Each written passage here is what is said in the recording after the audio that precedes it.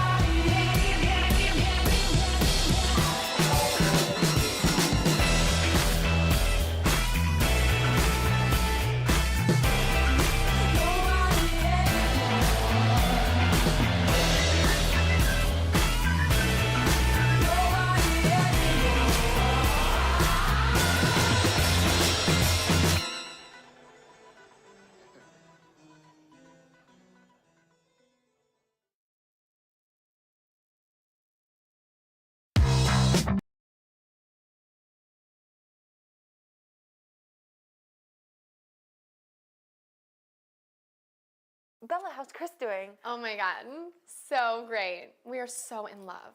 The only thing is, you know, he kind of... There's like a ringing in my ear.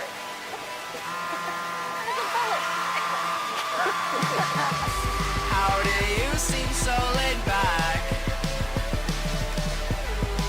Yet act like you're on crack. You might ignore my love, but I swear you're from above. You're hot and fun and tall and cute. You've never had a girlfriend too. You're smart and nice and really cool. There must be something wrong with you. You're too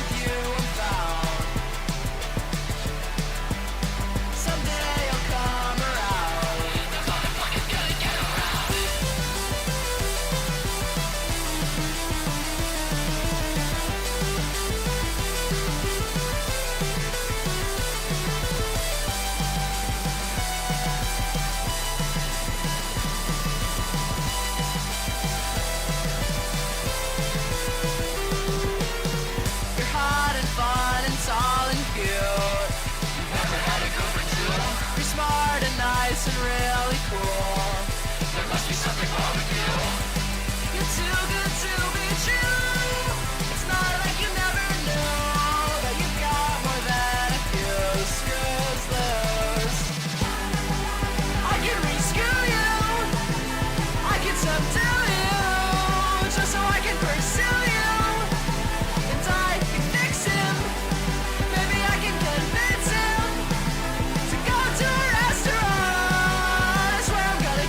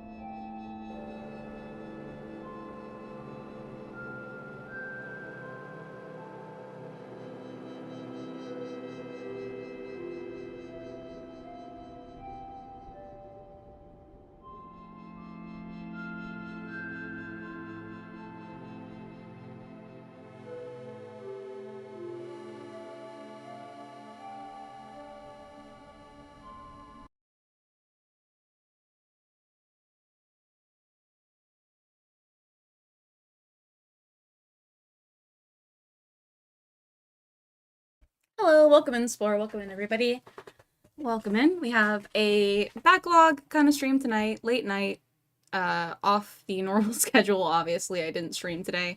I just had some shit come up. I've been working on something, I guess it's a little bit more, like, important to me than, like, the normal stuff that I stream, so, like, it's been taking a little bit of my time, but I appreciate you guys coming in. Welcome in, Spore. Welcome in, Sidon. Welcome in the spammer that I had to ban. Good to see you all tonight. Let's get into it. Let's see. Hello. So, obviously, most of you have watched the Mamdani versus Trump interaction by now, right? I assume. So we're gonna watch that. I only want to stream it because I have my own take on it, because I feel like everybody is kind of really excited about the Trump Mamdani ship. You from Zero Hero. I know. They had the best intentions, but I had to ban them, unfortunately. But the Trump Mamdani ship is in full swing. People are saying they're best friends, but I have a little bit of a different perspective, so we are going to go through it. Let me get this set up really quick, and we'll get into it. But yeah, thank you guys so much for coming out tonight. I appreciate it. A off schedule stream. I do intend to stream earlier in the day. It's just it hasn't been working out with my life schedule right now, unfortunately. Anyways, no,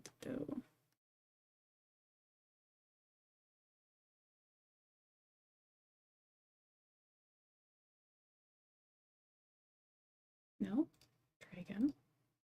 There it goes.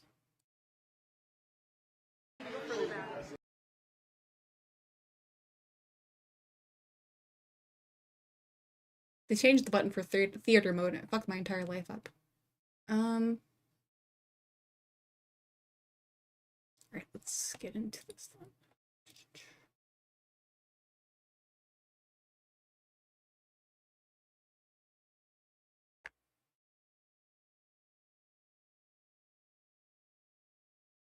Appreciate the streamer clicking ASMR for just a moment.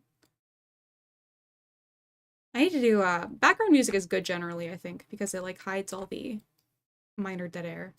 Like, a problem that I have with Queeman streams, primarily, is that I don't know if I'm muted or anything when I join them. It's kind of like a bit of a jump scare when he eventually talks.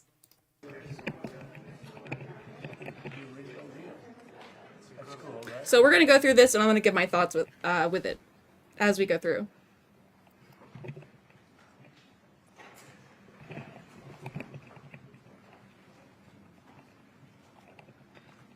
Well, thank you very much. We've just had a great meeting, a really good, very productive meeting. We have one thing in common. We want this city of ours that we love to do very well. And I wanted to congratulate the mayor. He really ran an incredible race against, a lot of smart people, starting with the early primaries against some very tough people, very smart people. And he beat them easily. And I congratulated him. And we talked about some things in very strong common, like housing and getting housing built, and food and prices, and the price of oil is coming way down. Anything I do is going to be good for New York. If I can get prices down, it's good for New York, and we've got them down, way down from last year. We have, as you know, I've been saying to a lot of people, Walmart said that Thanksgiving this year is exactly 25% less than last year, so that's good for New York, good for everybody. But I just want to congratulate. I think you're going to have, hopefully, a really great mayor. The better he does, the happier I am, I will say. There's no difference in party. There's no difference in anything. And we're going to be helping him to make everybody's dream come true, having a strong and very safe New York. And congratulations, Mr. Mayor. Thank you, Mr. President. Thank you. I appreciate it. Please. I appreciated the meeting with the president, and as he said, it was a productive meeting focused on a place of shared admiration and love, which is New York City, and the need to deliver affordability to New Yorkers, the 8.5 million people who call our city their home, who are struggling to afford life in the most expensive city in the United States of America. We spoke about rent, we spoke about groceries, we spoke about utilities, we spoke about the different ways in which people are being pushed out, and I appreciated the time with the president. I appreciated the conversation. I look forward to working together to deliver that affordability for New Yorkers. Thank you very much. Any questions, please? So first off, this is like very good form by both of these people, obviously by Donald Trump and by Mamdani. This is politics. Like, I feel like Americans haven't seen politics doing politician things for so long that when we see this, when we see collaboration and them having a shared goal, it's shocking to us, and we have to like invent these stories of like, oh man, he really charmed them, he really whatever, like or some people are even saying like, oh, Mamdani is like turning against his base by siding with Trump and having common cause with him, blah blah blah. Now, really, all Mamdani did, I'm pretty sure that Trump is autistic and his hyper-focus is on construction and building. He really likes tall skyscrapers and marble, you know? He's really into architecture, like, that's his thing. That's his thing, and I think Mamdani worked him on that, like, oh yeah, we're gonna build, we're gonna make it, it's gonna be great, it's gonna be beautiful, beautiful New York, the way that you want it. But yeah, this is just politics as normal, the way I see it. But yeah, Mamdani did very, very good in this, in my opinion. Trump looked likable as well. He was personable. Built everything. Gold, marble. You gotta have the marble. For you, you referred to Mr. Mamdani as a communist. Can you describe why you feel that way? And also, will you do anything to stop him from arresting Prime Minister Netanyahu if he visits New York? Well, we didn't discuss your second part of the question, and on your first part, I mean, he's got views that are a little out there, but who knows? I mean, we're going to see what works, or he's going to change also. We all change. I changed a lot. From when I first came to office. It's now quite a while ago. It's quite a while. I mean, Trump is malleable generally, so yeah, he's always changing pretty much. He has no fucking backbone. This term was great. We had the greatest economy in the history of our country. We're doing even better now. We're doing much better now than we did even the first term. And I can tell you some of my views have changed. And we had discussions on some things. I'm not going to discuss what they were, but that I feel very confident that he can do a very good job. I think he is going to surprise some conservative people, actually. And some very liberal people he won't surprise them because they already like him. And Mr. Mamdani, it sounds like you had a productive discussion, but just days ago you referred to President Trump as a despot who betrayed the country. You said you'd be his worst nightmare and accused him of having a fascist agenda. Are you planning to retract any of these remarks in order to improve your relationship? I think both President Trump and I, we are very clear about our positions and our views, and what I really appreciate about the president is that the meeting that we had focused not on places of disagreement, which there are many, and also focused on the shared purpose that we have in serving New Yorkers. And frankly, that is something that could transform the lives of the 8.5 million people who are currently struggling under a cost of living crisis, with 1 in 4 living in poverty. And the meeting came back again and again to what it could look like to lift those New Yorkers out of struggle and start to deliver them a city that they could do more than just struggle to afford it, but actually start to live in it. And I've been called much worse than a despot, so it's not that insulting. Maybe I think he'll change his mind after we get to working together. Yes, please. Mr. President, Mamdani and Trump from MTV Lebanon. Good. I would like to ask you a question about the Middle East regarding Sure. you said that Hezbollah in Lebanon is not in a good. Sorry, by the way, I was really confused for a second. I was Googling because Eric Adams, I always question myself when it comes to the names of people, right? And I wanted to get it right. So I was like, all right, who's the guy that got, he was the mayor for the entirety of that year. Yeah, and he also got, or did he step down? What did, I forgot exactly how Eric Adams left office. But if you look it up on Google who the previous mayors of New York City was, Eric Adams' name doesn't even come up. That's so fucking weird. Position. I'm sorry, like I was a little distracted for a second there. I just wanted to point that out. Now is the final unresolved after Gaza and Syria. Given your assessment, like what do you say for the Lebanese today? It's the independent state of Lebanon. And what is your next move to push toward disarmament? Sure. Well, we are pushing for total disarmament of Hamas and, frankly, everybody else. And we actually have peace in the Middle East. As you know, the King of Saudi Arabia just left yesterday. We had some great meetings, and he's made a contribution toward the United States of more than $1 trillion. We have now over $20 trillion coming in. No country has ever had anything like that, not even close. If you go to 2 trillion or 1 trillion, it's a lot. We have 20 or 21 trillion dollars. I think that Hezbollah has been a problem, and Lebanon, big problem. We're working with Lebanon. We're working with everybody in the Middle East. That's another thing I think we have in common. We want to see peace in the Middle East, and we actually have now, for the first time, peace in the Middle East after 3,000 years. And now we're going to refine it, and I think you're going to see some very positive things happen. We do not have peace in the Middle East, by the way. By the way, the reason I'm not like giving too much commentary on this is that I do kind of want to go over. I haven't watched, and I do want to go over after this if we have time. Hassan's response as well. I'm interested to see that. There is a potential to invite the Lebanese president. Oh, sure. Oh, I would. So a lot of this we're probably going to be watching like twice. I would do that, absolutely. And if the mayor would like to be here for that meeting, because I know he feels very strongly. I think you feel very, very strongly about peace in the Middle East. I think We desperately want it, and that's something that I shared with the president, that when I spoke to New Yorkers who had voted for the president last November on Hillside Avenue and Fordham Road, I asked them why. I heard again and again two major reasons. One was that they wanted an end to forever wars. They wanted an end to the taxpayer dollars we had funding violations of human rights, and they wanted to address the cost of living crisis. And I appreciated the chance to discuss both of those things. he said a lot of my voters actually voted for him, and I'm 1 in 10. And I'm okay with that. I'll do that. I'll sign it. Give it to me. I'll sign it in a minute. That's pretty good. Mr. President, You go back. I'll see voters. The 10 major reasons. One, Hillside Avenue and Fordham Road. I asked them why. I heard again and again two major reasons. One was that they wanted an end to forever wars. They wanted an end to the taxpayer dollars we had funding violations of human rights, and they wanted to address the cost of living crisis. And I appreciated the chance to discuss both of those things. He said a lot of. This is like kind of cool from Mamdani, like an interesting bit of coalition building here. This is something that he can agree on when it comes to Trump, but it's still like, it does ring a little bit hollow when it comes to, we want peace in the Middle East, we want to stop funding forever wars, because the US government is going to continue to involve itself in wars in Yemen, because we do have these trade routes that we need to secure. So that's why I just want to point out that this is politics. This is good politics by Mamdani, a very good show by Mamdani. My voters actually voted for him, and 1 in 10. And I'm okay with that. He's doing a really good job of like getting these sound bites and getting in like this bit of his rhetoric, because Trump is a really big rhetoric guy as well. These are two very charismatic politicians, and they're ostensibly coworkers, you know. So this is a good bit of politics here. I would not fault him for that. Hey, welcome in, Emery. Good to see you. I'll do that. I'll sign it. Give it to me. I'll sign it in a minute.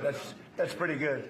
Mr. President, Yeah, please. you threatened to send federal troops to New York City. You both have differences when it comes to ICE agents Right. in New York City. Mr. Mamdani, you called ICE a rogue government entity.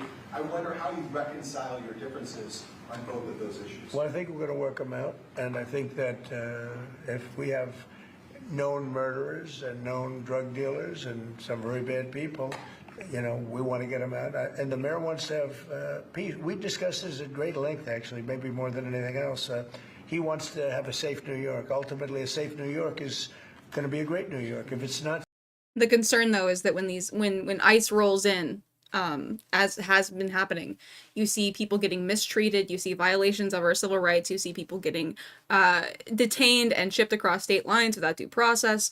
You see all of these problems where it's not like, and it's not even necessarily murderers. These aren't like criminals. They're just people that are in violation of immigration law. And I warned of this early on, before, like when Trump first got elected, before he actually was sworn into office. I was telling people, you realize that the easiest targets when it comes to immigration enforcement are going to be people who are just barely in line, like with immigration, like barely within legal status. So the people that are trying to fix their lives, that have reasons, that have investments in America, that want to get above board with immigration, those are the people that we've been seeing targeted the most. And it's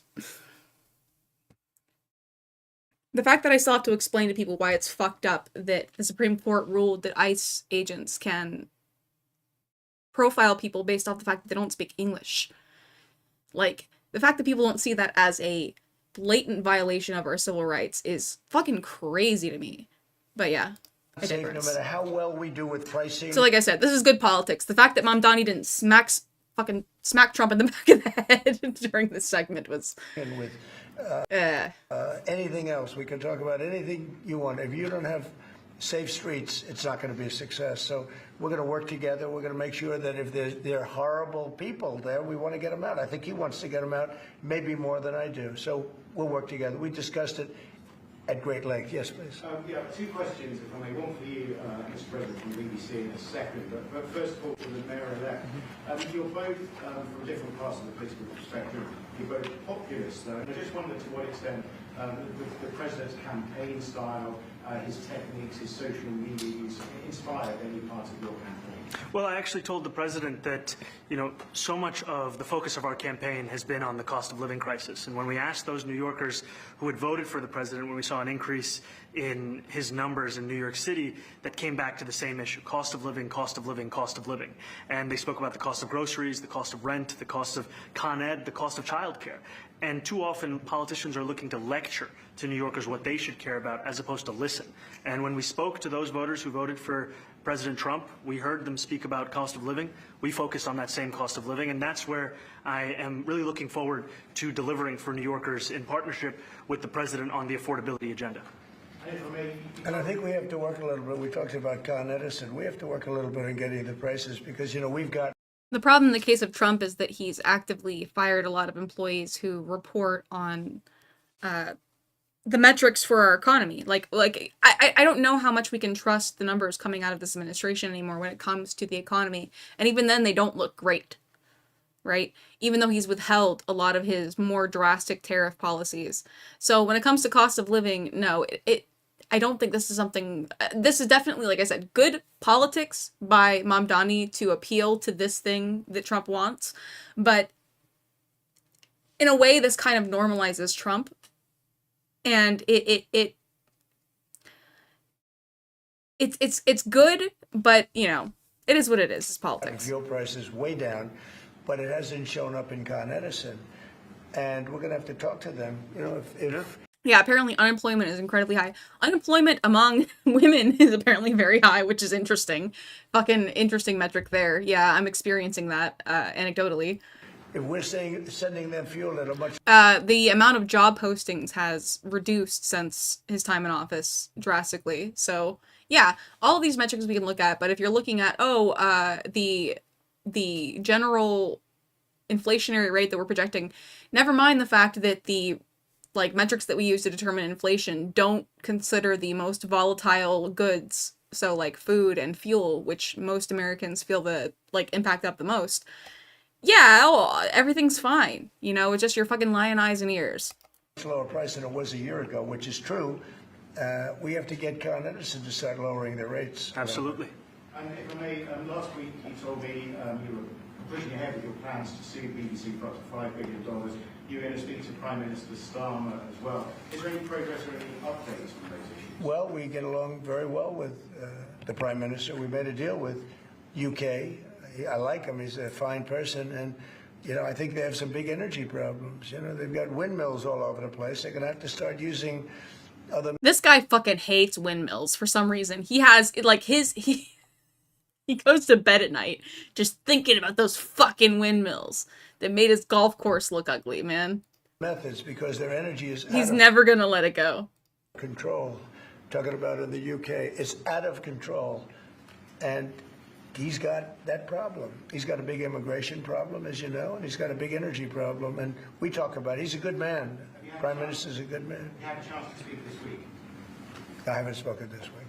Mr. President, have we spoken to President Zelensky, or do you intend to Who? President Zelensky about... If only unemployed people considered getting employed, it would have solved a lot of issues with unemployment concerning. Thank you for attention to this matter. Welcome in, Henry. Good to see you. I didn't recognize your YouTube handle, I think, before when you posted, by the way. I've spoken with their people. We have a plan. It's horrible what's happening. It's a war that should have never happened. It would have never happened if I was president, and it's a shame. And I thought they should have acted quicker.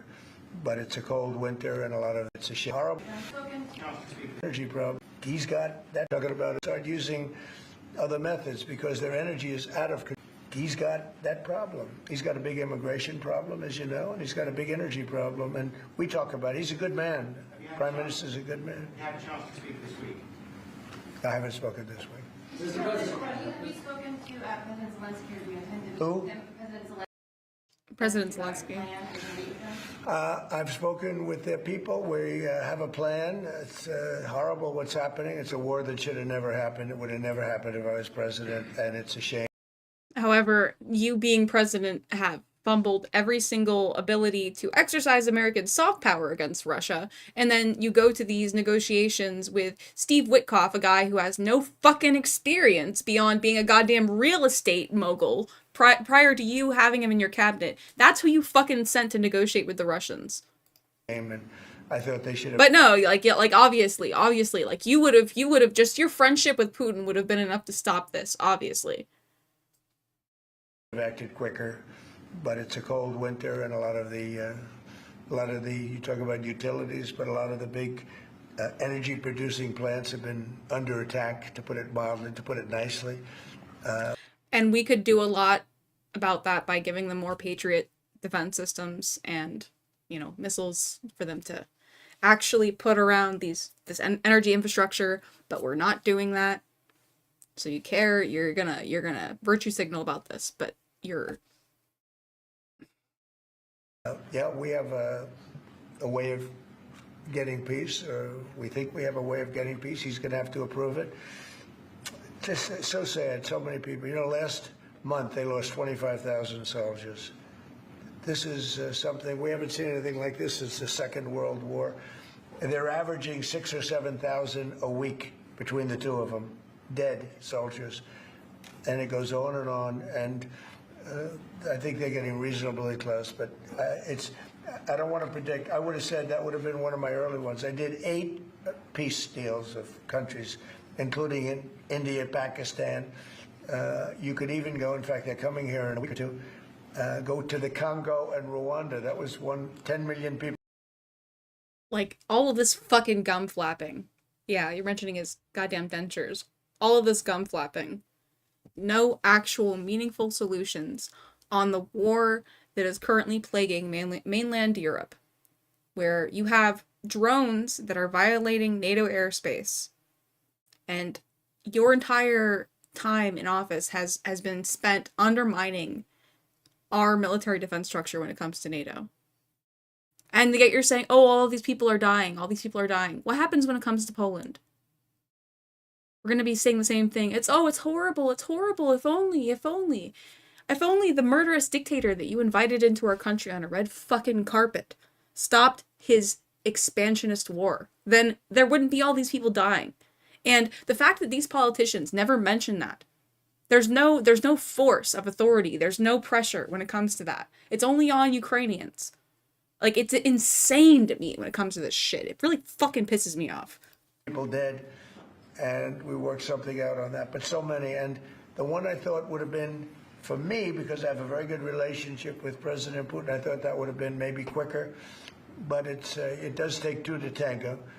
And now you just see all the death. And, you know, it doesn't affect us other than the fact that we don't want to see all those people that really, it's on the other side of the ocean. It's a war that should have never happened. It did happen. I blame the person also sitting right behind this desk. This is a war that should... Okay. All right. You blame the person sitting right behind this desk.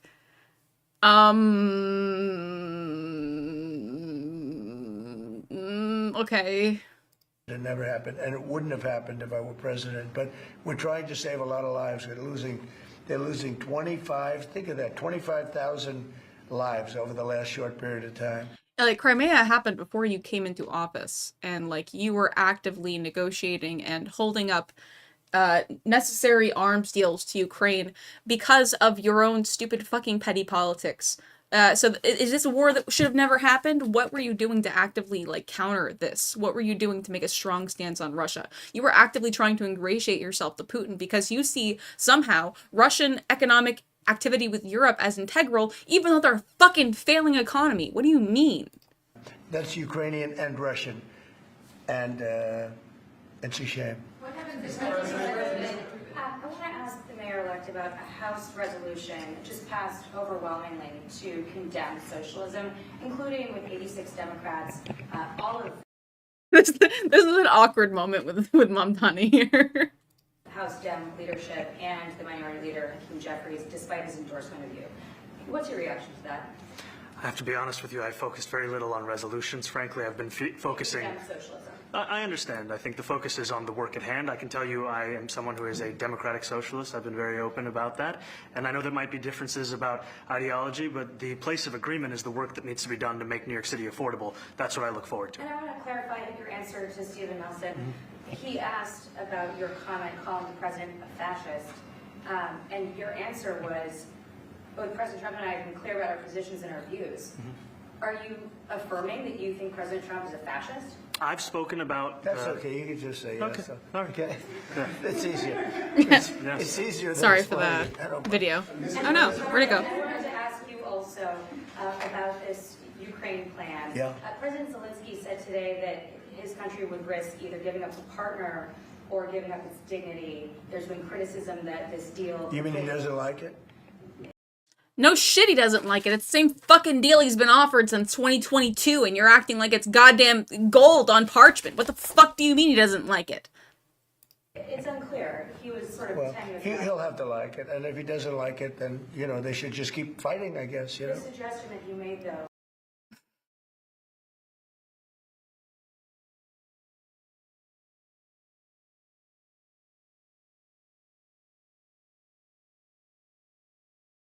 The problem is that with the concessions that Ukraine is being forced to give, Henry says, I mean, technically it's two people in one frame who are opposing of military aid to Ukraine, so it's legit to some degree, of course, going to add spicy remarks about Mamdani. Yeah, I don't know how Mamdani... Does Mamdani have any outspoken views about Ukraine? Because I haven't heard anything about that. If he said anything about that, that's... I fucking think that he should, like, stay in his goddamn wheelhouse, personally. But yeah.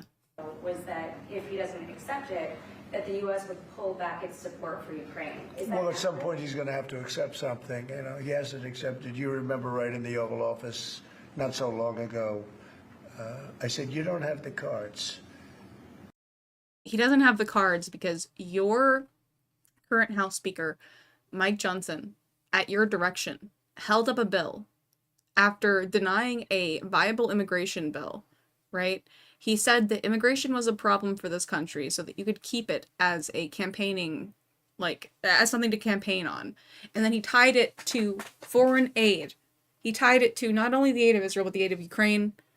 And that was a delay that made it so their offensive ability was severely hindered throughout 2023 and 2024. So who took the fucking cards from Ukraine, Trump?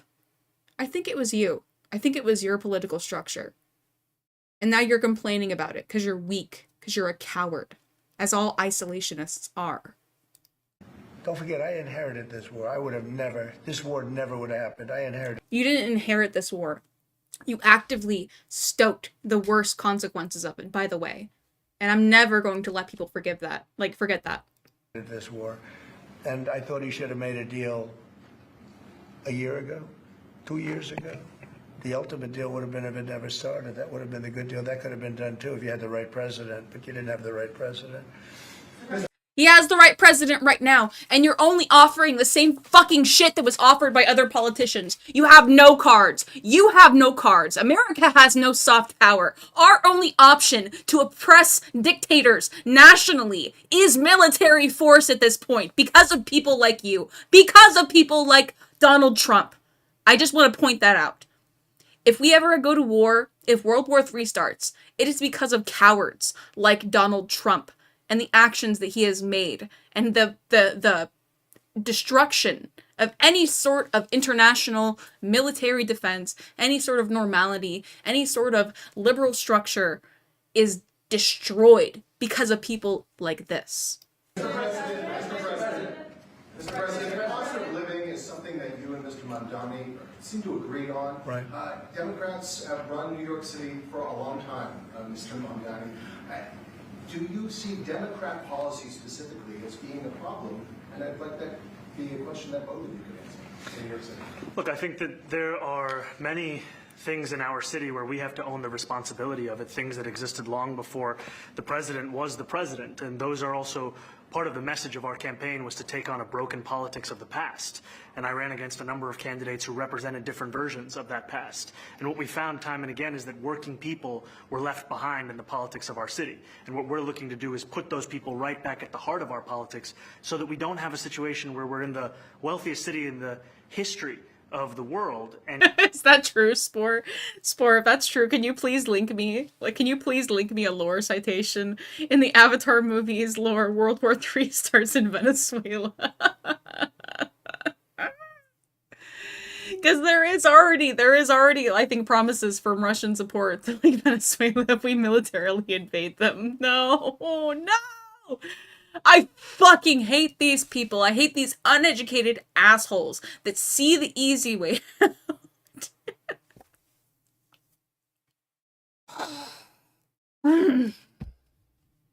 and yet 1 in 5 can't even afford $2 a month. I'm starting to think that there has to be a tape of Putin, or there has to be a tape that Putin owns of Trump sucking dick. Like, there has to be at this point.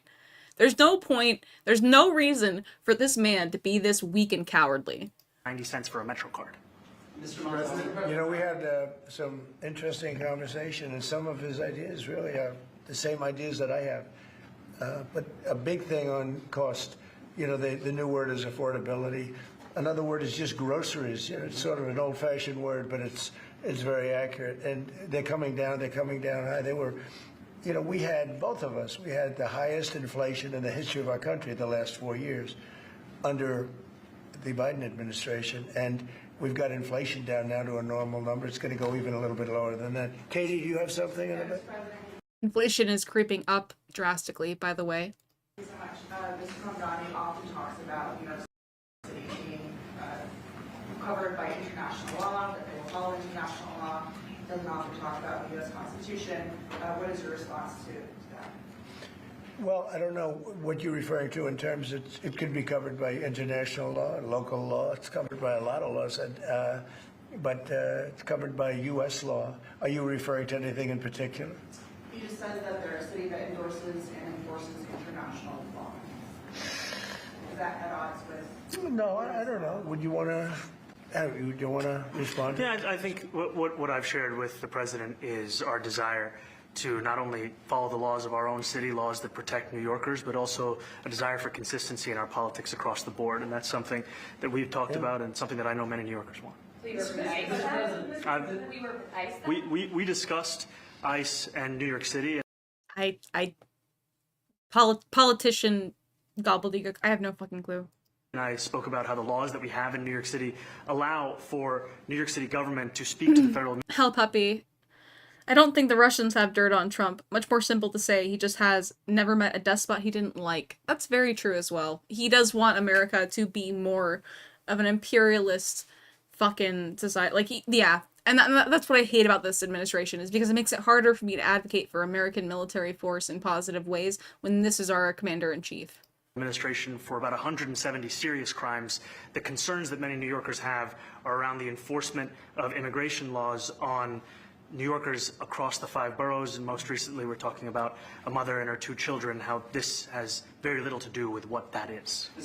What we did is we discussed crime, more than ICE per se. We discussed crime, and he doesn't want to see crime, and I don't want to see crime, and I have very little doubt that we're not going to get along on that issue. He wants to, and he said some things that were very interesting as to housing construction, and he wants to see houses go up. He wants to see a lot of houses created, a lot of apartments built, etc. And you know, we actually people would, like I said, he's autistically focused on building. Would be shocked, but I want to see the same thing. Mr. Mamdani, anti-Israel protesters. Jack? Mr. President, I want to know, one of the policies as well that Mayor-elect Mamdani talked a number of times about on the campaign was shifting the tax burden for property taxes from what he called minority communities to white-based communities and putting more taxes on white people. I also noticed that in your acceptance speech you didn't mention his minority policies as well that Mr. President, I want to know, one of the policies as well that Mayor-elect Mamdani talked a number of times about on the campaign was shifting the tax burden for property taxes from what he called minority communities to white-based communities and putting more taxes on white people. I also noticed that in your acceptance speech you didn't mention anything about America or Christians or white people in general, and so I didn't know if All right, that was a little wholesome. I don't know what that was about. that was one of the policies that you guys had spoken about. We focused on affordability. We focused on the cost of living crisis. What I will say is that I am very much interested in property tax reform because what we see right now in New York City is a system that is so inequitable that it can't even stand up in court. Trump be like, tax the whiteys? What? And the president and I spoke about the importance of not only building more housing, but also making sure that regulation of housing is something that is manageable to actually get through and not the cause of yet another weight that we see in our But to be city. clear, you're continuing this idea of race-based property taxes. No, to be very clear, That's what you said. no, the use of the term was a description of neighborhoods, not a description of intent. So you intend to tax the whiter neighborhoods more? No, we intend to create a fair property tax system because we want a New York City that is not only fair and equitable, but also one that every New Yorker can afford. Trump respects game. This is kind of the face of game respecting game. He's like, oh, I also made racially charged comments about a demographic of people and tied it to their socioeconomic status instead of their race. I see. Please, go ahead. Mr. Mamdani, anti-Israel protesters. That's so crazy. Synagogue in New York. Are you concerned about Jewish New Yorkers feeling welcome and safe in the city? And President Trump, you threatened to cut off federal funding to New York City. What policies would prompt you to do that? Would that be city-run grocery stores? Which is why a lot of people are fucking ass mad, is that he had this really good fucking meeting with Mamdani after he was like, if Mamdani wins, I'm gonna not support New York federally anymore. And then he's like, no, I kinda like the guy. Something else. Well, I think if we didn't get along, whether it's cut off or just make it a little bit difficult or not give as much, we want to see, I use the term, we don't want good money going after bad. And we don't want that to happen. I don't think that's going to happen. I did say, subject to what policies are being said. We had a meeting today that actually surprised me. He wants to see no crime. He wants to see housing being built. He wants to see rents coming down, all things that I agree with. Now, we may disagree how we get there. The rent coming down, I think one of the things I really gleaned very much today, he'd like to see him come down, ideally, by building a lot of additional housing. Yeah. That's the ultimate way. He agrees with that, and so do I. But if I read the newspapers and the stories, I don't hear that. But I heard him say it today, and I think that's a very positive step. No, I don't expect. I expect to be helping him, not hurting him. A big help, because I want New York City to be great. Look, I love New York City. It's where I come from. I spent a lot of years there. Now I'm right here. We took a big setback with the mayor that we had, Dave de Blasio. I thought it was a tremendous setback for the city. I think this mayor can do some things that are going to be really great. Mr. President, Okay, how about you? Go ahead, please. You're a billionaire. You have a different address nowadays than you used to, but you used to call New York City home. Would you feel comfortable living in New York City under a Mamdani administration? Yeah, I would. I really would. Especially after the meeting. Absolutely. What makes you comfortable? We agree on a lot more than I would have thought. I think I want him to do a great job, and we'll help him do a great job. He may have different views, but in many ways, we were discussing Trump is when malleable. Bernie Sanders was out of the race, I picked up a lot of his votes, and people had no idea, because he was strong on not getting ripped off in trade and lots of the things that I've practiced and been very successful on. Tariffs, a lot of things. Bernie Sanders and I agreed on much more than people thought, and when he was put out of the race, I think quite unfairly, if you want to know the truth, many of the Bernie Sanders voters voted for me. I mean, Bernie Sanders and Trump were both outsiders. So, I even remember, I was somebody who specifically switched my party affiliation to vote for Bernie Sanders in the Democratic primary in 2016. So, yeah, I was one of these people, I don't think that I saw Trump as like a good candidate at the time, but I just saw him as kind of like a fuck you to the status quo, which I would say is true, and in the same way that Mamdani is as well, which I do, is why I think that the Democratic Party can harness this energy of pushing out the geriatrics. The thing that I worry about, like I said, is that people like Mamdani, in the ways that they agree with Trump, I think that America doesn't have a coherent geopolitical strategy for the left. I think that we need to look at our military alliances and understand why, if we want to make Americans prosper in America and we want to make, if we want to have an equitable world, there needs to be more understanding of how our military power is used, more auditing of it. That's something that I didn't like in the Obama administration, is that we did not actually push back against the violations of the, it's the thing that Trump is currently using to bomb Venezuelan ships, or he's trying to. Like there was an authorization of force against terrorists under the Obama administration that we did not care enough about when it came to extrajudicial killings of civilians. And that's what ended up happening. So if we don't get that under control, I don't think we can advocate for effective use of our military force. Now, through NATO, we do have more barriers and restrictions. We have more of a structure to exist within, right? I don't trust I trust NATO more than I trust the American military, is basically what I'm saying where I'm at. I think that we need to invest ourselves more in the common good. Like, the UN needs to be scrapped. The UNSC is fucking trash. God, I could go on this forever. And I felt very comfortable. Basically, when I don't stream, it's just me, like, writing schizo fucking documents about shit like this that I am trying to, like, form into a coherent thought. Well, frankly, and seeing that and saying that, and, you know, it just turned out to be a statistical truth. But, no, I feel very comfortable. I would feel very, very comfortable being in New York, and I think much more so after the meeting. Yes, please. Thank you, Mr. President. I have a question for you, but a very quick one for the mayor. Why did you fly here? Aren't trains greener? I'll use every form of transit, and I want to make sure that they're all affordable in New York City, and that's why making buses fast and free is a centerpiece of our campaign. Did you? There is a bus that goes. Well, but I know, but if he flew, that's a lot quicker too. You know, I mean, he's working very hard. For him to be, that's a very long drive. I'll stick up for you. You know, the plane takes you 30 minutes and driving takes you a And long Mr. time. President, I was wondering if you could clear up some confusion around a Washington Post report. There was this explosive report that the Coast Guard is no longer going to characterize swastikas and nooses as hate symbols. DHS called that a lie and fake news. Can you clear up? I don't know anything about it. When was this written?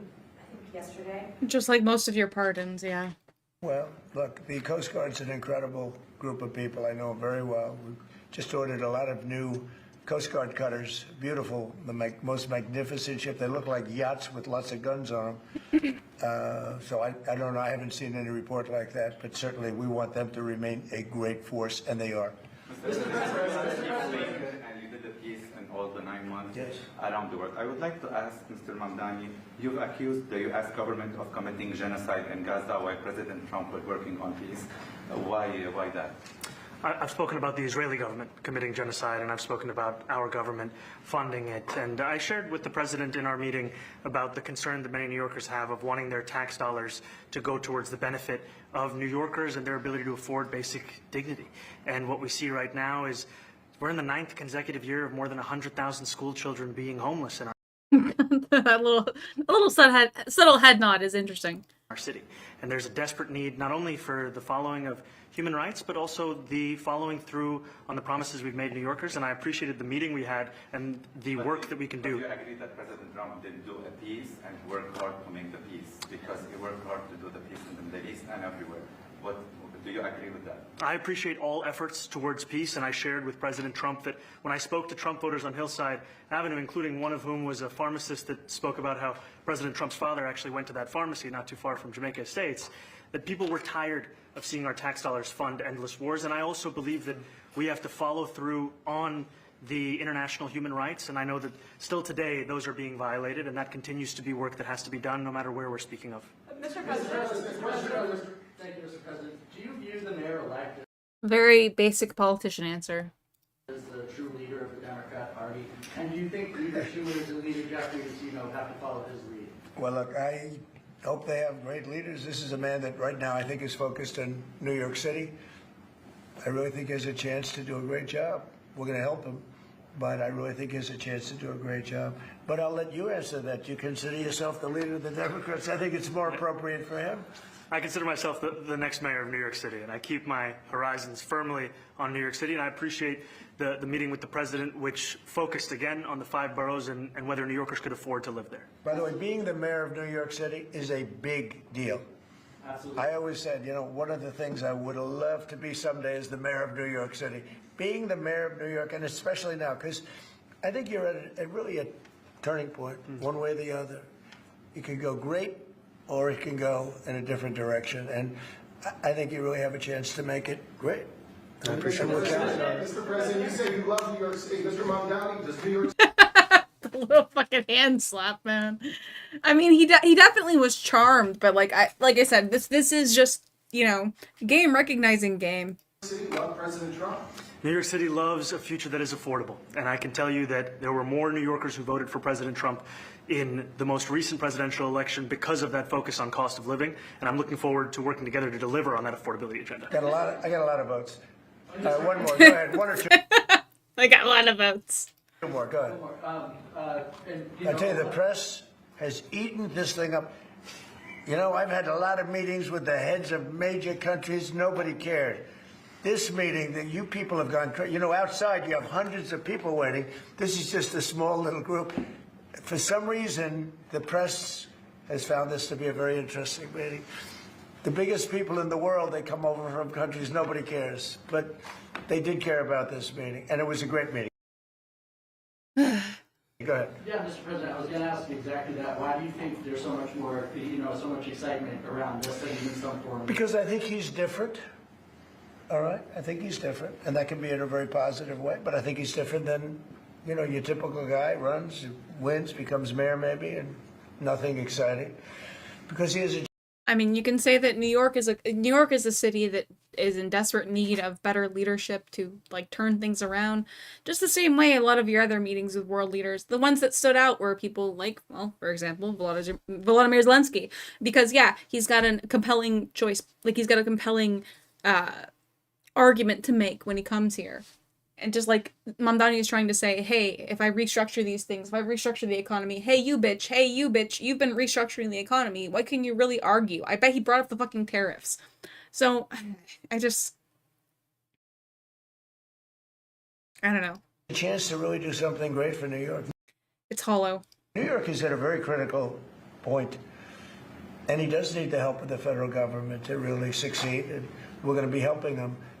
But and Zelensky is a specifically charismatic leader among the European, all European leaders. He is very charismatic.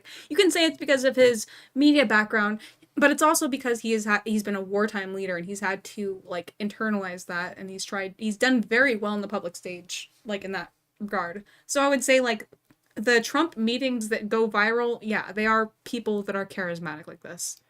He's different than, your average candidate. Hey, he came out of nowhere. I said he has a great campaign manager standing over there. He came out of nowhere. Would you start off at 1 or 2? And then I watched. I said, who is this guy? He was at 1, then he was at 3, then he was at 5, then he was at 9.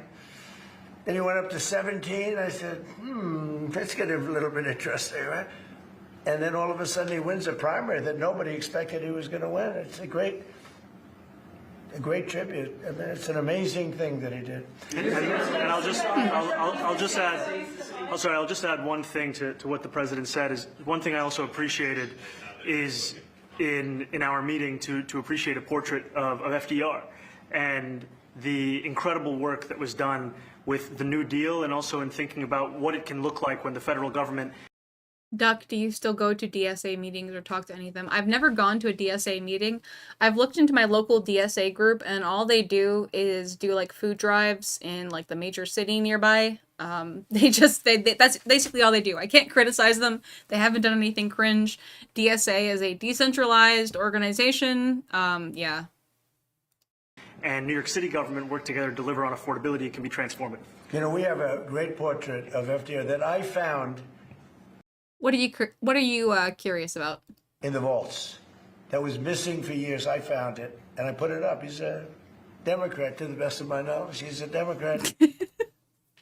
By the way, I love this knowledge. I love this moment when he's talking about FDR.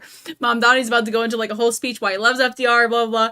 Trump's just like, yeah, you know, I found it in the vault. He was a Democrat, to the best of my knowledge. This is the sort of shit that I hedge my statements with when I'm like, I don't know what the fuck I'm talking about. This is the President of the United States. This is great. And when the mayor saw that portrait, he said, "Sir, do you mind if I have a picture taken by that portrait?" It's an amazing portrait. I hope the picture comes out good. But it's an amazing portrait in the cabinet room. So he's a big fan of the New Deal, I guess, and of FDR. Yes, ma'am. Thank you, Mr. President. You said that you both spoke about crime. Yeah. There are many police officers set to come off the rolls at the end of this year in New York City. Are you going to allow those police to be replaced with police officers, actual cops? And are you going to require that that happens? Would there be some consequences? Well, I hope it happens, but again, that's going to be ultimately the mayor's decision. What's your answer?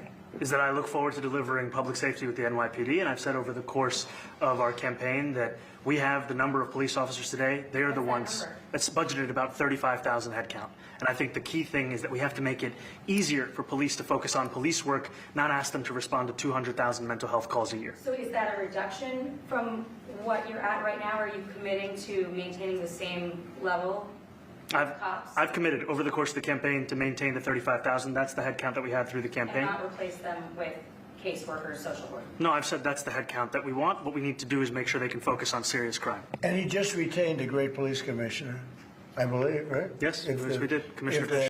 Nice assist by Trump here. If the newspapers are correct. That one they're correct about. He retained, I think, somebody that is she's a good friend of some of the people in my family, of Ivanka, and they say she's really good, really competent. And I'm gonna go throw some spaghetti in the microwave while we finish this up. he just retained her, so that's a good sign. Because Grackle, I do want to respond to your question. I think it's an interesting question, and I have thoughts, but I do probably need to make some food too. Are there still topics that you see the two disagreeing on in the future, and do you think you'll have more meetings like this? There will be topics that we disagree on. I think we'll probably come to a conclusion, and ultimately, he'll convince me, or I'll convince him. You know, it's for the good of New York. Ultimately, it's for the good of New York. I don't care about affiliations or parties or anything else. I want to see if this city could be unbelievable. If he could be a spectacular success, I'd be very happy. Do you think you guys will meet more in the future too? Excuse me? Do you think you'll meet again in the future, you know, throughout the administration? I think we will. Yeah. I think we will. I hope we do. I enjoyed the meeting. We had a great meeting. Please. Mr. President, Republican Elise Stefanik has campaigned multiple times by calling Zohran Mamdani a jihadist. Do you think you're standing next to a jihadist right now in the Oval Office? No, I don't. But she's out there campaigning, and you know, you say things sometimes in a campaign. Isn't that sort of She's a very capable person. But you really have to ask her about that. But I don't particularly. I think I met with I met with a man who's a very rational person. I met with a man who really wants to see New York be great again. And I can say again, because New York was great. You know, when I came down to Washington initially, the city was so hot. It was doing great. We were having some telltale signs of problems. We had a mayor that was not doing a great job, but still, it was moving along, and it went bad. It really went, you know, pretty bad. And I think it's been at lower points, but it went pretty bad. I think he can bring it back. Now, the question is, will he bring it back all the way? Will he bring it back greater than ever before, which is, I guarantee, that's his wish. I think he wants to make it greater than ever before. And if he can, we'll be out there cheering. I'll be cheering for him. Okay, thank you very much, everybody. Thank you chose not to answer the question about the city hall protest. Thank you very much. Oh, no, I care very deeply about Jewish safety, and I look forward to rooting out anti-Semitism across the 5 boroughs and protecting Jewish New Yorkers and every New Yorker who calls the City Hall. Very well.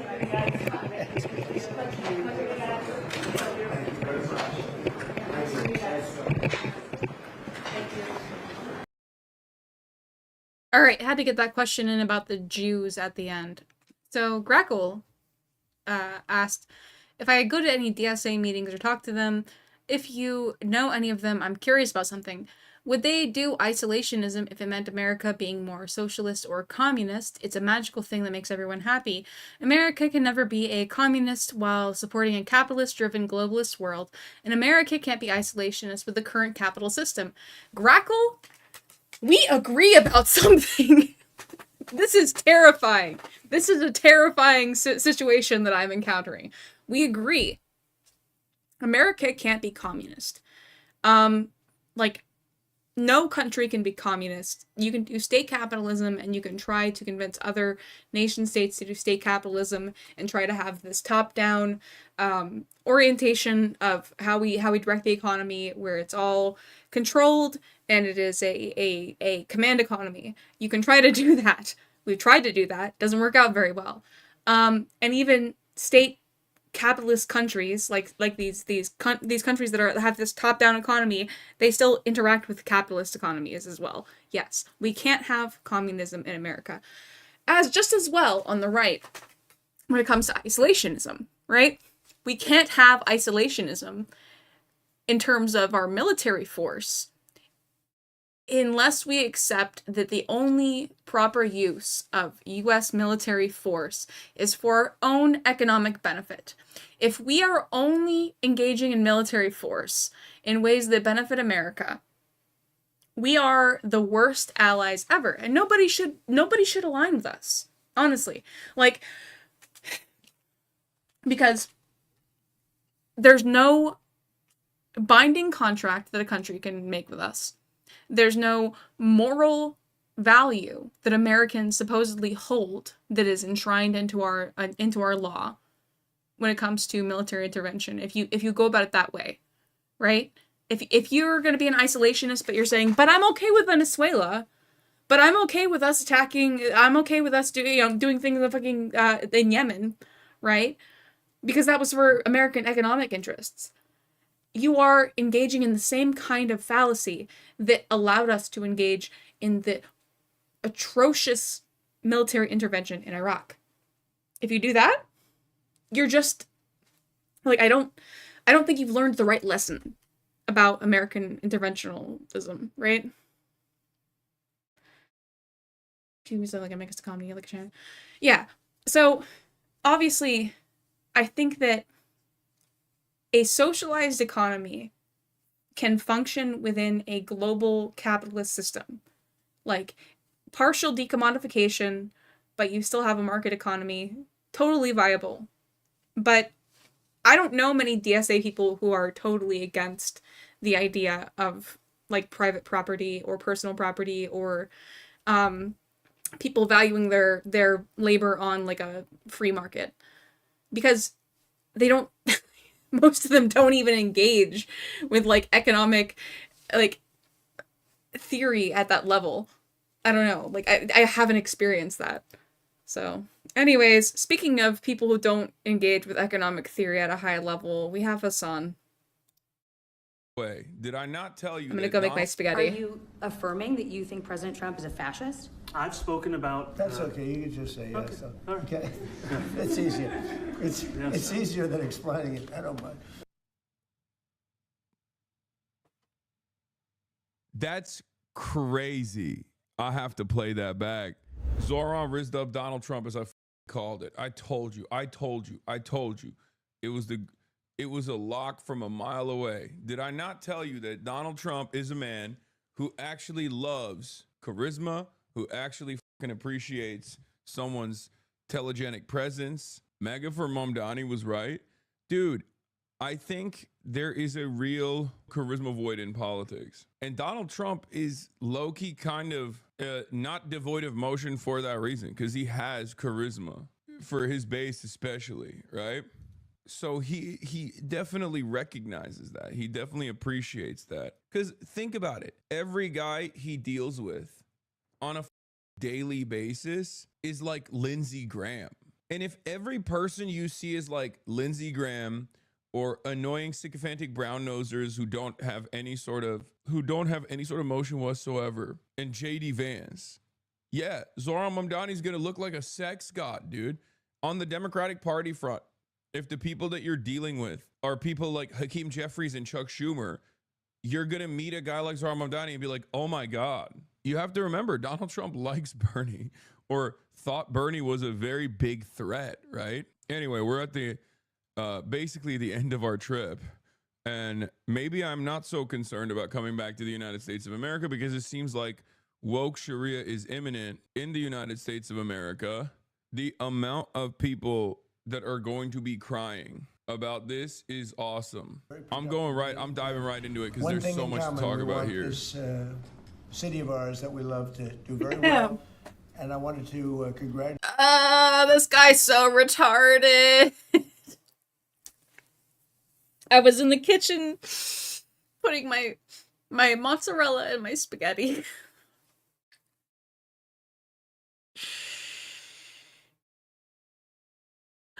I was thinking of not coming back to America, bro. I was thinking, let me do my stupid voice, my stupid vocal crack, bro. I was thinking of not coming back to America.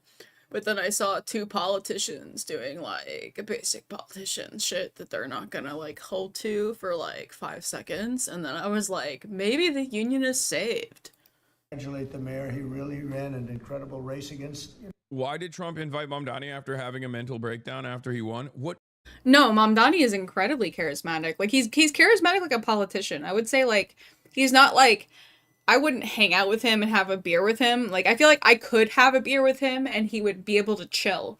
Like, Mamdani would be able to adapt to an environment where I could have a beer with him, but he's not the kind of guy that I would just find in a bar and have a beer with. Does that make sense? What do you think? Because two reasons. One, because he can't destroy New York, because that's where he's from. And also because Zohran Mamdani is the mayor of New York, and Donald Trump also has to literally, like, Donald Trump is a good politician partially for this reason. I hate him. I disagree with him. I think he's a clown. I think he's incompetent. I think he's an animal. I think he's a fascist. However, he is a quote unquote good politician if you recognize that he is getting whatever his agenda is across, right? He gets to dominate. He gets to do whatever the fuck he wants. A part of that is because he has an eye for talent. He knows who to play ball with. He knows how to push and pull a little bit. He's a New York real estate social demon. He likes to be around people that he thinks are cool. He recognizes game. He's autistic and he likes tall buildings, and he's charismatic. He likes people who are able to stoke his ego while also espousing their own values, which is what Mamdani did well here. It's not rocket science. Like, in his life, the only thing that he's been successful at is reality TV show guy. Okay? That is the only thing he's been good at. He has been an abject failure on every other front. You referred to Mr. Mamdani as a communist. Could you describe why you feel that way? I'm going to get my coffee. I hope the stream doesn't fall apart again. Stop him from arresting Prime Minister Netanyahu if he visits New York? Well, we didn't discuss your second part of the question, and on your first part, I mean, he's got views that are a little out there. Bro. Who knows? I mean, bro, this guy lasted less time than I did. For, like, I gotta go make my fucking coffee. Bitch, I got through this whole interview before I went to go make fucking spaghetti, okay? And I was relying on your commentary, Hassan. I was relying on your commentary for my ability to eat this spaghetti, and you fucking failed me. we're going to see what works, or he's going to change also. We all change. I changed a lot. From when I first came to office. It's now quite a while ago. It's quite a while. My first term was great. We had the greatest economy in the history of our country. We're doing even better now. We're doing much better now than we did even the first term. And I can tell you, some of my views have changed. By the way, this is really good spaghetti. If you're ever making spaghetti sauce from scratch, strongly recommend. Always brown your aromatics. Do not throw them raw into the spaghetti. I know they'll cook down. I know you know it with soup. But man, just brown your aromatics. Brown your aromatics. And then throw them into the beef afterwards. Cook that shit together. You'll thank me. Or if you're making meatballs, you know, just like, I guess, cook them in the fucking shit. We had discussions on some things. I'm not going to discuss what they were, but that I feel very confident that he can do a very good job. I think he's going to be. Use Prego or Ragu like a normal person. I've used jarred sauce. Even if I use Prego or Ragu, I'm still adding shit to that. I'm still adding basil, right? Like, I'm still adding more oregano. I'm adding, like, my own fucking toasted garlic or my own pan, whatever, fried garlic, sauteed. I think he is going to surprise some conservative people, actually. And some very liberal people he won't surprise them because they already like him. And Bro, he's glazing Zoran. Of course he's glazing Zoran. It's the same reason why he always talks about how he likes Claudia Scheinbaum. Says, like, she's a very powerful lady. Very powerful lady. Very powerful. Donald Trump recognizes someone with talent. Anyone with talent, anyone with power, anyone with something that they have offered to Donald Trump, he loves them. I think Michael from Pennsylvania is absolutely correct with that statement. He likes charisma, and Mike he from also PA. really loves New York. This was part of the reason why I thought there was no way he was going to actually cook New York. He's Mr. New York. That deep down inside, the guy that wants to be loved, and admired and respected by the New York elite has never gone away. Trump also loves a winner. It makes total sense that he would be treating Zoran like this. Does this worry you that Zoran is moving to the center? No, not entirely. I mean, there is stuff that he's already done.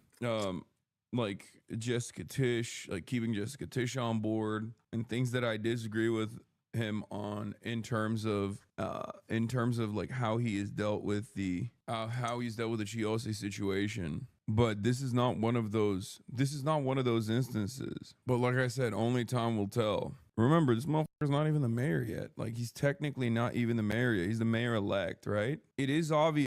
All right, reasonable take so far on Mamdani. So far, I haven't seen the crazy overreaction that I've heard about. Is though that like there's a big difference. Like, I mean, for the record, this is also disrespectful. Like, what Trump is doing here is making him stand. It's disrespectful. That's just how he does it, though. If you get to sit in the cuck chair next to him in the other room, that's the highest level of respect Trump has for you. If he makes you stand next to his desk, then he's still disrespecting you. This is maximum disrespect. Putting those Trump 2028 hats on right in front of them, specifically for this image. That is like, he just brought you in for a photo op. You know what I mean? Anyway, let's continue. It sounds like you had a productive discussion, but just days ago you referred to President Trump as a despot who had betrayed the country. You said you'd be his worst nightmare and accused him of having a fascist agenda. Shaking hands and smiling with the man who oversaw the genocide you campaign on opposing is disgusting, no matter how much of a power play it is. Wait, what? Dog, what the are you saying? He's the president. What are you saying right now? Yo, y'all need to wake up. Some of you unironically behave in the crustiest, most anarchist, most unbearable, hyper woke, rad lib loser ways possible. That's the president. If the Hamas political bureau can sit across the table from dudes who called the assassination of their children a week prior, then you have to develop a better understanding of how this stuff works. Donald Trump is saying he's going to shut off money flowing into New York City. I do kind of wish they would keep the same energy when it comes to their congressional picks, like the progressive congressional picks, because yeah, progressive congressional picks often have to make these kind of compromising like moves. Yeah, if you can understand this with Mamdani, because you really like Mamdani, like I said, just keep that energy. Understand they're a politician. They're a politician. This is not somebody that you should actually look up to. Have to talk to the president. That's so. Oh my God, I'm losing my mind. I'm losing my mind at the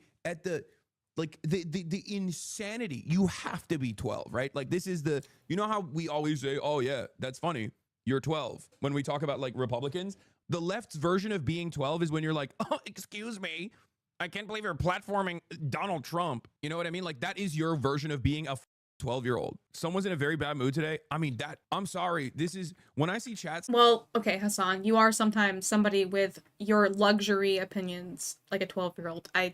This is a little bit of a weird criticism coming from him. It's like that. I do understand why so many of these annoying liberals are constantly talking about how how unrealistic my worldview is about politics or whatever, because they met someone like that in the wild and they just have never watched my stream, I guess. So they automatically assume that that's the type of person that I am, I guess. Like, that's the time I'm on. Brother, he's got a responsibility for, you know, what, how many people live in New York? 8.8 million people live in New York City, okay? According to the 2020 Census Bureau. Not Census Bureau. He has a responsibility for all of those people, to take care of all of those people. And you have to also understand, like, what do I always say about Chuck Schumer and Hakeem Jeffries? I'm never like, oh, I can't believe they're meeting with the president. I'm saying I can't believe they're not actually dealing with the president. Mr. President, you've threatened to send federal troops to New York City. You both have differences when it comes to ICE agents in New York City. Emery, how long are you going for? I don't know. I usually I try to stream for 4 hours. That's like where I hit my limit, and then anything after that is just extra. So we'll see. I'm going to go through content suggestions after this. Mr. Mamdani, you've called ICE a rogue government entity. I wonder how you reconcile your differences on both of those issues. Well, I think we're going to work them out, and I think that if we have known murderers and known drug dealers and some very bad people, you know, we want to get them out. And the mayor wants to have peace. We discussed this at great length, actually, maybe more than anything else. He wants to have a safe New York. Ultimately, a safe New York is going to be a great. Aslan is so low effort. New York. If it's not safe, no matter how well we do with pricing and with anything else, we can talk about anything you want. If you don't have safe streets, it's not going to be a success. So we're going to work together. We're going to make sure that if there are horrible people there, we want to get them out. I think he wants to get them out maybe more than I do. So we'll work together. We discussed it at great length. Yes, please. Yeah, two questions, if I may. One for you, Mr. President, on BBC in a second. But first of all, for the mayor-elect, you're both from different parts of the political spectrum. You're both populists, though, and I just wondered to what extent the president's campaign style, his techniques, his social media use inspired any part of your campaign. Well, I actually told the president that, you know, so much of the focus of our campaign has been on the cost of living crisis. And when we asked those New Yorkers who had voted for the cost of living. Oh, God. This motherfucker's a salesman, dude.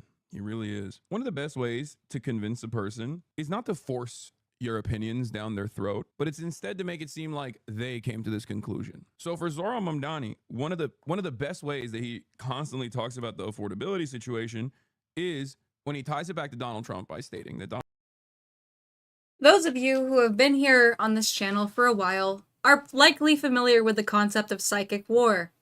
Yes, that is what Mamdani is doing. That is what politicians need to do. It's psychic war. You understand somebody's grievances. You try to frame your policies through the perspective of their grievances. That is literally all that Mamdani has done here. He has done effective psychic war. He has passed level 1. Donald Trump actually ran a pretty effective campaign that won on the issues of affordability. He makes it seem as though they are completely aligned on this issue. Now, of course, Donald Trump... And maybe I was a little bit too harsh on Smugbug, like, when it came to his psychic war document, because for the longest time I was like, 1, you're not going to come across as authentic, but 2, like, I didn't understand that if you come at this from the perspective of you're dealing with a narcissist, yes, psychic war as prescribed works. You need to reframe your argument in the perspective of somebody else. Not because that is the best way to argue, because sometimes it's effective to be authentic and to have your own emotional biases laid out when you're having a conversation with somebody about politics or about something that you care about. But the psychic war that Smugbug was outlining was, you are engaging in ego combat. This is an egomaniac that you're dealing with. This is somebody that can't actually be changed through conventional methods, through like just appealing to their empathy over time and being a constant force in their life. And when it comes to people like that, yeah, psychic war is the way to go. You have to say, yes, you're right. You're right about all those things that you're concerned about, all those things that you want to frame the conversation with. You're right. I'm going to be the salesman. I want to say the things that I want and the things that you want, they're actually the same thing. That's what you have to do with some people. Most people don't operate that way, but certain ego-driven narcissists do, and most politicians are that way. Most streamers are that way. Most people who engage in long-form conversations and like debates on Twitter are that way. Trump hasn't done dick about affordability, but it's also true that he actually ran on affordability. So Trump knows that this is successful. Trump knows that this is an issue that he has to address. So he can't just sit there. He can't just sit there and be like, no, I don't care about affordability. The cost of childcare. And too often politicians are looking to lecture to New Yorkers what they should care about as opposed to listen. And when we spoke to those voters who voted for President Trump, we heard them speak about cost of living. We focused on that same cost of living. And that's where I am really looking forward to delivering for New Yorkers in partnership with the president on the affordability agenda. And I think we have to work a little bit. We talked about Con Edison. We have to. Well, he likes him. Oh my God, brother, you can, like, I see it. He likes him, dude. Oh, he's cooking. Trump is in a unique predicament because he's obviously withering away with his support in his base. He has to beef up his populist bona fides. Zohran Mamdani has a lot of motion and a lot of momentum. So obviously this is a great opportunity for him to lean into that, just to grab onto it. He also... Absolutely useless comment being read, by the way, there. Trump is a lame duck president. He cares about his legacy. He cares about his legacy. So he's doing everything he can in the term of his presidency to make sure that his legacy is intact. He's making sure that the economy doesn't look like it's failing. He's making sure that he doesn't engage in any new wars. He's an ineffective, feckless person. That's all. Like, it's not about affordability. It's not about anything like that. Trump's not thinking about the fucking future. Trump is literally only thinking of himself. And that's why people like Mamdani can schmooze him so easily. That's why despots around the world can schmooze him so fucking easily. That's why he was a bad person to elect in the first place. Sees this as a decent opportunity to drive a bigger wedge in the Democratic Party. Trump sees this as an opportunity to shit on Hakeem Jeffries and Chuck Schumer, who he knows vehemently dislike Zohran Mamdani. Anyway, let's continue. A little bit on getting the prices because, you know, we've gotten fuel prices way down, but it hasn't shown up in Con Edison. And we're going to have to talk to them. You know, if we're sending them fuel at a much lower price than it was a year ago, which is true, we have to get Con Edison to start lowering the rates. Absolutely. And if I may, last week you told me you were pushing ahead with your plans to sue the BBC for up to $5 billion. You were going to speak to Prime Minister Starmer as well. Is there any progress or any updates on those issues? Well, we get along very well with the Prime Minister. We made a deal with UK. I like him. He's a fine person. And, you know, I think they have some big energy problems. You know, they've got windmills all over the place. They're going to have to start using other methods because their energy is out of control. Should Mamdani be cozying up to Trump, though? He's not cozying up to Trump, man. Trump is the president. Zohran Mamdani is the mayor of New York. Trump is the president of the United States of America, which also happens to be the president of New York City. When you are the president, it's kind of like the mayor, but for everyone. Still doesn't. Yeah, Hassan, your audience is like this because you haven't been consistent. You haven't been consistent on this point. You haven't been able to explain to your audience that yes, sometimes progressive and left-wing candidates are going to play politics and they're going to play nice with people that we have to call fascists. Because if we're going to call them fascists and we're gonna actually want everybody in our voting base to believe that, guess what? We shouldn't be listening to your fucking stream, Hassan. We should be taking to the fucking streets. But that's not where we're at.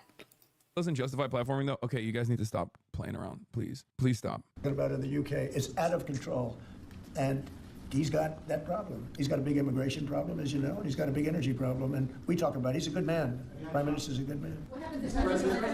I want to ask the mayor-elect about a House resolution. It just passed overwhelmingly to condemn.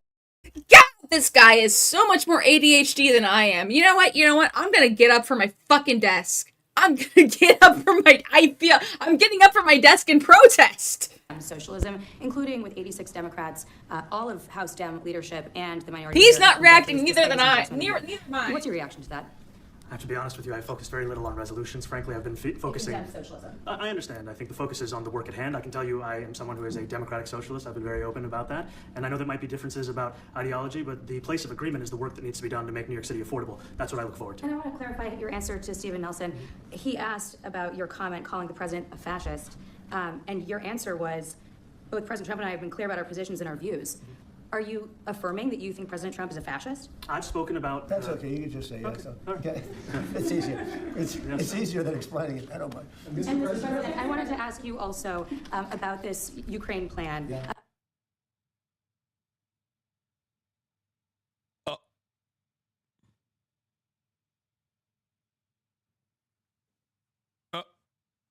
I don't mind. That's crazy. I'll have to play that back. Yeah, you had to run back from pissing. No, you can call me a fascist. I don't mind. What the that is the craziest part about it. This is probably the craziest part. It's easier. Positions and our views. Are you affirming that you think President Trump is a fascist? I've spoken about... That's okay, you can just say yes. From here, Trump starts bouncing the right-wing reporters off left and right. Donald Trump stepped in front of the fascism question for him. Like, what is going on? I mean, there's also obviously like a terrifying prospect to this. It's unique because Donald Trump literally defends Zohran Mamdani there for calling him a fascist. It's also weird and scary because why the f is Donald Trump openly being like, yeah, I am a fascist? That part is not great. Okay, it's easier. It's easier than explaining it. I don't mind. I wanted to ask you also about this Ukraine plan. Yeah. President Zelensky said today that his country would risk either giving up a partner or giving up its dignity. There's been criticism that this deal proposal... He doesn't like it? It's unclear. He was sort of tenuous about it. He'll have to like it, and if he doesn't like it, then, you know, they should just keep fighting, I guess. You The know? suggestion that he made, though, was that if he doesn't accept it...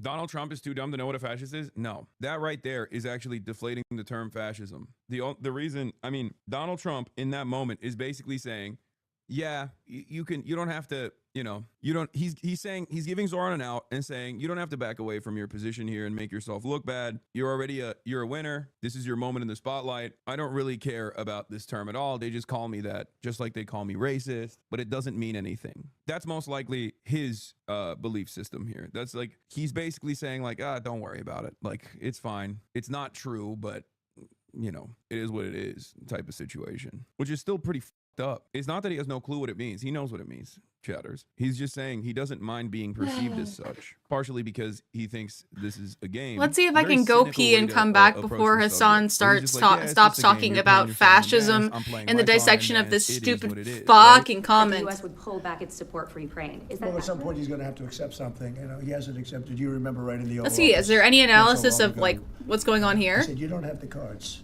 Oh, we click off. I We click inherited off. this war. I would have never, this war never would have happened. Welcome in, inherited this Equinox. war. And I thought he should have made a deal a year ago, 2 years ago. The ultimate deal would have been if it never started. That would have been a good deal. That could have been done too if you had the right president, but you didn't have the right president. Mr. President, the cost of living is something that you and Mr. Mamdani seem to agree on. Zero engagement, by the way. That entire segment about how Trump campaigned on ending this war and had no ability, no argument about American soft power, no, like I said, the reason I feel like I need to do analysis of this is because nobody on the left is doing analysis of this. Yes, we're failing Ukraine. He's just silent. You're right. He's just fucking he stopped to say something about the fucking fascism comment. Democrats have run Nothing. No commentary. Zero thoughts present in head over that entire segment. for a long time, Mr. Mamdani. Do you see Democrat policy specifically as being a problem? And I'd like that be a question that both of you could answer in New York City. Look, I think that there are many things in our His chat is engaging more with that segment than he is. city where we have to own the responsibility of it, things that existed long before the president was the president. And those are also part of the message of our campaign, was to take on a broken politics of the past. And I ran against a number of candidates who represented different versions of that past. And what we found time and again is that working people were left behind in the politics of our city. And what we're looking to do is put those people right back at the heart of our politics so that we don't have a situation where we're in the wealthiest city in the history of the world, and yet 1 in 5 can't even afford $2.90 for a Metro card. Mr. President, he's sticking up to him, isn't he? Zoran wins the election during his speech. During his elected speech, he insults Trump, and now he's standing beside him like a wet chicken. He clearly doesn't have a character. What are you talking about? 1, he's not even the mayor yet. He's the mayor-elect. 2, Donald Trump hasn't done anything to undermine New Yorkers under the Zohran Mamdani mayoral reign yet. Obviously, you're gonna play nice to hopefully stave off any kind of like negative policy making that the White House is going to engage in terms of undermining the affordability agenda of Zohran Mamdani, right? What matters here is what he does after Donald Trump starts, you know, sending ICE agents to New York. We had some interesting conversation, and some of his ideas really have the same ideas that I have. But a big thing on cost, you know, the new word is affordability. This Save Thanksgiving across America. Yeah, so close to Thanksgiving. A lot of you guys are going to have a really funny time with your relatives. After months and months of Zohran Mamdani is a communist, it's terrifying, he's really bad, Donald Trump just basically deflates a year's worth of insane negative commentary and coverage from Fox News with one single meeting, with one single light tap on the shoulder. Ogre boy subbing. This one's for you, Henry. This one's for you. Donald Trump just basically came in and was like, no, this guy is handsome, he's funny, he's charismatic, he's going to do well. Yeah, no, he calls himself a communist. It's all right. He calls me a fascist. I'm all right with that. We're just playing politics, right? Come on. We both love affordability, don't you think? This is aura. There's no other way to put it. You got a 34-year-old anti-Zionist, Muslim, socialist mayor of New York that was called a terrorist, anti-Semitic terrorist, Islamist jihadist every single fucking day. And he won so resoundingly against a lot of his ops in the media, against a lot of the ops in the establishment Democrats, and of course the entirety of the right wing, that Donald Trump has to sit there and try to take some of his shine, because plenty of mayors win elections. Donald Trump is not inviting them to the White House to talk to them and to talk to them like this. You have to think, why is Donald Trump doing this? The reason why Donald Trump is doing this is because he wants a little bit of that motion. He's low-key clout chasing Zohran Mamdani at a time when he recognizes his base of support is withering away. That's crazy. Where are all the Fox News commentators saying that Zohran was ammo for the right? What is the right going to say about him? I mean, they're going to go back to it. Trump is going to go back to it. Trump is going to talk about how Zohran is a scary communist. It's really interesting, though, because I brought this up during the election as well, which is Donald Trump was obviously very aggressive about Zohran when he was running for office, but he wasn't as racist about Zohran Mamdani, ironically enough, as Andrew Cuomo was, as Kirsten Gillibrand was. Kirsten Gillibrand says Zohran Mamdani wants to do Islamic jihad and kill all the Jews. Donald Trump never said that. Like, think about that. Isn't that insane? I brought it up throughout the election cycle. I was like, Donald Trump, partially because of all of his dealings with, you know, all the Gulf leaders and whatnot, he sees Muslims as like magic money men. He was less aggressive. What's the small head ass crashing out on the same? No, he's just reacting to the Zohran Mamdani Trump meeting, and yeah, like he just completely. Bro is essentially saying nothing. Like it's just politics. It is just politics. There's no charming here. There's nothing like that. He's a popular guy. They had like a meeting. He probably reached out to him through his people. Zohran did. Trump accepted it, and it ended up going better than expected. Aggressive about Zohran's background during the election than establishment Democrats were. Some establishment Democrats were way more racist about Zohran. It's crazy to think. I also do love this because this meetup, I'm sorry, this meetup absolutely breaks the brains of Hosburists. I cannot comprehend how Trump likes Mamdani more than most of the Democratic Party leadership. Zohran did the genial leftist relative on Thanksgiving thing where you pulled I don't like liberals either card and are just super vague about everything else. I mean, yeah. That is, I mean, that's the rean why, like, Austin always tells— That's a psychic war. You say the status quo hasn't worked. You say that the systems that we currently have don't work, and I'm going to change it. And then a lot of people do respond to that if you actually have a prescriptive idea, which, Hassan, you don't. That's what I dislike about this content. Speaking of which, I'm going to go make coffee too. I'm going to chair stream. I'm going to let this guy fucking yap. Tells me like his Welcome uncle loves some of my commentary, right? Because I'm always like, yeah, I don't like Nancy Pelosi. Republicans love when I rip on liberals. They don't understand that I'm ripping on liberals because of their closeness to the Republicans. But I think ultimately it's more like I don't like it's beyond I don't like liberals either. Because I don't think Zohran dislikes liberals. I think Zohran likes liberals. He's closer to liberals than even someone like myself is. Because he's an effective fucking politician, and liberals are most of the goddamn country. You need to work with liberals. You can't. If you shit on liberals with the same fucking fury that you shit on these goddamn fascist MAGA-tards, do you not realize that maybe it's a little bit part of the problem, just the same way that... It's just groceries. Right, I'm gonna make it's sort of coffee. an old-fashioned word, but it's very accurate. And they're coming down. They were, you know, we had, both of us, we had the highest inflation in the history of our country the last 4 years under the Biden administration, and we've got inflation down now to a normal number. It's going to go even a little bit lower than that. Katie, do you have something? Mr. President, thank you so much. Mr. Mamdani often talks about New York City being covered by international law, that they will follow international law. He doesn't often talk about the U.S. Constitution. What is your response to that? Well, I don't know what you're referring to in terms of it can be covered by international law, local law. It's covered by a lot of laws, but it's covered by U.S. law. Are you referring to anything in particular? He just says that they're a city that endorses and enforces international law. Is that at odds with No, U.S. I don't law? know. Do you want to respond? Yeah, I think what I've shared with the president is our desire to not only follow the laws of our own city, laws that protect New Yorkers, but also a desire for consistency in our politics across the board. And that's something that we've talked about and something that I know many New Yorkers want. We discussed ICE and New York City, and I spoke about how the laws that we have in New York City allow for New York City government to speak to the federal administration for about 170 serious crimes. The concerns that many New Yorkers have are around the enforcement of immigration laws on New Yorkers across the 5 boroughs, and most recently we're talking about a mother and her 2 children, how this has very little to do with what that is. What we did is we discussed crime. More than ICE per se, we discuss crime. And he doesn't want to see crime, and I don't want to see crime. And I have very little doubt that we're not going to get along on that issue. He wants to, and he said some things that were very interesting as to housing construction, and he wants to see houses go up. He wants to see a lot of houses created, a lot of apartments built, etc. And, you know, we actually, people would be shocked. But I want to see the same thing. Kind of f***ed up for Zohran to not check in with Hassan Abi Shab before meeting with the president just to see if it's okay. Okay, you're joking, but there's a low key. There are people in here who genuinely believe that. Like, there are people who are operating with that exact attitude where they're like, I don't understand what's going on here. Why didn't he come to us? It's rude of him, really.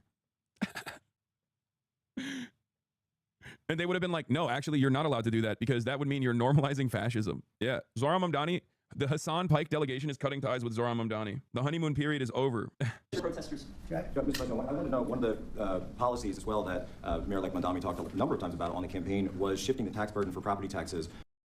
Gee, Hassan, maybe that should make you reflect on the kind of content you do in terms of whether or not it's actually making the American Democratic Party more effective or just confused and scared of a fucking mob. From what he called minority communities to white-based communities and putting more taxes on white people. No. Like, I'm very left-wing. I would say politically, I am just as left-wing, if not more left-wing than Hassan. I do not understand this rhetoric. I don't understand this demonization of the common man. Like, this is what I really don't understand. This is my psychic war when it comes to, I believe in socialization of the economy. I believe, like, a partial socialization of the economy. I believe that we should increase taxation for large parts of the populace, right, in America. And we could do fine with it. But I can explain that to liberals in liberal language. And these people can't. They see them as an ideological enemy. And it's like, no. These are the people closest to what you want to accomplish if you're actually serious about anything that you believe. Jack Posobiec is in that room. Are you joking? Oh my God. Oh my God, dude. Ew, gross. Gross. Unacceptable. Mr. Mamdani, anti-Israel protesters just targeted a synagogue in New York. Are you concerned about Jewish New Yorkers feeling welcome and safe in the city? And President Trump, you've threatened to cut off federal funding to New York City. What policies would prompt you to do that? Would that be city-run grocery stores? Would it be something else? Yeah, Zan. I do believe that Hassan is largely a contrarian. And that's what I don't like coming here to do. Like, if I ever skip a stream, it's probably because I've come across a topic that I care deeply about, and I don't want to come here and just, like, talk about it half-cocked, right? And oftentimes I never get to the point where I want to come on a stream and discuss this thing. Usually it's a point of learning. Usually it's a point of, hey, I need to invest myself more in the systems that I exist in that are, like, involved with this thing. And often streaming is the very minimum amount that I can do when it comes to impacting these systems. This is another thing that annoys me to no end. Yeah, like, I can come here and whine. I can come here and whine infinitely, and it's good content, and people come here and click and watch it, and I can be very animated and shit like that. But you're all going to come away with a false sense of gratification. You're going to think that you learned something, and you didn't. And that's what he does. Once again, another like Jewish place of worship being used to literally illegally sell stolen property on in the West Bank, in direct violation of New York City rules, in direct violation of international human rights, in direct violation of all the laws. And then when people protest outside of it, everybody goes, oh my God, I cannot believe how anti-Semitic people are. I can't believe it still happens. Like, it's so frustrating. Like, what are we doing here? There will be protests wherever Zionists hold events, selling plots of stolen land, or fundraising for the displacement of Palestinians, and people use their houses of worship to host these events.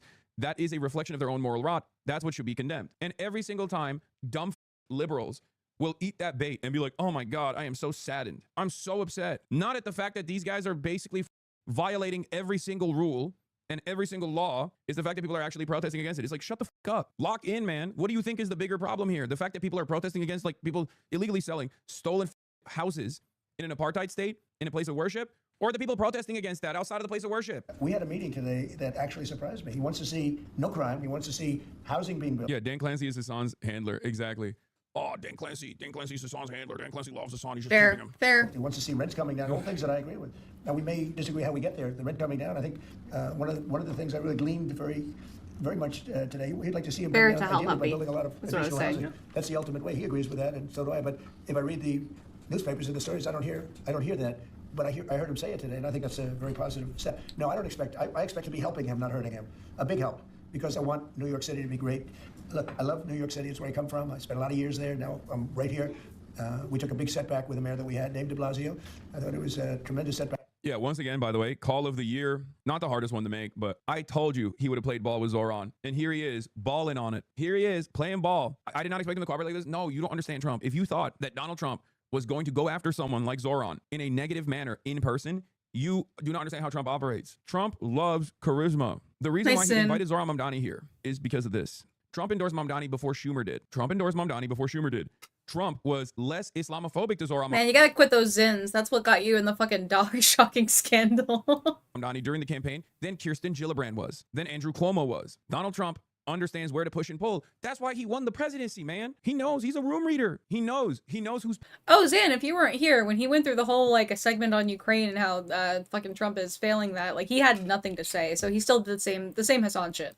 popping. He's doing it because his base is frustrated at him with affordability, and he sees Zohran Mamdani's victory as an affordability victory. So he's trying to be like, hey, see, we're on the right side. We're on the right track. We're on the same side, you and I. It's pretty funny that some Hosbers are considering this to be basically October 7 all over again, by the way, which I'm going to get into in a second. But it's funny because I'm not confused by this, but it seems Republicans are. And the reason why I'm not confused by this is because as a Trump stan, I understand him better than his own cult does. You also have to understand, like, what motivates this man, right? What motivates Donald Trump? Donald Trump is a narcissist. A big part of what drives him is said narcissism. He always wanted to be endorsed and welcomed by the New York elite, but because him and his father were slumlords and shitty real estate developers and very nouveau riche with their vibes, with their attitude, especially Trump, because he's like the first gen, right? His dad was the one who made all the money, and then Trump was like the first gen rich guy. He went to all the right schools. He wanted to be a part of this elite society in New York, but he was too tacky. He was too rude. So he was never welcomed by them. I know it sounds stupid,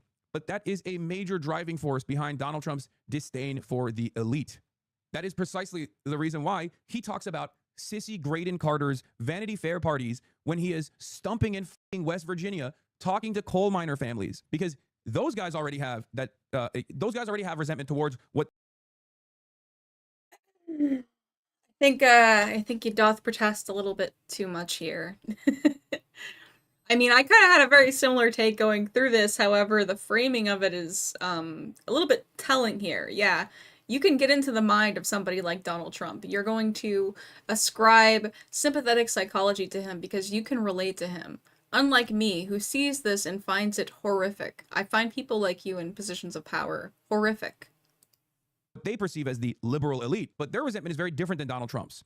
Donald Trump would be the biggest queen, he already is, if he was simply like, if he went to Juilliard and became a Broadway musical producer. I'm telling you right now, instead of this route that he took, he would be living his best gay life. If he had taken that route and instead got welcomed by the New York high society. But instead, that drive for wealth and drive for power and endless need for acceptance and admiration unironically caused him to fail upwards and become the fucking president. This is also part of the reason why he wasn't going to ever like pull a Cuba on New York, because he is still first and foremost very much a New Yorker. He sees Zohran Mamdani as a guy who has been welcomed by that group, and as someone who has been welcomed by that group, as long as he is somewhat cordial to Donald Trump is going to respond positively. Donald Trump also wants recognition. Donald Trump wants recognition from this group, from these artists and the elite.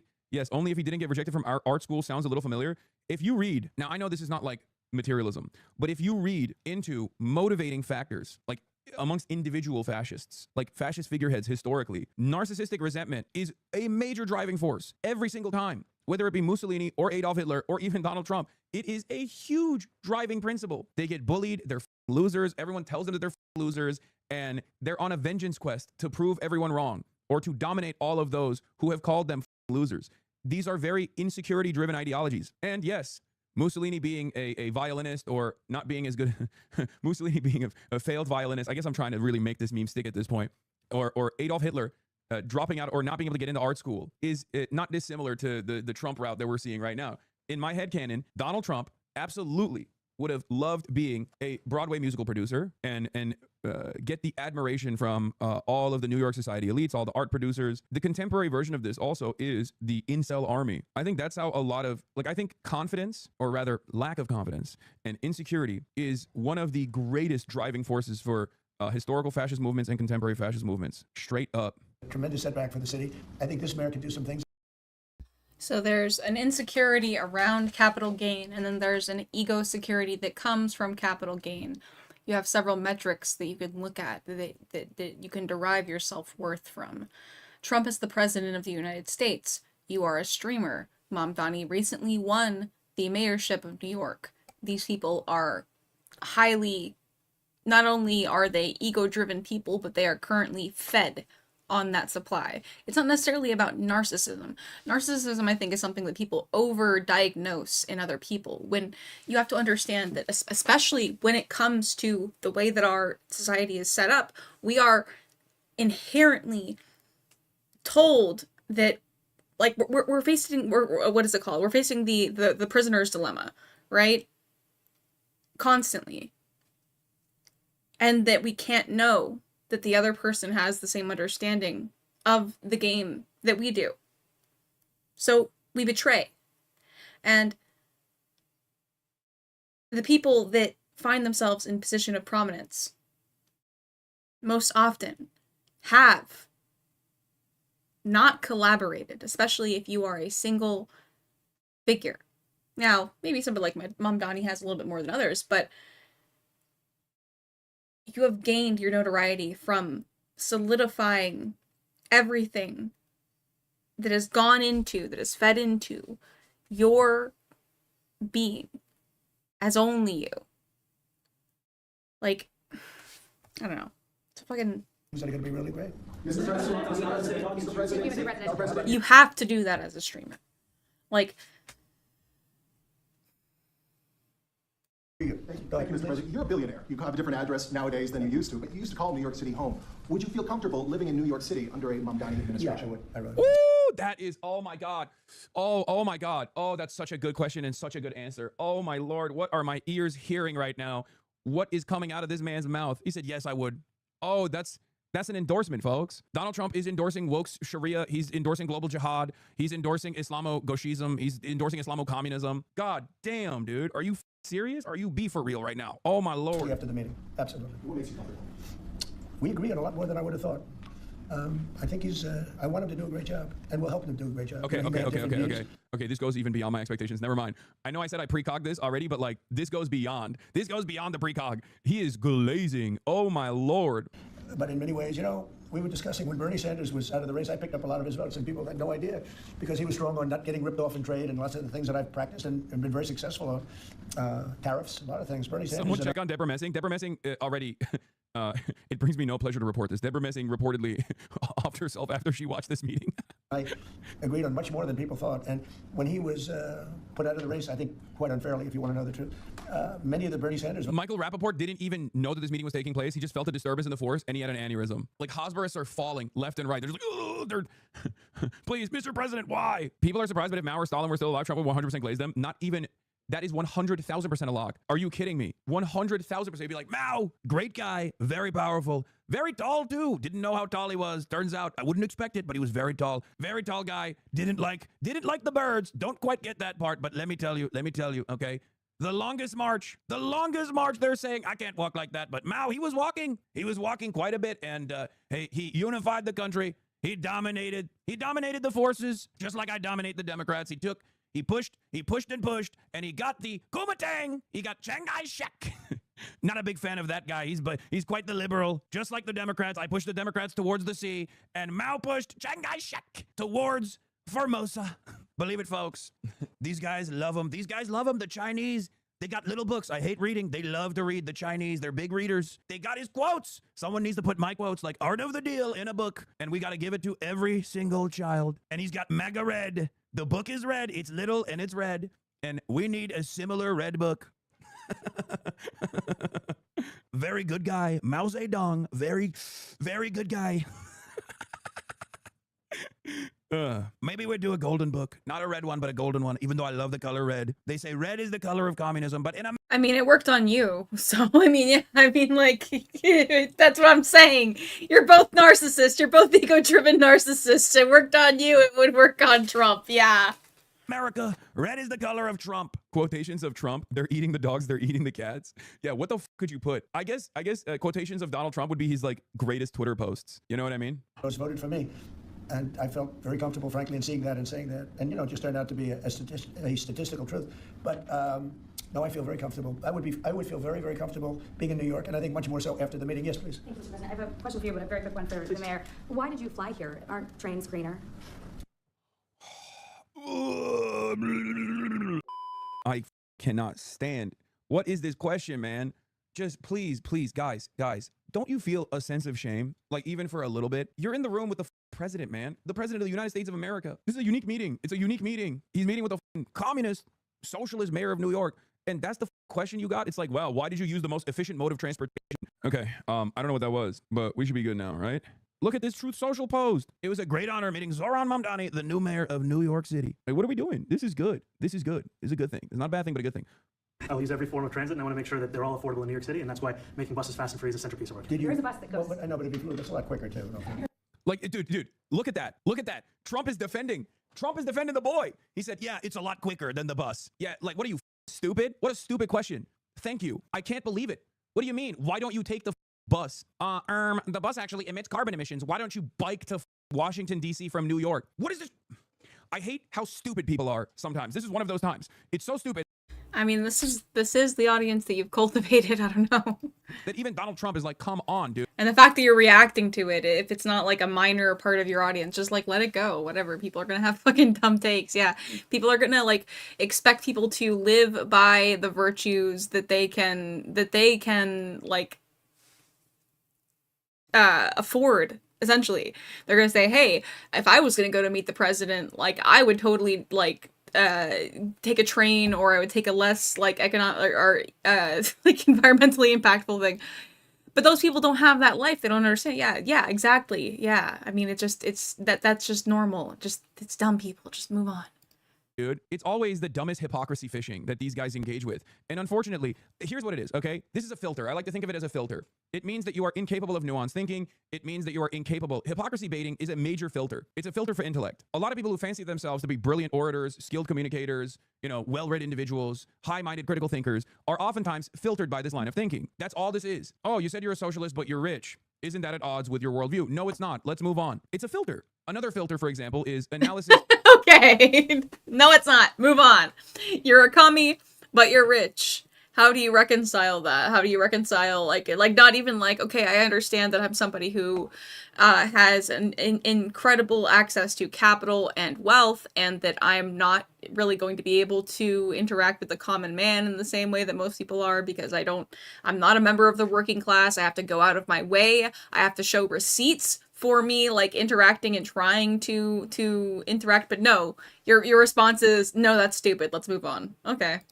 This does not equal endorsement. People who look to analysis and automatically assume that it is endorsement are actually getting filtered. The problem, of course, is that filter is that filter is nonsensical and ineffective. If everyone else is stupid, do you see what I'm saying? And there's no respect for actual genuine critical thinking because everyone else is stupid. So you might as well also be stupid with them. Father of Zoran Mamdani, guys, please don't forget to be proud. Unless you're a baby who can't take abstract thinking, he's objectively correct. Suicide bombing needs to be understood as a feature of modern political violence rather than the stigmatized mark of barbarism. We need to recognize the suicide bomber first and foremost as a category of soldier. This is from Good Muslim, Bad Muslim. If you are incapable of abstract thinking, that is a filter for you. If you're incapable of nuanced thinking, that is a filter. If you're incapable of looking at analysis as is, rather than immediately assuming it's a endorsement, that's a filter. I don't know if you heard it. Zoran Mamdani talked about Israel committing a genocide in the Oval. Yeah. And not only did he do that, but Donald Trump literally smiles and nods along. Look. Rewind time. Around the world. I would like to ask Mr. Mamdani, you've accused the U.S. government of committing genocide in Gaza while President Trump was working on peace. Why that? I've spoken about the Israeli government committing genocide, and I've spoken about our government funding it. And I shared with the president in our meeting about... Why is he nodding? Yo! This goes even beyond the fascism moniker being used as simple political football. He's nodding off. Okay, I will say, like, Trump could have easily just been like, yeah, everybody calls everybody fascist. Who cares? Whatever, right? That's just politics. But this is, I think, far more consequential. He doesn't stop him. Anyone else that says some shit, we know how Trump operates, right? We know how Trump operates in moments like this. Anyone else that would say something in his presence that he knows is bad to say, he would have just physically stopped them. He would have been like, nope, I don't agree with this. I think you're out of your mind. You're wrong, and everyone knows you're wrong. Like, he's just sitting there, not interjecting, and even nodding along. That's crazy. Think about how he treated Zelensky as opposed to Zoran Mamdani. Think about how he treats the Democrats, like establishment Democrats, as opposed to Zoran Mamdani. As Zoran Mamdani sits there and is like, Israel's doing a genocide, and America's funding said genocide. It's actually unacceptable, which is true, by the way. Concern that many New Yorkers have of wanting their tax dollars to go towards the benefit of New Yorkers and their ability to afford basic dignity. And what we see right now is we're in the 9th consecutive year of more than 100,000 school children being homeless. No, it just works with the America First rhetoric, by the way. That's the only reason he's nodding along with it, is because it's the whole your tax dollars only Only to you, U.S. citizens. our city. And there's a desperate need not only for the following of human rights, but also the following through on the promises we've made New Yorkers. And I appreciated the meeting we had and the work that we can do. Do you agree that President Trump did do a peace and work hard to make the peace because he worked hard to do the peace in the Middle East and everywhere? Do you agree with that? I appreciate all efforts towards peace. Oh God, the second line of questioning is so unbearable. Come on, will you give Donald Trump the credit? Will you give Donald Trump the credit? Okay, dude. And I shared with President Trump that when I spoke to Trump voters on Hill. Yeah, bro. When you brought it up at that talk with the establishment Dems, they immediately deflected while Trump is like, hell yeah, brother. Yeah, I can't even get a word in edgewise about Israel doing a genocide amongst Democrats who are supposed to be like ideologically aligned with me. I got more pushback by the Pod Save America panel than Zohran Mamdani is here next to Donald Trump. How is that possible? Avenue, including one of whom was a pharmacist that spoke about how President Trump's father actually went to that pharmacy not too far from Jamaica Estates, that people were tired of seeing our tax dollars fund endless wars. And I also believe that we have to follow through on the international human rights. And I know that still today those are being violated, and that continues to be work that has to be done no matter where we're speaking of. Because liberals are garbage in all shades, Trump can at least read the room. No, I think it's totally unacceptable, though. I think it's completely unacceptable. I think it's unacceptable that like liberals are losing this conversation to right-wingers who at least. That's really just that there's like, okay, there's no common language between liberals who might like understand that we've been supporting a country for their self-defense and they have a hard time like going against that. You need to make a stronger argument against that instead of just using the emotional one. And even if it is technically a genocide, like I understand this all the time. People are always like, oh, you need to, like, you can't just let your fucking emotions get the best of you. It's really just that, like, if you're failing these conversations when you're trying to describe the abuses, like, in this war by Israel and how our tax dollars shouldn't go to fund that, that's a very easy conversation to have with an apolitical person or a conservative. With a strongly left-wing person like you, Hassan, like it's or with a liberal person rather, like somebody more on the left wing, it's harder to make that argument only because the dialectic doesn't exist on the left. So saying, yeah, we should honor our agreements to a certain extent, but there should be a mechanism for democratic reform. We should only, like, if you're not consistent with all of the ways that we've engaged in military action without proper congressional approval, and with the ways that we've engaged in wars, like if you're not consistent about that and all you say is like, oh, American imperialism, like you can't make a coherent argument is what I guess what I'm saying here, right? Like, that's why you would fail to make an argument to somebody like Pod Saving. I mean, I haven't watched his argument with that guy or with that podcast, but have the presence of mind to step out of the way when people are saying stuff like this. You understand? And by the way, liberals are very happy about this meeting as well. Look at Brian Stelter. Trump just deflated months of incredibly hostile Fox News and MAGA media commentary about Zohran Mamdani. The official DNC account is farming Zohran now. No, they have been. They've been farming Zohran. They've been farming Zohran for a while, even though the establishment Democrats are not. Because remember, the Democrats' Twitter account is being is probably like a younger staffer that controls that account. Look at the fantasy world that these guys live in, by the way. Someone said that sometimes Trump supporters understand Trump the least, and I'm beginning to understand given the reaction to the Mamdani meeting. Yeah, it's true. Trump supporters understand Trump the least. I think I have a better understanding of Donald Trump than the average MAGA supporter in terms of what moves him, in terms of what his ambitions are.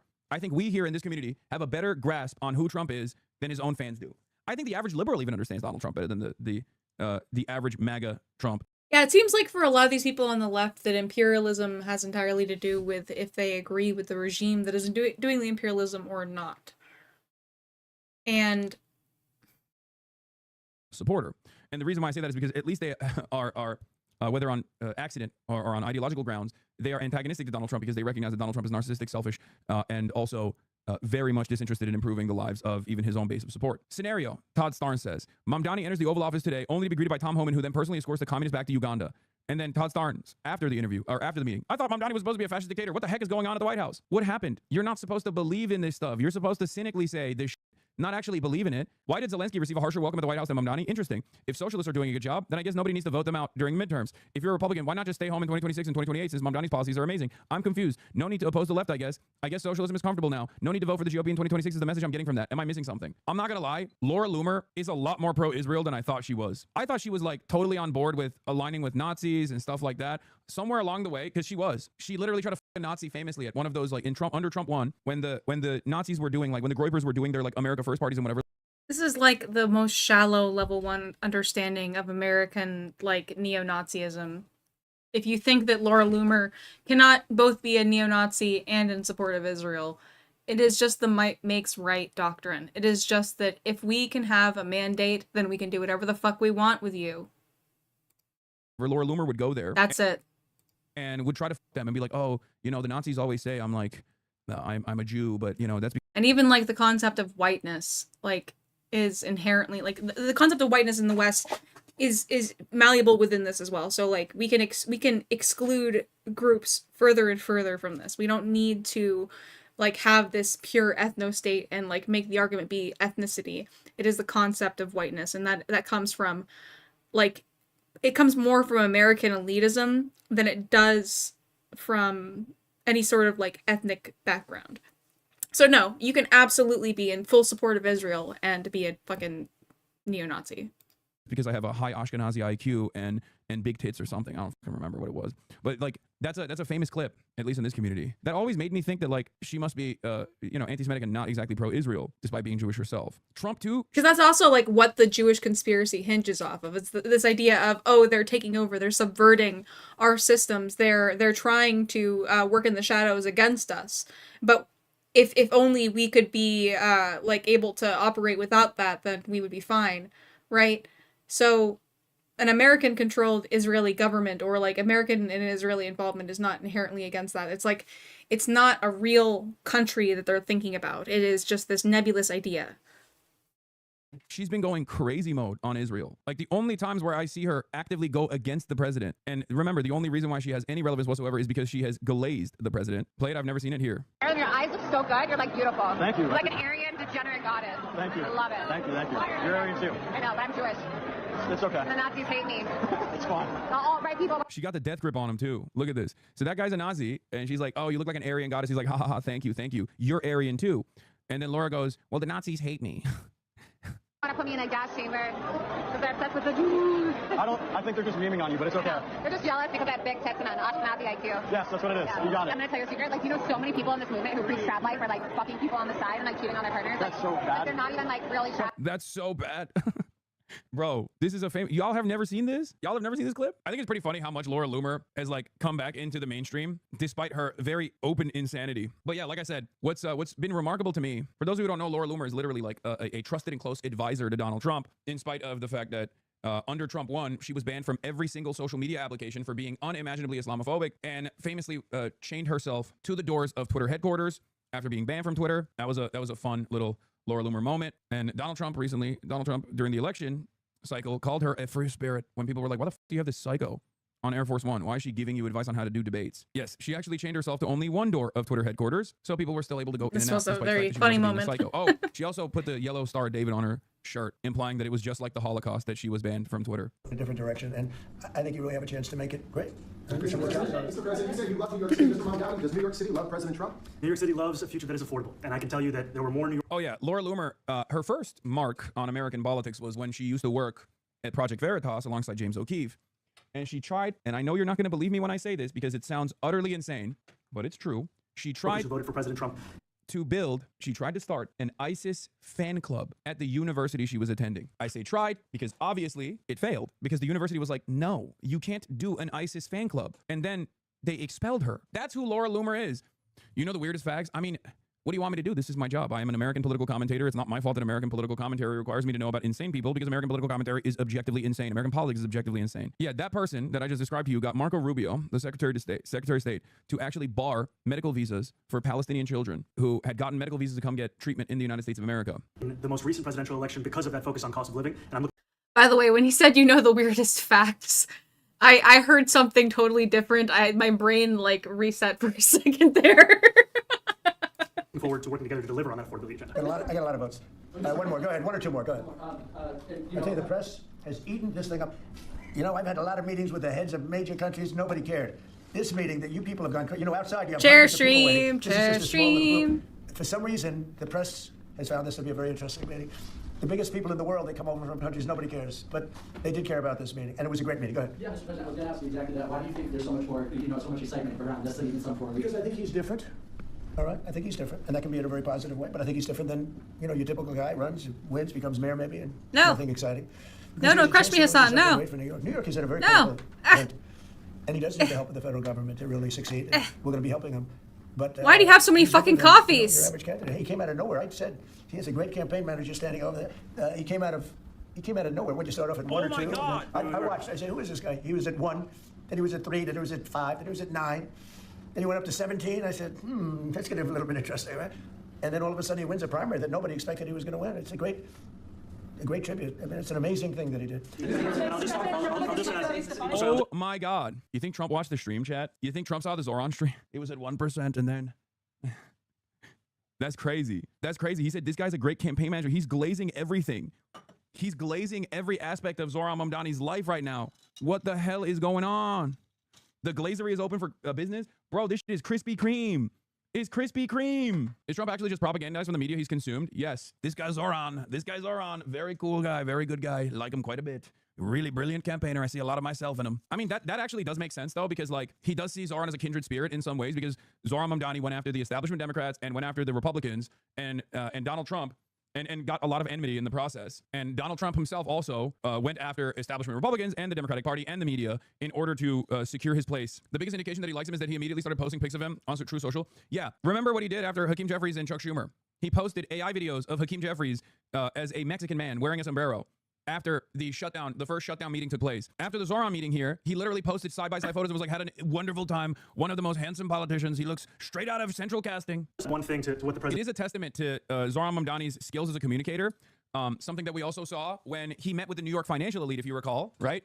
Zoran Mamdani meets with the New York finance chiefs. And what was the takeaway from that meeting? Everyone was frustrated that they really liked him. They were like, this guy is going to take our bag, but we love the guy. We couldn't find anything to get mad about. He's a charmer. And I do think him being a charmer and him being somewhat skilled as a communicator in an otherwise barren land of horrible communicators in the realm of American politics gives him a huge advantage. I think that's what it is. Can you please rewind a bit? Why? We already saw him eat it. Here. And then all of a sudden he wins a primary. Look, here, let's run it again. He came out of nowhere. When you start off at 1 or 2, and then I watched. I said, who is this guy? He was at 1, then he was at 3, then he was at 5, then he was at 9, then he went up to 17. I said, that's going to be a little bit interesting, right? And then all of a sudden he wins a primary that nobody expected he was going to win. It's a great tribute. I mean, it's an amazing thing that he did. I'll just add one thing to what the president said. Is one thing I also appreciated is in our meeting to appreciate a portrait of FDR and the incredible work that was done with the New Deal, and also in thinking about what it can look like when the federal government and New York City government work together to deliver on. You're just jealous of Mamdani, but it's okay. We'll always prefer you. No. I'm not jealous of Zoran Mamdani. Yeah, I'm jealous of Zoran because he got to hang out with my favorite politician, Donald Trump. And I only get to hang out with a wax figure of Donald Trump. I just had the realization that GOP are doing this Zoran what Dems did to Trump early on, the Pied Piper strategy. I think it will backfire much in the same way. No, I don't think the GOP is Pied Pipering Zoran. I think that, I think Republicans are a lot smarter. I think the GOP is a lot smarter than we give them credit in terms of winning elections. Their policies are horrible. And the very fact that they win any elections at all means that they are very good at doing politics. And no, I don't think that they're Pied Pipering Zoran. I think that they're genuinely fearful of Zoran. And they were a little caught off guard by what Donald Trump did here. And I certainly don't think Donald Trump is doing Pied Piper over Zoran. I think Donald Trump genuinely is trying to take, what do you mean by that? The Pied Piper strategy was the one that Hillary Clinton applied to Donald Trump. They thought Donald Trump was unable to read the room. They did not read to Donald Trump. The Democrats did. Hillary played ball with this. It was a spectacular failure here. Donald Trump always smiled at Mamdani in a way he never has with JD. Meanwhile, he's outside the room grasping for... that is true, by the way. That Donald Trump is actually unironically infatuated with Zoran Mamdani in a way that he is not with JD Vance. That was missing. Eric Adams' reaction? You got Eric Adams' reaction? What's funny about these guys is like Eric Adams, Andrew Cuomo, they're all compromised and they all want this level of respect from Donald Trump and they will never get it because they're weak, they're ineffective. Donald Trump hates them. He will use them because he has leverage over them. But with Zoran Mamdani, he doesn't have leverage over Zoran Mamdani because Zoran Mamdani won convincingly against all odds. So he's basically there to take away a little bit of that shine, to stand in the spotlight alongside the affordability candidate, to basically present himself as also someone who's invested in affordability. Do you understand what's going on here? That's why the dynamic is very different. He loves winners. I think it's more of a bending the knee to him than vice versa. I know everyone will say, oh no, Zoran is bending the knee to Donald Trump. But across the 5 boroughs and protecting Jewish New Yorkers and every New Yorker who calls. Look how happy he is. Look at his face. Look at his face. I'm telling you, man.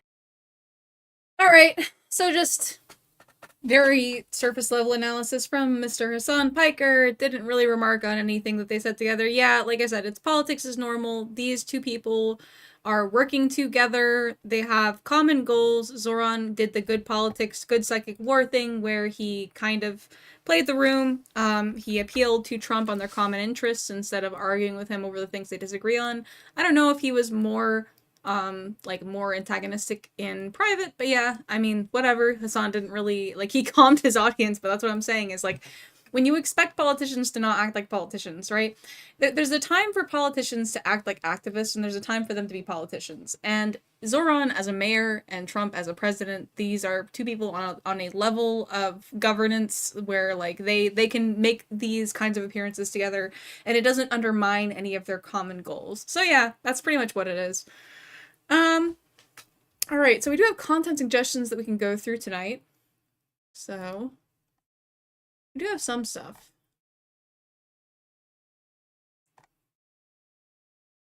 Here you go through. Let's see.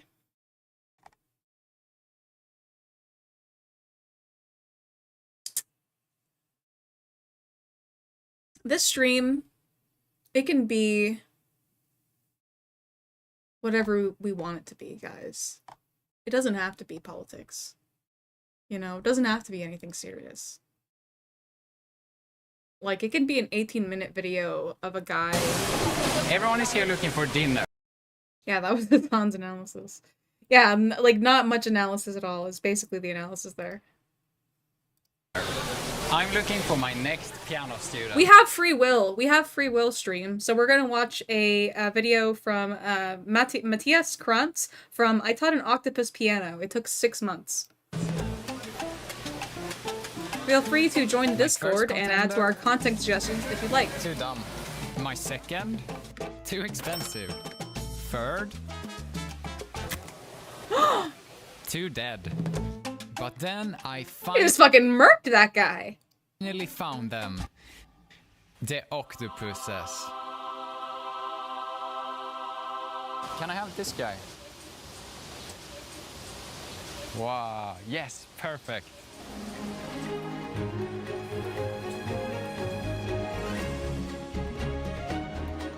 Hold on, buddy. We're home soon. I've always wanted to teach an animal piano, and in theory, octopuses have incredible potential. They are as smart as a 3-year-old, they are amazing problem solvers, but what really sets them apart is that each of their 8 arms has its own little brain, letting them think and move independently. It's like 8 pianists in one body, and that's way too much potential to be thrown in a fryer. Yeah! Look at him! You don't know it yet, but you're going to be the greatest pianist the sea has ever known. I wanted to make sure he doesn't do anything weird in the aquarium these first days, like hang himself, because now he's not only in captivity, he's in captivity with a YouTuber. Takoyaki got his No shocking him if he misbehaves. new home, but before I can teach him piano, he needs to start to trust me. But how? I think I have an idea. Taco, it's time to eat. You want it? You named him Takoyaki and you expect him to trust you.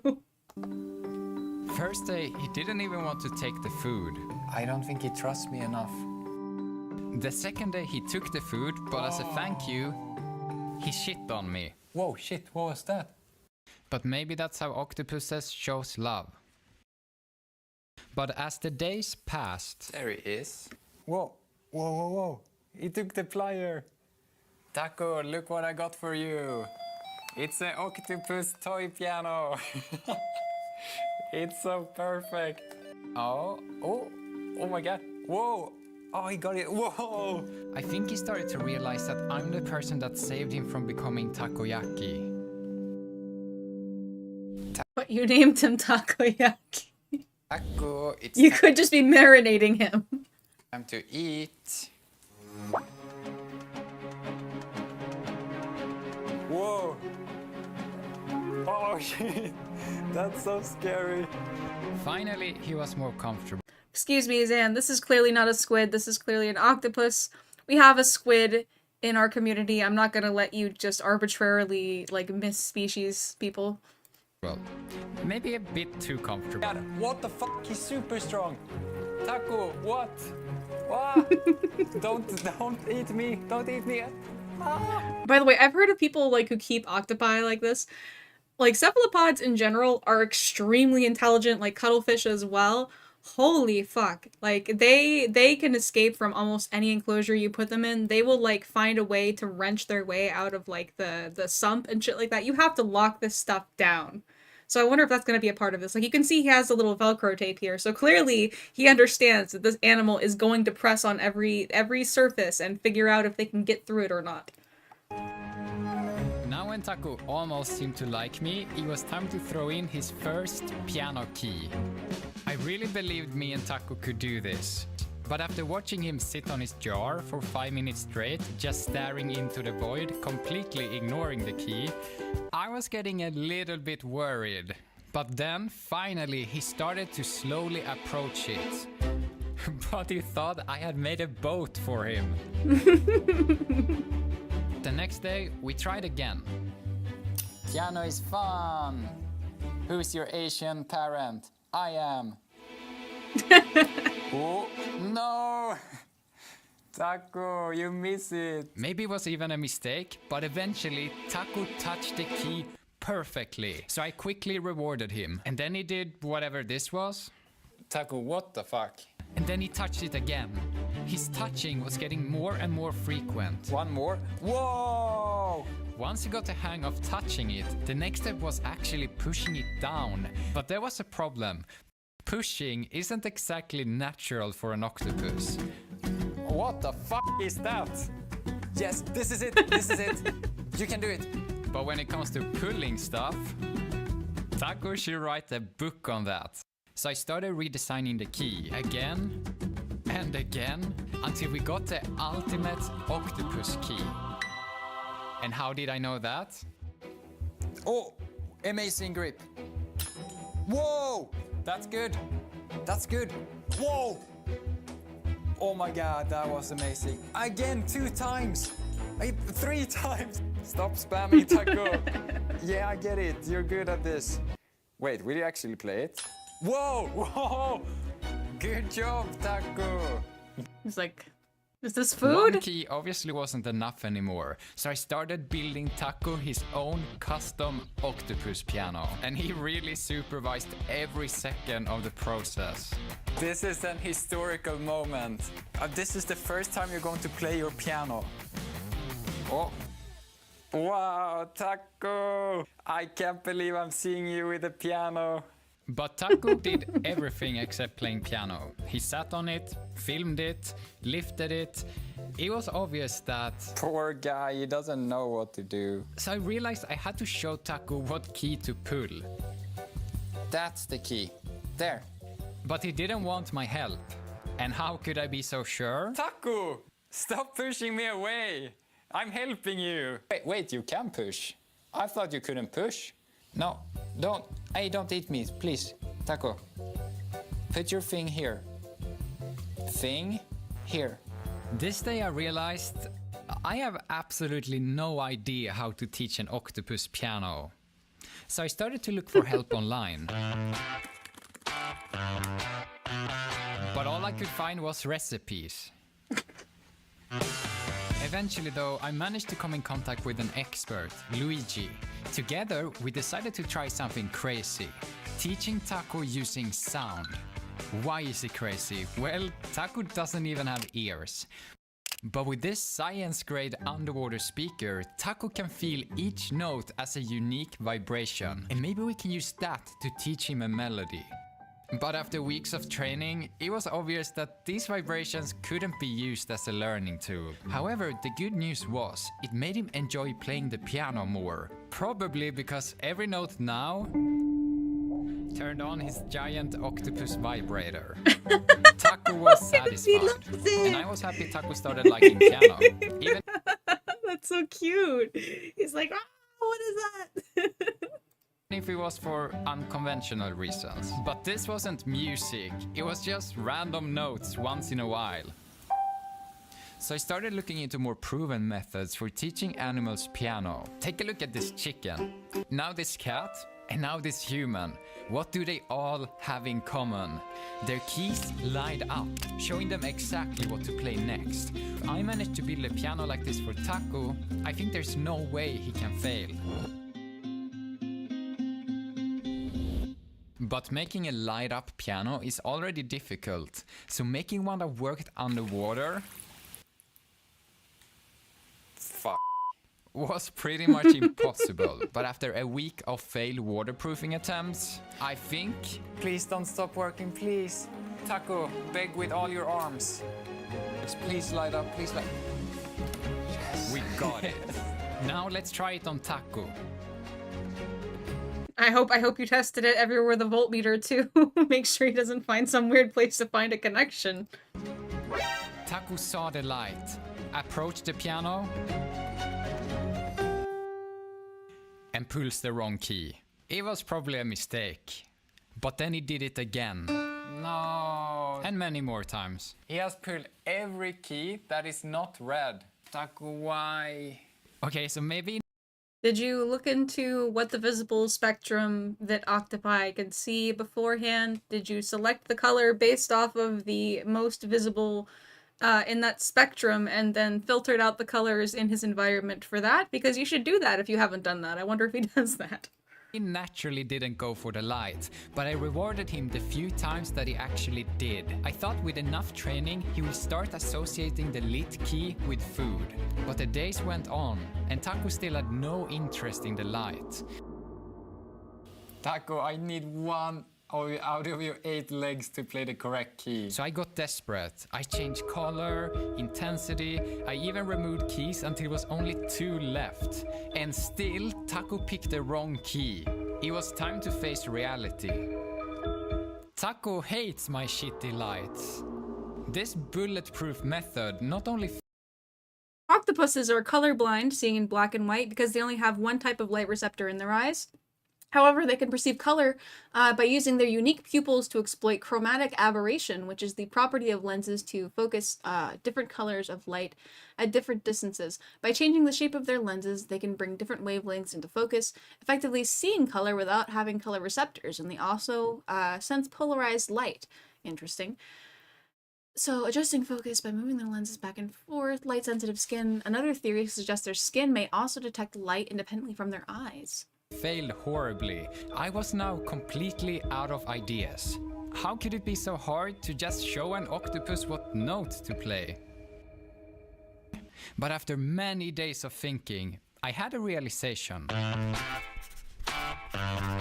I wonder if turning off the lights would change the results, honestly, just with that experiment, with the octopi selecting the notes. Taco is not a chicken. I can't just apply chicken logic to my octopus and expect it to work. I need to figure out what Taco likes. And it turns out... it was crabs. But how do I get the moving crab into every... There's something so cute about octopi interacting with things in their environment, man. I just love them so much. every piano key? I think I have an idea. This is so dumb, it's crazy. I hope this works, I really hope this works. Crab rave, Taco. And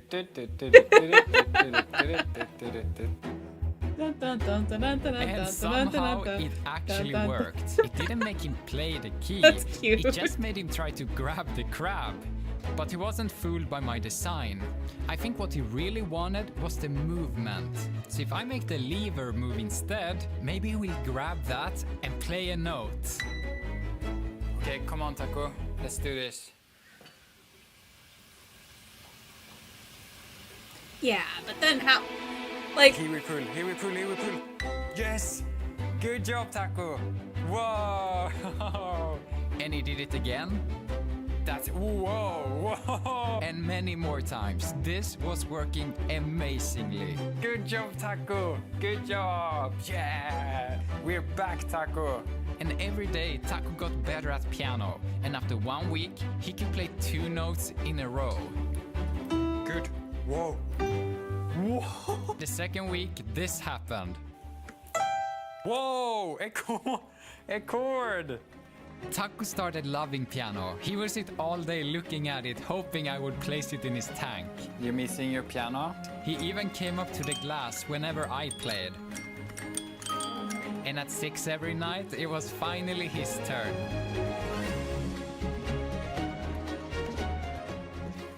on, Taco. That's it. Whoa. Alright, this is cute. I'm less interested in the music that he can like convince Taco to play with like the like little key movements and more interested in just seeing what Taco plays himself.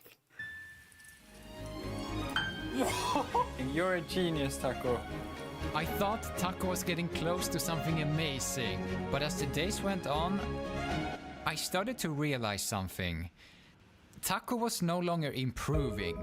It was like playing 3 keys in a row was his absolute limit. One more, Taco, you can do it.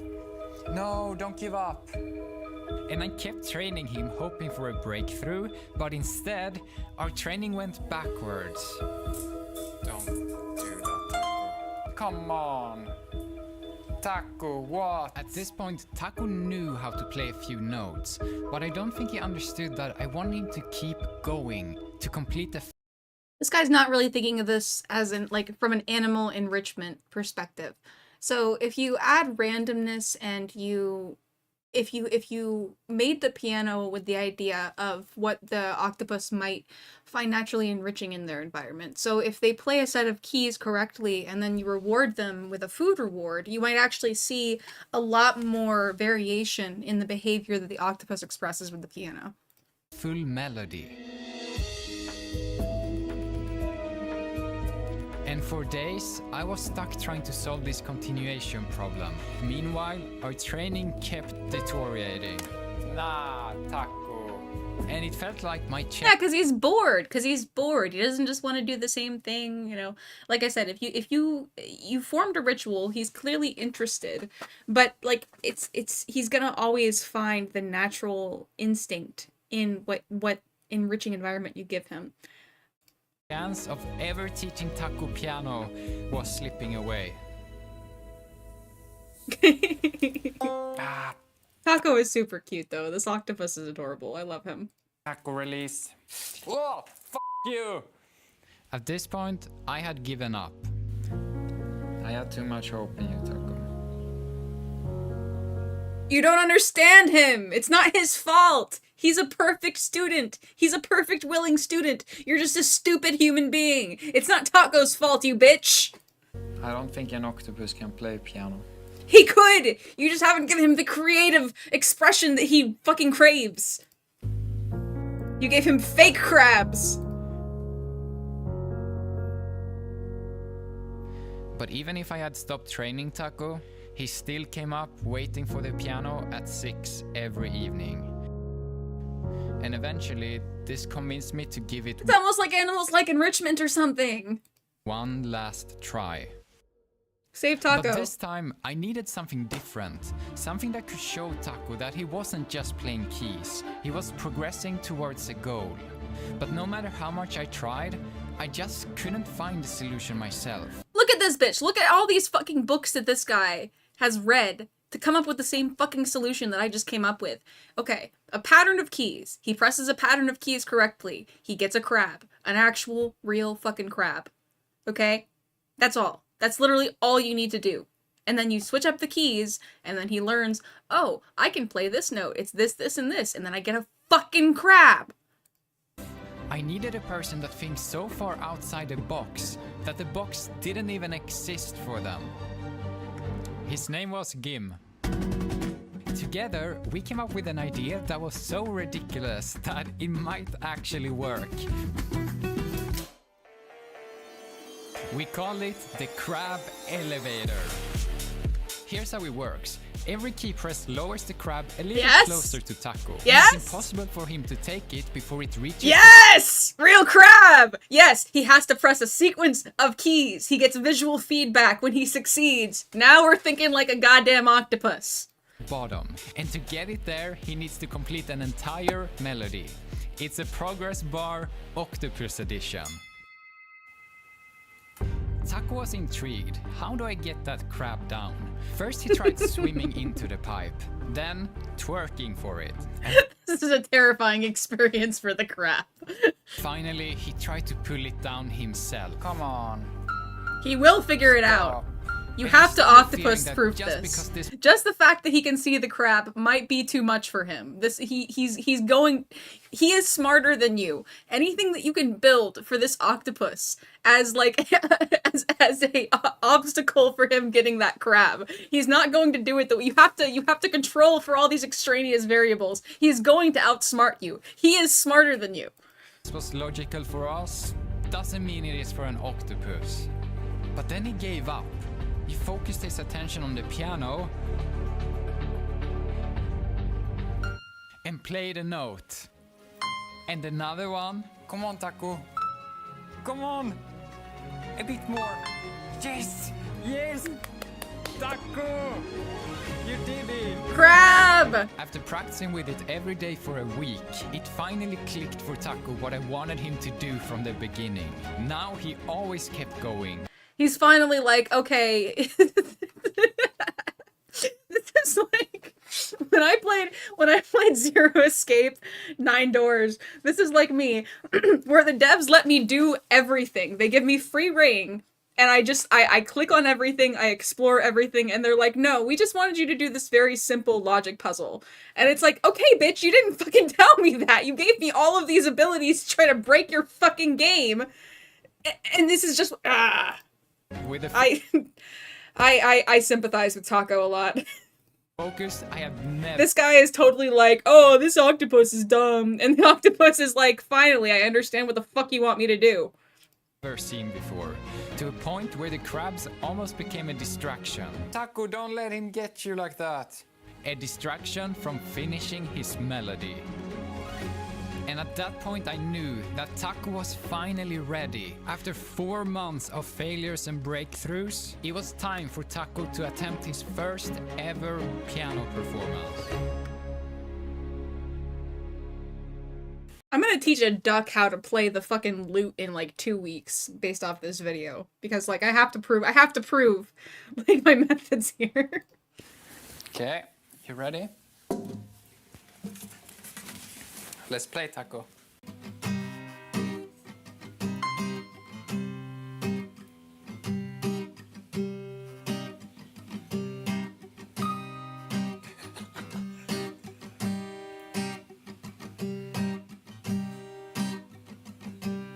More.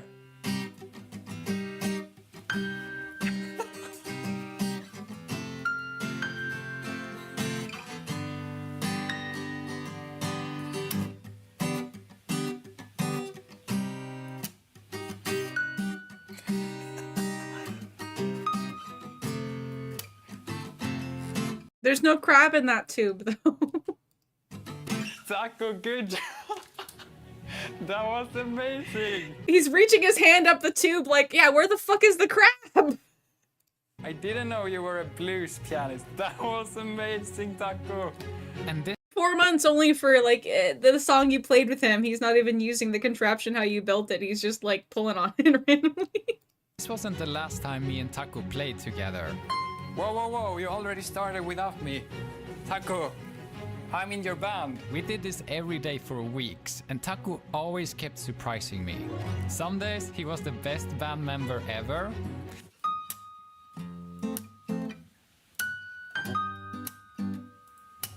Other days he did typical octopus. See, this is way cooler than like getting him to interact with something. Like I said, if he had an ability to interact with it in a long way that would reward him gradually, he would be interacting with it at all times. Like he would be really excited to use this. Things. What is this? Octopuses doesn't need chopsticks. Stop dancing, you're not a dancer, you're a pianist. But no matter what kind of day it was, he kept improving. Until the music Taco made sounded so good, no one would believe me if this wasn't recorded.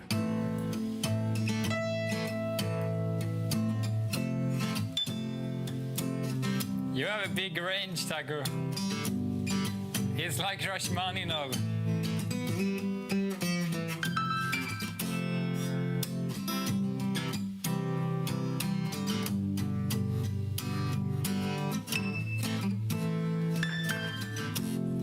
And I almost forgot sometimes that Taco was destined to become someone's dinner. And now we're making music together. Taco had become more than I could ever wish for. So now it was time to give him what he wants. You will be happier soon, Taco. This is where Taco came from, and maybe this is where his story should end. But Taco is a pianist now, and we all know a musician could never survive in the real world.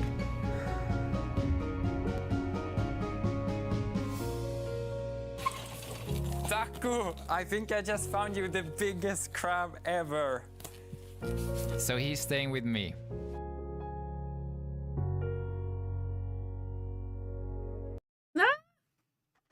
I mean, it depends. Some animals do well with like reintroduction into the environment, some don't. It really depends. I mean, if you spoke to a marine biologist and they were like, nah, you shouldn't reintroduce him, fine, but like, yeah, whatever. Yeah, Taco's gonna probably live a stunted life. He's not gonna, you know, I hope that the enrichment process develops. I hope that he starts to look up octopus basically enrichment, like what they want in their environment, because Taco's clearly a curious little guy. He's going to destroy and interact with anything in his environment. I think just like making it so that there's more variation in his interaction with it would make him, yeah, just want to engage with the piano naturally. That's kind of cool. That's a cool little experiment there. Then we got, let's see. What else we got in content suggestions?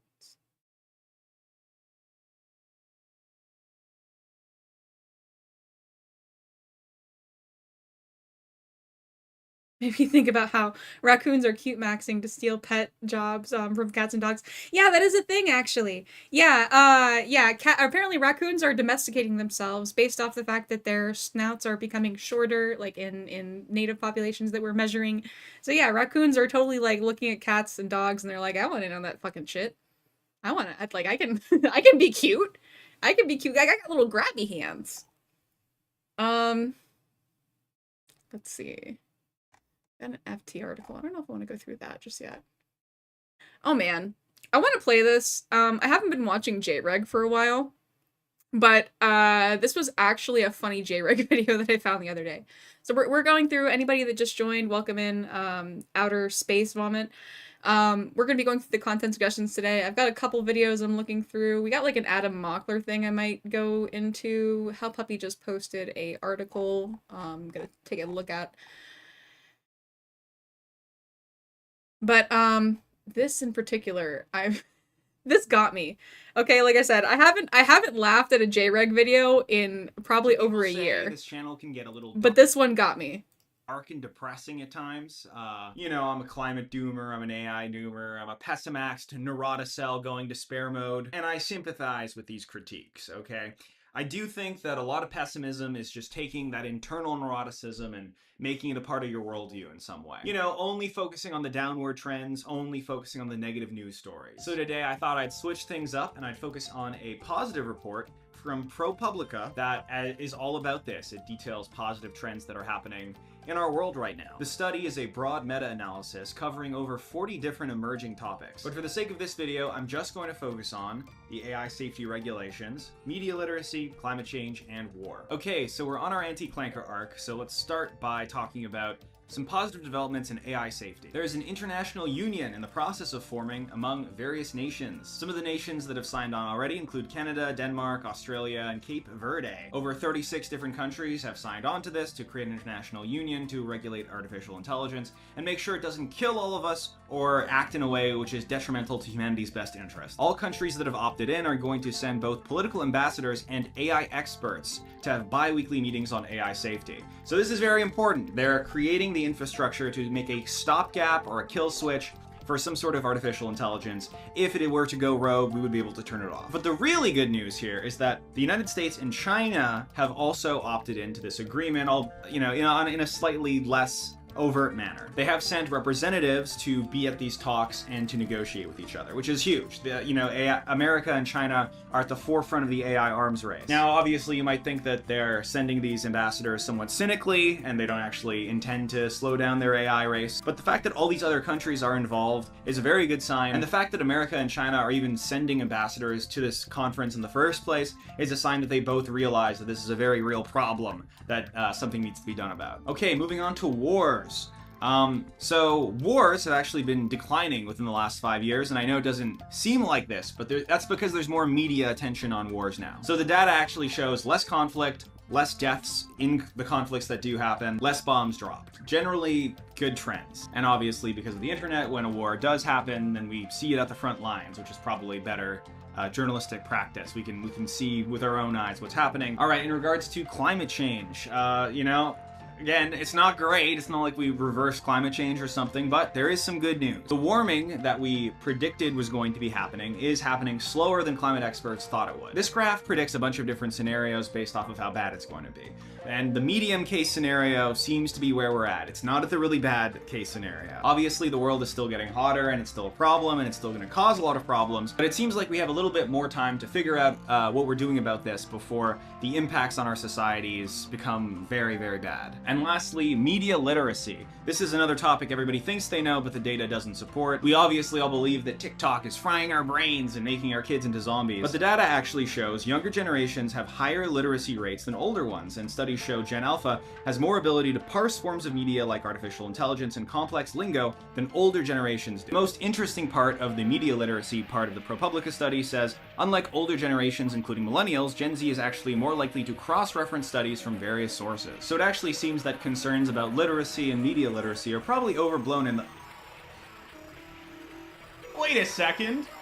Oh, I was holding the report upside down! Can you believe it? Oh, the opposite of everything that I just said is true.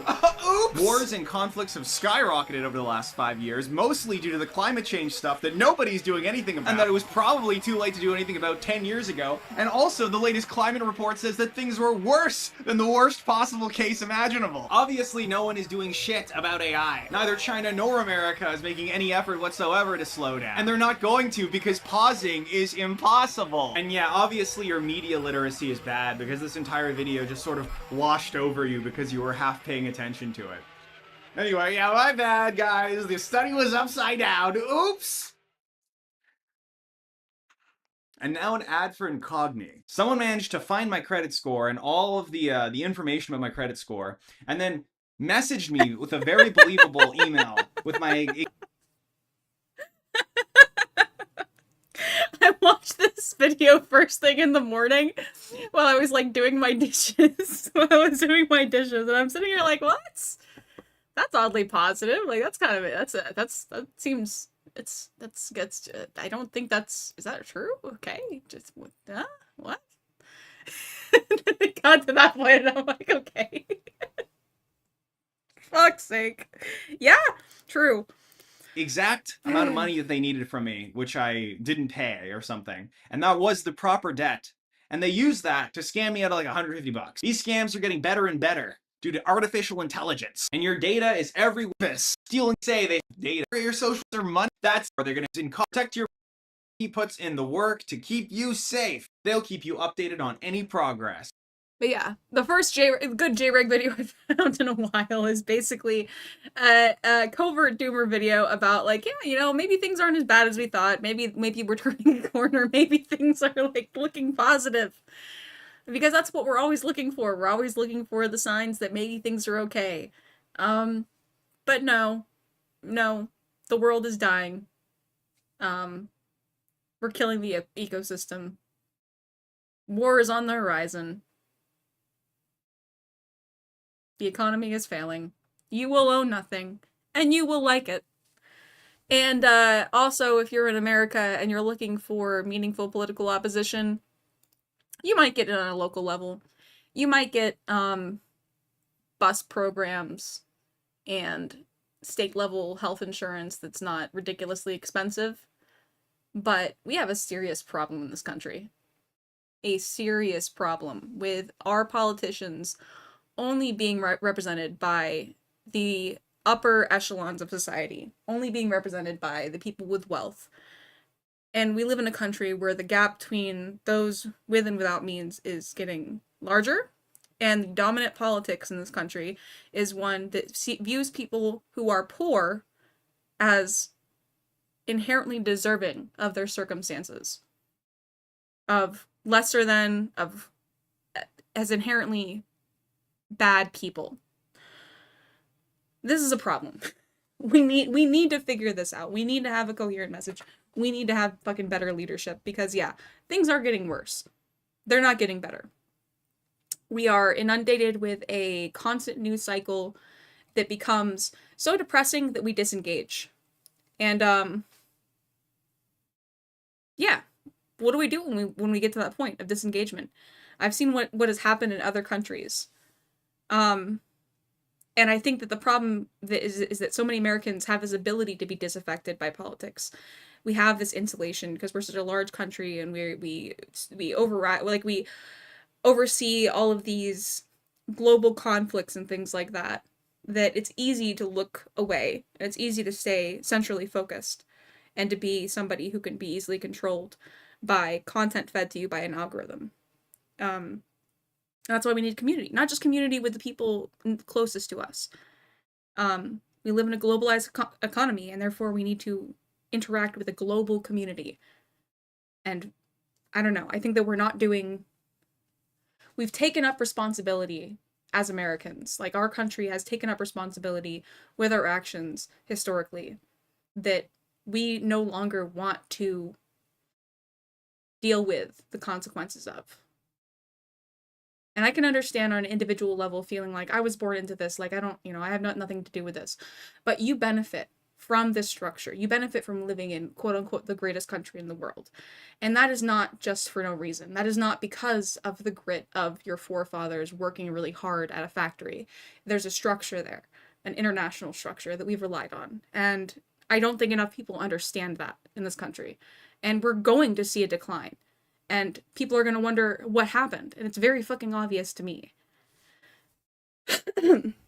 Anyways, what else do we have? I kind of want to play this Zeros TV video. We're going to go over this too. This is a cool one. So I've been infiltrating, I've been doing a little bit of a jaunt in a theocratic right-wing community for the streamer Tactical Templar that a lot of people have been covering lately. And I found this video earlier, and I posted it in his content suggestions because I thought it was interesting to me.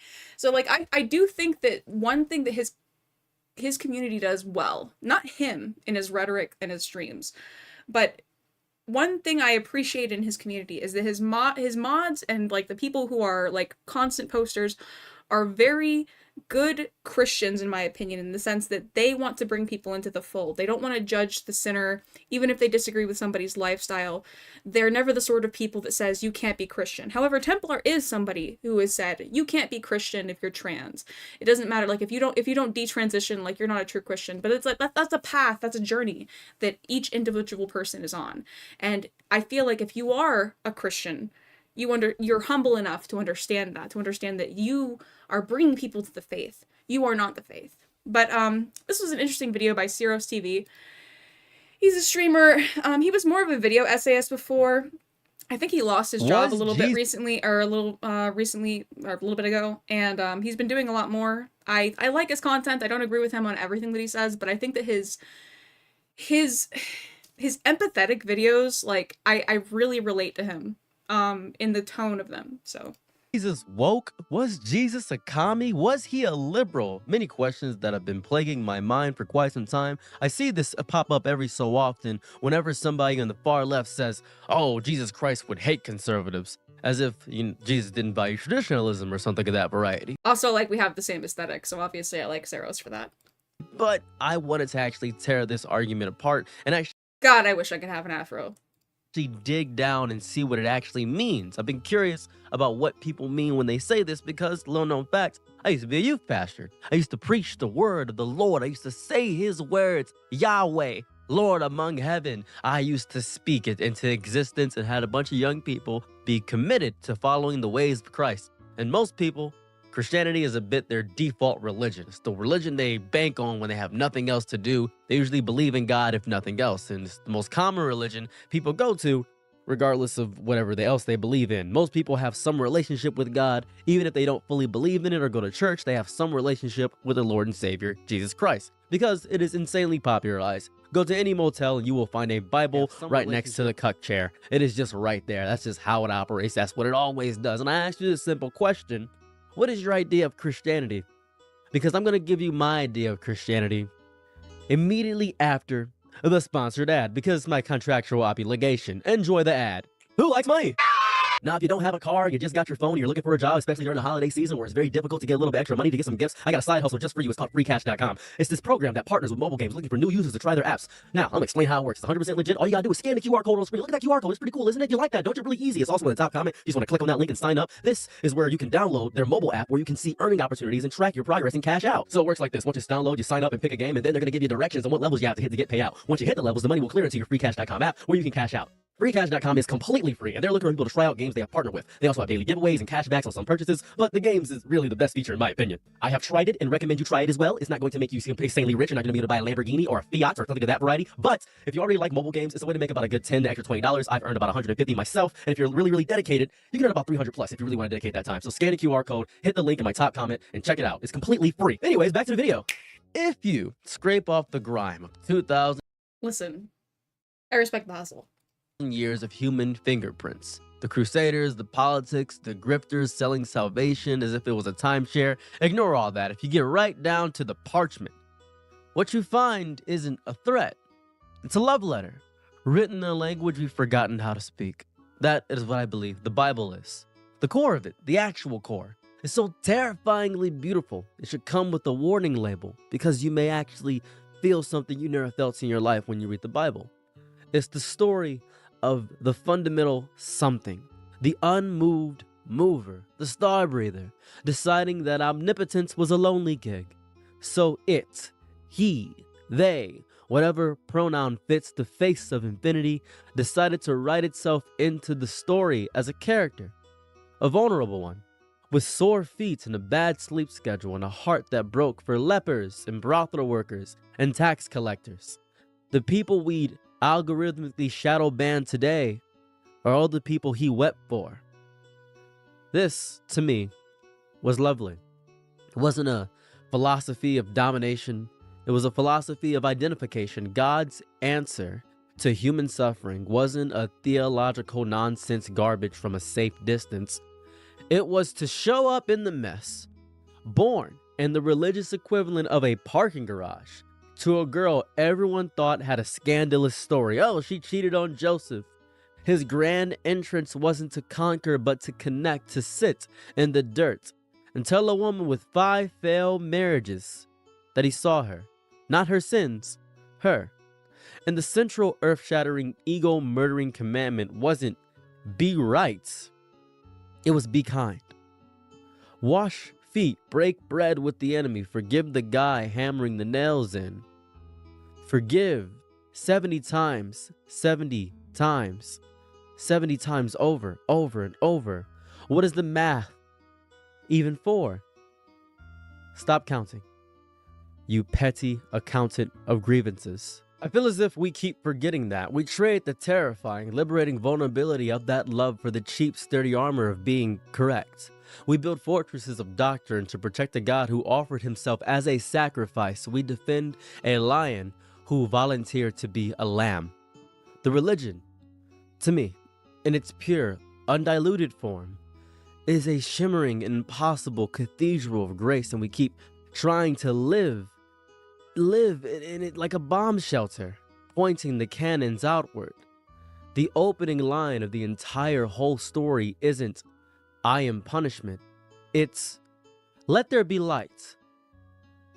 Not the light of an interrogator's lamp, but the light of the first morning, the primordial, the creative, yes, of existence. The claim is that the fundamental core behind quarks and quasars, the thing that set the whole cosmic clock ticking, wasn't cold and different physics alone, but something that looked a lot like love, an overflow, a joy, a desire for more story, more beauty, more other.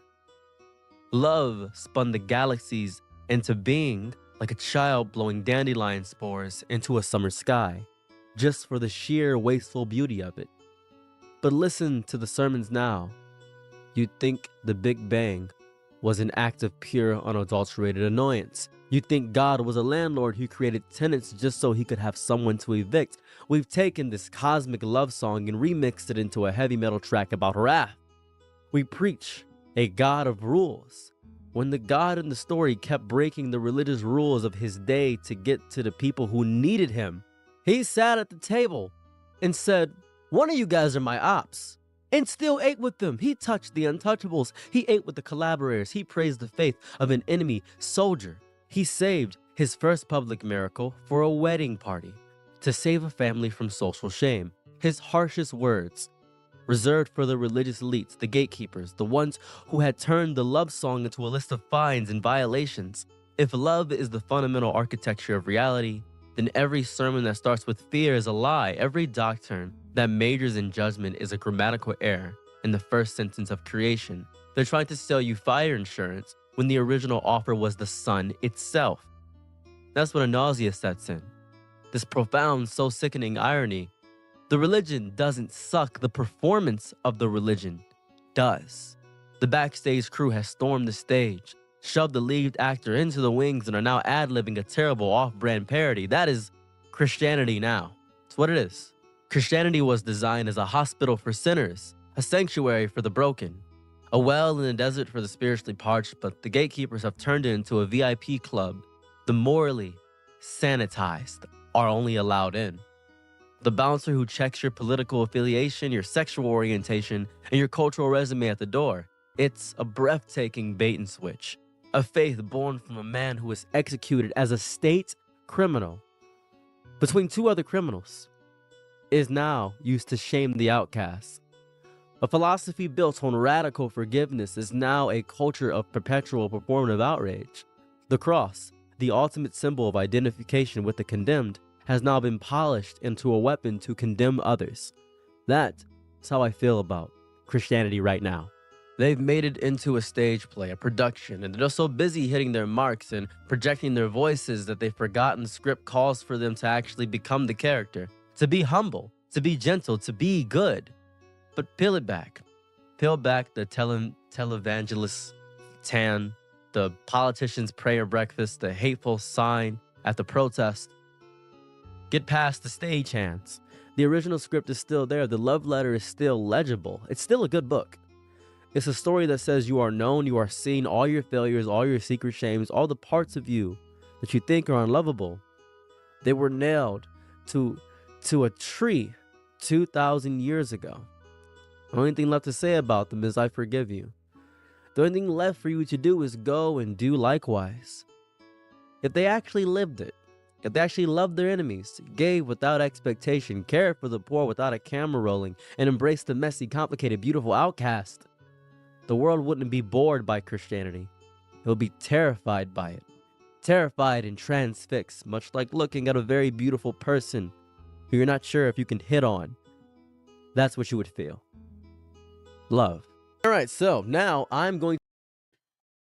So, very interesting interpretation of Christianity, and I know that there are people who do have more of a wrathful interpretation of Christianity, that we should, we should engage in punishing the sinner. But I think particularly the story of Christ, in the way that I internalized it my entire life, is more like that, a story of forgiveness, a story of understanding the the circumstances of the downtrodden and not hating them for how they present themselves, for loving all beings.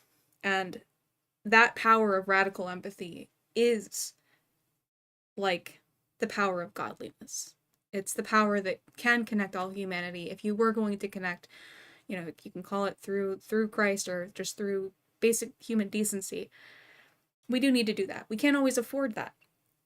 We can't, sometimes we have, Jesus was a character written in the Bible that had a specific empathetic story where he didn't have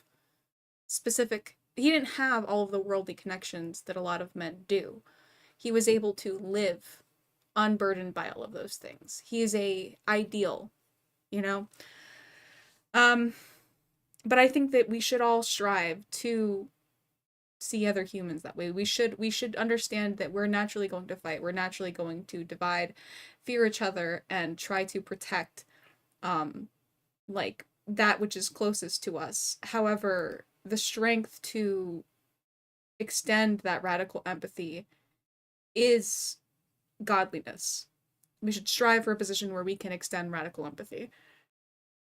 To actually quote scripture, because I know a person is going to say, where'd they say that in the Bible? So I'm going to do the long, strenuous work of every time I quote something, I'm going to put it on the screen just for you. I'll even quote the exact passage because I have this memorized in my brain. So let's start from the beginning. Conservatives treat poverty as if it were a crime. That's how I feel. That's just how my brain operates. That's how it works. Jesus didn't just care for the poor, he centered them in his mission, lifting them up with the type of ferocious tenderness that would get him labeled a socialist on Fox News today. Every time he opened his mouth about the poor, it was to defend them, uplift them, and remind the wealthy they were living on borrowed grace. And one of the most explicit— Yeah, it's interesting to me, Zan. You say never got how a man dying meant everyone's spirituality is crispy clean. I was never like a deeply sorry, I was never somebody who went to church or anything like that, right? But like when I internalized the message of Jesus dying on the cross, I never thought of it as like, oh, we're all absolved of our sins. It's more like this needs to be our understanding of what this world's natural, like what we're capable of doing in this world, that somebody can live perfectly, somebody can be the son of Christ, like the son of God, and they will still be persecuted, they will still be treated unfairly, they will still have to live, you know, as man. We're still going to live and die as man. So like, but that's not like that he went to that fate, I guess, without regret and was like resurrected and stuff like that. It's kind of like a message where go into the fire, you know, live by your principles, be a good person, be a good human being, and understand that this world is not necessarily one that you're going to get justice in. It's not one that you're going to, you know, experience like a divine, like boon. Like you're probably just gonna die, chained to nailed to a fucking piece of wood. moments was when he said, but I know, like, that's like that's, I don't know if that's a typical Christian, like, interpretation of the story of Jesus. Hell Puppy says, well, equally valid interpretation is that Jesus had all the same feeling and vices you do. He was fully human, in other words.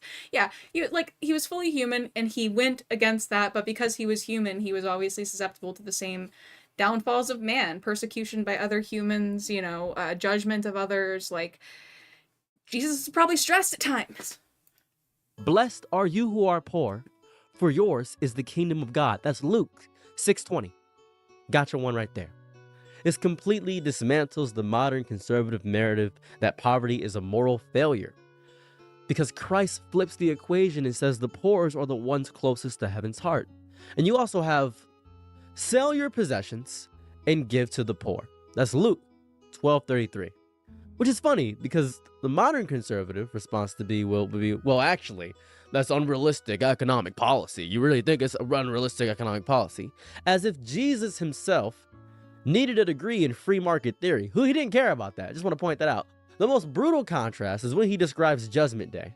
Yeah, the idea is just that, like, you should care about your fellow man as you care about yourself. So if you, and also if you want to be closest to the people who have the hardest time in life, obviously being closest to the poor is a way to do that. So you should divest yourself of anything that is going to isolate yourself from the pain of the common man. I was hungry, and you gave me nothing to eat. Whatever you did not do for the least of these, you did not do for me. That's Matthew 25:42 through 45. Imagine preaching that in Congress today. Imagine that. Imagine telling people who sneer at welfare that refusing to help the poor is refusing Christ himself, because Jesus was not rich. Man was broke. He's a homeless rabbi, basically. Middle Eastern, by the way. Homeless rabbi. He talked about it as if it was some sacred responsibility, something holy, something defining. And if Christians followed the actual scripture, half of the conservative bootstraps ideology would dissolve like mist under sunlight. So let's talk more about it. Did Jesus like foreigners? Great question. From the very beginning, Jesus framed foreignness as sacred. Wasn't suspicious. The entire modern anti-immigrant sentiment falls apart the exact moment you open the Bible, because Jesus repeatedly uplifted outsiders, defended them, praised them, and even made them heroes of his parables. Starting with his most famous story. A Samaritan took pity on him. It's Luke 10:33. You have to understand, Samaritans were the people Jewish conservatives of the day hated most. The people they mocked, the ones they said were corrupt, impure, dangerous. Yet Jesus said the foreigner was the moral one, the compassionate one, the Christ-like one. And to push it even further, he healed foreigners without hesitation. Praised him by saying, well, centurion's servant more so, praised him by saying, I have not found anyone in Israel with such great faith.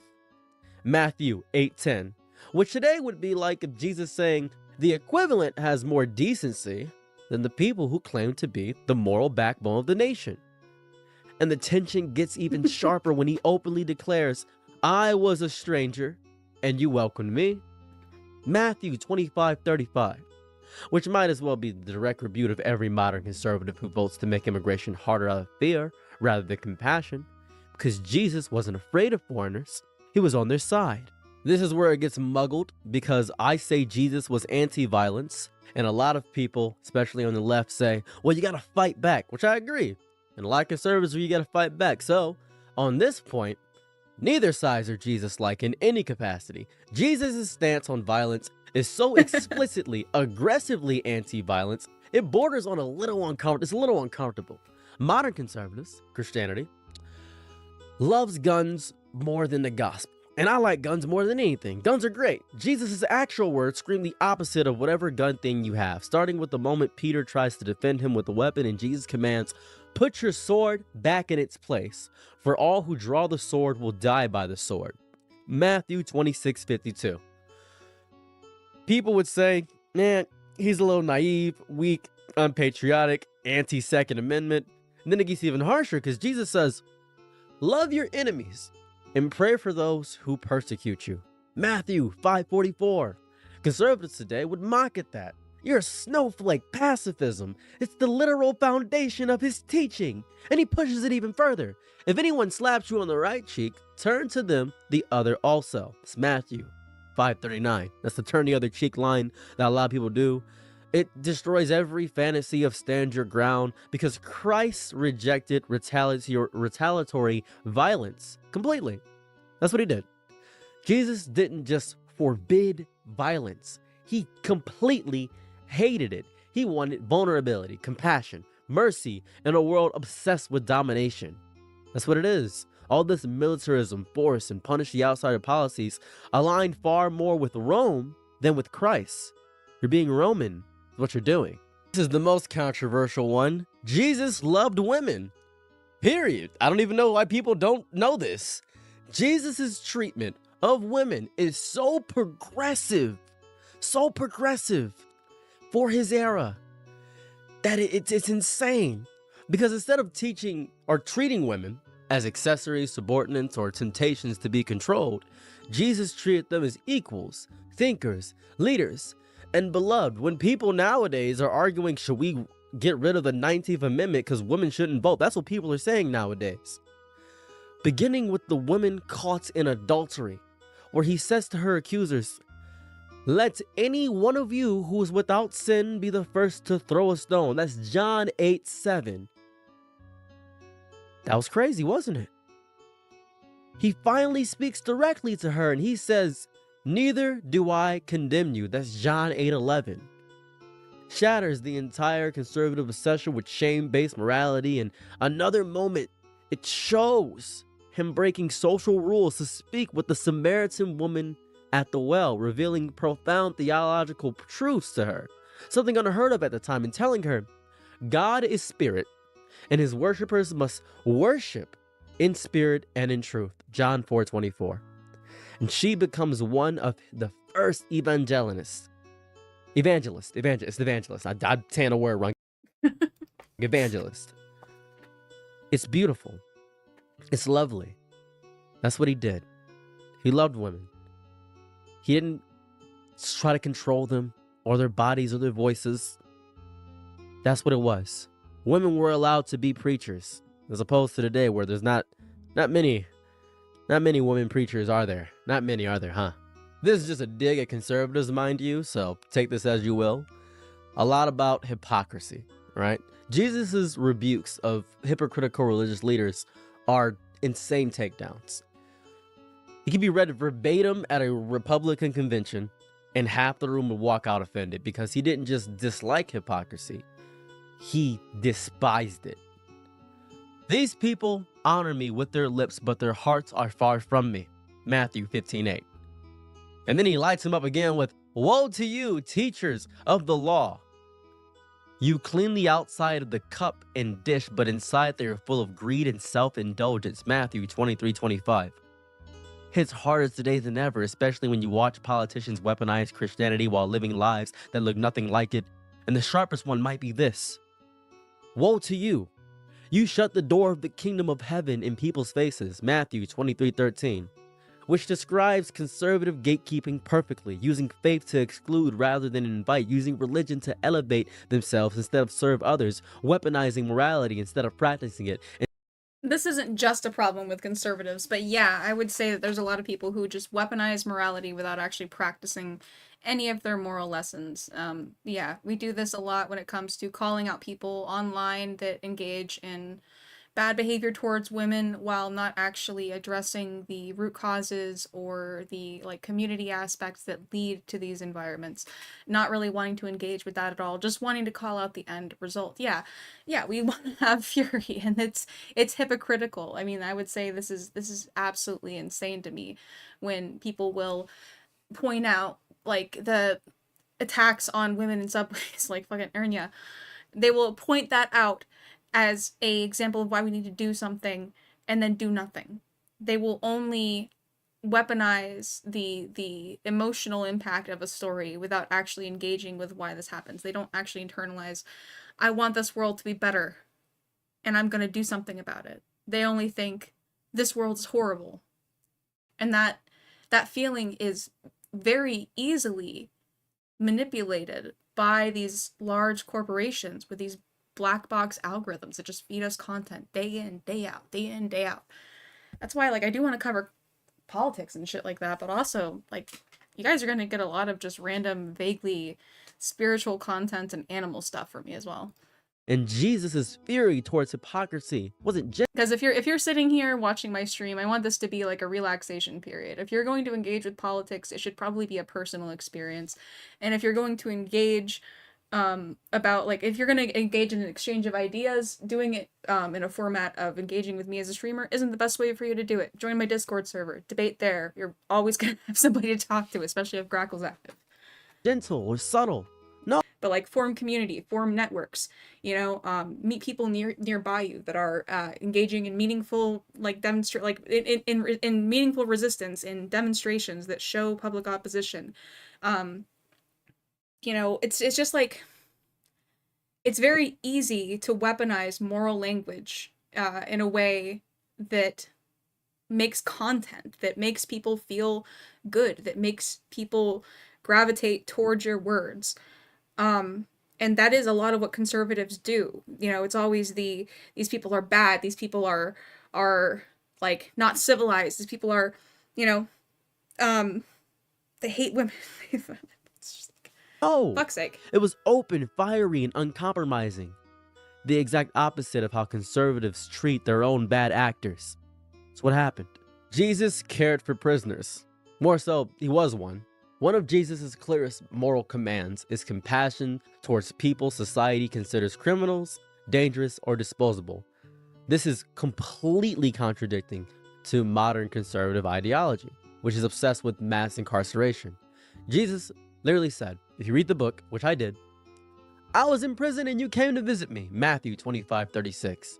Tying salvation to how you treat the imprisoned. He even forgave the criminal executed next to him, saying, today you will be with me in paradise. Luke 23:43. Meaning redemption and human dignity are never off the table, even in the final hour, something conservatives hate hearing because it disrupts their worldview that punishment equals righteousness. That's what they think. The broader message is that God doesn't abandon the condemned. He sits beside them, listens to them, loves them, and offers hope when society offers change. The wildest part is that Jesus himself was arrested, imprisoned, and executed by the state, which means that modern Christians who idolize law and order politics are aligning themselves more with his executioners than his teachings. Think of that for a moment, if you will. All right, let's talk about welfare. Obviously, you want me to talk about welfare because Jesus, you know what he did? He fed them. The idea that helping people makes them weak collapses instantly when held against the actions of Jesus, because he didn't lecture the hungry about budgeting or job applications or sign up on Indeed. Sign up on Indeed. He fed them repeatedly, generously, miraculously. Like in the Good attempt. feeding of 5,000, where the disciples suggested sending the crowd away, and Jesus replied, you give them something to eat. Mark 6:37. And then multiplied the food without asking for repayment. And another time he declares, I have compassion for these people. They have already been with me 3 days and have nothing to eat. Mark 8:2. Which is the opposite of the conservative belief that compassion must be conditioned or rationed. And the more you look, the clearer it becomes that Jesus' model was abundance. Meeting human needs because they are needs, not bargaining chips, political leverage, or moral tests. That is what he did his entire life. This is my favorite one. Jesus, for all he's worth, as we know, was poor. He opposed wealth worship indefinitely.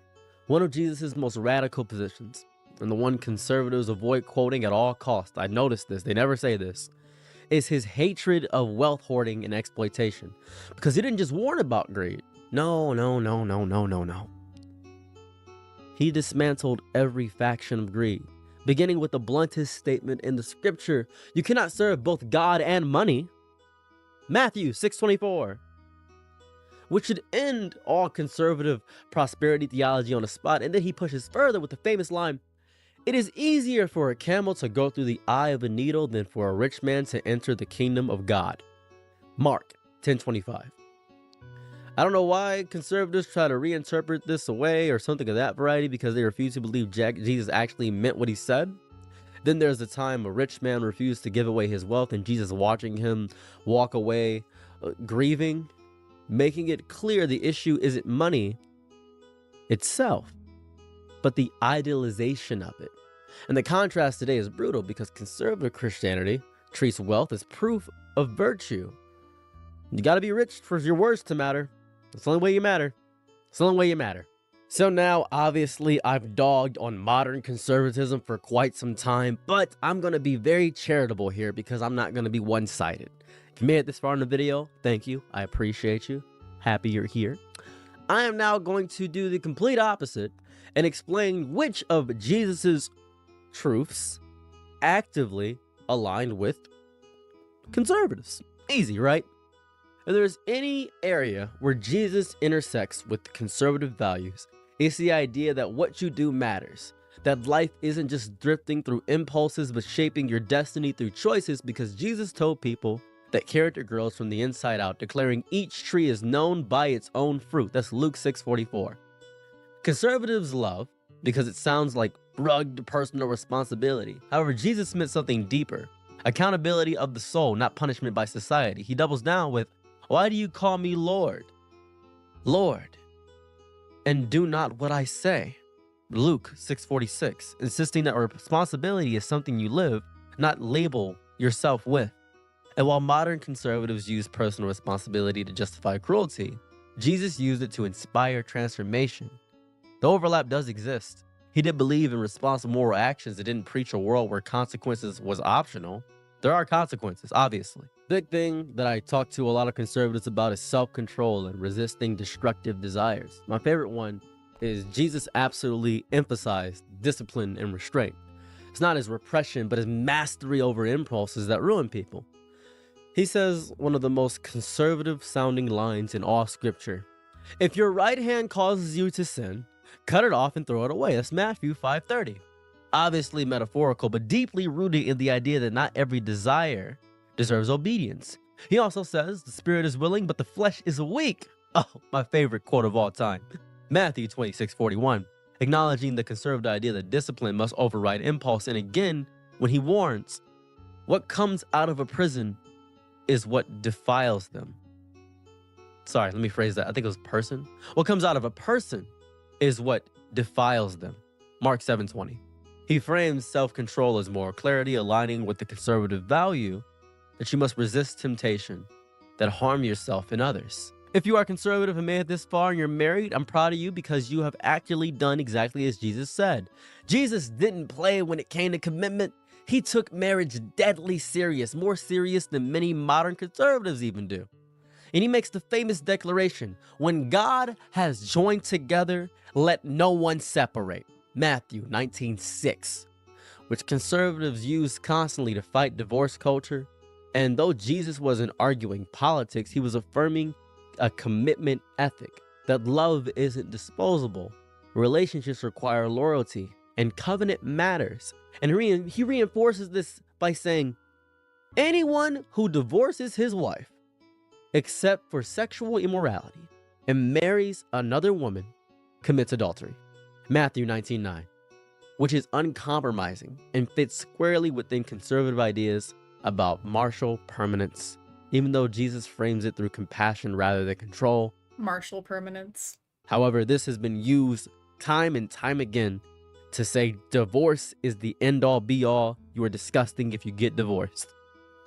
Strange, isn't it? If I'm remembering correctly, Jesus said he loved upholding tradition, right? It was something about Jewish law. Conservatives love to say Jesus upheld tradition, and he did. He did. For spiritual reasons, not political ones. He says explicitly, do not think I have come to abolish the law or the prophets. I have not come to abolish them, but to fulfill them. Matthew 5:17. A lot of people interpret this as respect for heritage, lineage, and tradition. Jesus later expands and deepens the meaning of the law. He does honor the idea of history, roots, and sacred customs matter, aligning him with conservative reverence for tradition, continuity, and cultural memory. That's why it matters there. So that's that. That's the only thing I got for that. But Jesus taught also that actions have consequences. Jesus was not a moral relativist. Relativist? Is it relativist? It's relativist. Come on, Saros. I believe it's moral relativist. It's moral relativist, yeah. I can't judge him that much. I misspeak like 5 times a fucking day. He didn't say follow your truth. He said, for with the measure you are, it will be measured with you. Luke 6:38. Moral relativism in this passage is really interesting to me, right? Because a lot of what Jesus preaches, I think, is much more like the sort of considerations that Jesus opines on, right, are the sort of things you can consider when you don't have a sword at your throat. It's the sort of thing you can consider when you're not in survival mode. Obviously, that's why it's another reason that he preaches compassion. He's preaching, like, obviously, you should try to strive to be as Christ-like as possible, but the people who are sitting there stealing bread don't have the time for this moral consideration, right? Yeah, interesting bit here. Which conservatives read as moral reciprocity and accountability. He warns again, and every tree that does not bear good fruit is cut down and thrown into the fire, Matthew 7:19, which conservatives interpret as a warning about moral decay, leading to destruction, whether you agree with conservative interpretation or not. It's like, this is kind of an interesting lesson almost about, like, don't take advantage of the good graces of others. You should still strive to bear good fruit, even if people tend to you, even if you are accepted within a society. You should not be, you should try to do good. You should try to do better. But yeah, obviously we're not always judging people from the same society, from the same lens, from the same moral position that we have. People don't always have the same ability to enact change on their life. People don't have as much impact on the circumstances. Like, they don't have as much freedom. They have much more of a binary choice. So viewing somebody's actions as inherently immoral just based off of our perspective is like, yeah, it's why you shouldn't fucking judge other people. Not, like, it makes the sense or overlap is real. something. Jesus believed that choices ripple outward and carry weight, and he rejected the idea that morality was flexible or negotiable based on convenience. That's how he operated. So here goes the claim that Jesus praised hard work and condemned laziness. It's the parable of the talents, specifically that. The closest Jesus gets to conservative economic philosophy appears in the parable of talents, where the master praises the servants who invested and increased what they were given, saying, "Well done, good and faithful servant," Matthew 25:23, but condemns the fearful and inactive servant with, "You wicked and lazy servant," that is Matthew 25:26, which conservatives often use to argue for work ethic, diligence, entrepreneurial risk, and the idea that you should multiply your potential rather than bury it in fear. I believe Jesus more so was talking about spiritual gifts, but the overlap with conservative values is undeniable. It is undeniable. Pretty late into the video for this, but Jesus supported strong family values. He reinforced the traditional commandment, honor your mother and father, or honor your father and mother. It's father first, because women are first in the Bible. Anyways, Matthew 19:19. Acknowledging family structure is sacred, aligning with the conservative idea that family is foundational. And while he complicated family loyalty by prioritizing spiritual kinship, he never dismissed the importance of strong family responsibilities between parents and children, and the importance of generational care. He even criticized people who tried to use a religious excuse to avoid caring for their parents, saying, "You nullify the word of God for the sake of your tradition." Matthew 15:6. Very conservative, obviously. Jesus opposed moral permissiveness. Ooh, he hated that. Jesus wasn't permissive about harmful behavior. He was compassionate but firm. And he preached a moral vision rooted in clarity and responsibility, not chaos, saying, "Go now and leave your life of sin." John 8:11. 8:11? John 8:11. Which conservatives latch onto as evidence that Jesus didn't preach about moral relativism. And he famously tightened moral standards by saying, "Anyone who looks at a woman lustfully has already committed adultery with her in his heart." Matthew 5:28. An extremely conservative sounding take on purity of thought and intent, and he condemns hypocrisy and shallowness by saying, "Not everyone who says to me, 'Lord, Lord,' will enter the kingdom of heaven." Matthew 7:21. Reinforcing the conservative idea that morality is more than talk, it requires action. Last one I'll do for the conservative points is Jesus' commitment to something higher. I believe the deepest overlap comes from the conservative value of self-sacrifice, service, and duty, because Jesus embodies it to the extreme. He is saying, and I quote, my eyes, "Greater love has no one than this, to lay down one's life for one's friends." John 15:13. Conservatives apply this to soldiers, police, parents, caretakers, and anyone who gives themselves for others.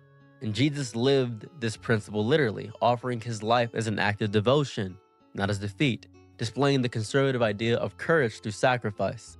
And he emphasized duty over self-indulgence, saying, "Whoever wants to be my disciple must deny themselves and take up their cross."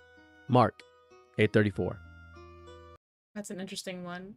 But also in John, Jesus also talks about Jesus saying, "Ignorance removes guilt, but knowing or claiming to know makes you accountable." Yeah, that's what I always considered, like, our ability, like, we were granted free will, right? But we obviously don't understand everything. We're not omnipresent and omniscient. So obviously there are things that, like, we can make errors unknowingly, and there's a certain level of accountability that comes with making those same errors knowingly that doesn't with the opposite. Yeah, like, we should strive to understand this world so that we can be free from error, laziness, is not an excuse. You should try to be dutiful to the people around you, to the world around you, to understanding material reality so that you can be the best you can be. But yeah, you should also understand the different perspectives. Like, if you don't know, you don't know. If you don't know, you don't know. This is obviously interpreted by most conservatives to mean embracing responsibility, hardship, and service rather than pursuing ease. So, that is what I'll end on the conservative overlap there. I will now give my feelings about how Jesus is overall. Jesus, to me, was this impossible collision of softness and thunder. A man who carried galaxies behind his ribs but walked like someone who didn't want to disturb the dust beneath his sandals. That is how he walked. A teacher who could fracture empires with a sentence and spent his time touching the hands of people society pretended were invisible. And if you really sit with his stories, not the slogans, not the weaponized faith, not the cheap political reenactments, but the raw, trembling humanity beneath them, you realize Jesus wasn't some distant deity radiating judgment from a marble throne, but a friend who sat at the edge of wells and listened to people who had been ignored their whole lives. A healer who let bleeding women grab his cloak, a wanderer who slept under olive trees instead of gold roofs, a rebel who flipped tables not out of rage but out of love for the poor who were being cheated beneath temple lights. And his whole existence was this sacred contradiction, a God who could shatter mountains, but chose instead to hold the wounded. A man who could summon angels, but chose instead to weep with the grieving. Someone strong enough to silence storms, yet gentle enough to wash the dirt off the feet of people who would abandon him hours later. If you've made it this far, I'm proud of you. Very happy for you. I can finally tell you what I think Jesus was. I opened this whole video by asking, was Jesus a woke, commie, liberal? Was he? Jesus wasn't a conservative or liberal, revolutionary or moderate. None of that. He wasn't any of that. Not even close. He was something older, purer, stranger, something that doesn't fit into our timelines or roles or political signs, because he wasn't building an ideology. He was building a humanity that remembered how to love again. And every time he opened his mouth, every time he opened his mouth, it was like he cracked open the sky and poured mercy into places that had never seen tenderness before. Telling people, come to me, all you who are weary, and I will give you rest. That is Matthew 11:28. Rest was a birthright instead of a luxury. Telling people, peace I leave with you, my peace I give you. John 14:25. Peace didn't need a passport. Telling people, take heart, for I have overcome the world. John 16:33. As if fear was just another chain waiting to be broken. And somewhere in all of that, you see who he truly was. Not a judge, not a tyrant, not a politician draped in divine rhetoric, but a living pulse of compassion in a world that had forgotten its own heartbeat. Jesus was a poet with parables instead of stanzas, a physician with miracles instead of medicine, a shepherd searching for sheep that had long given up on being found. And when he said, I am the good shepherd, John 10:11, he wasn't bragging. He was promising that no one is too lost, too stained, too tired, too complicated for the kind of love he carried.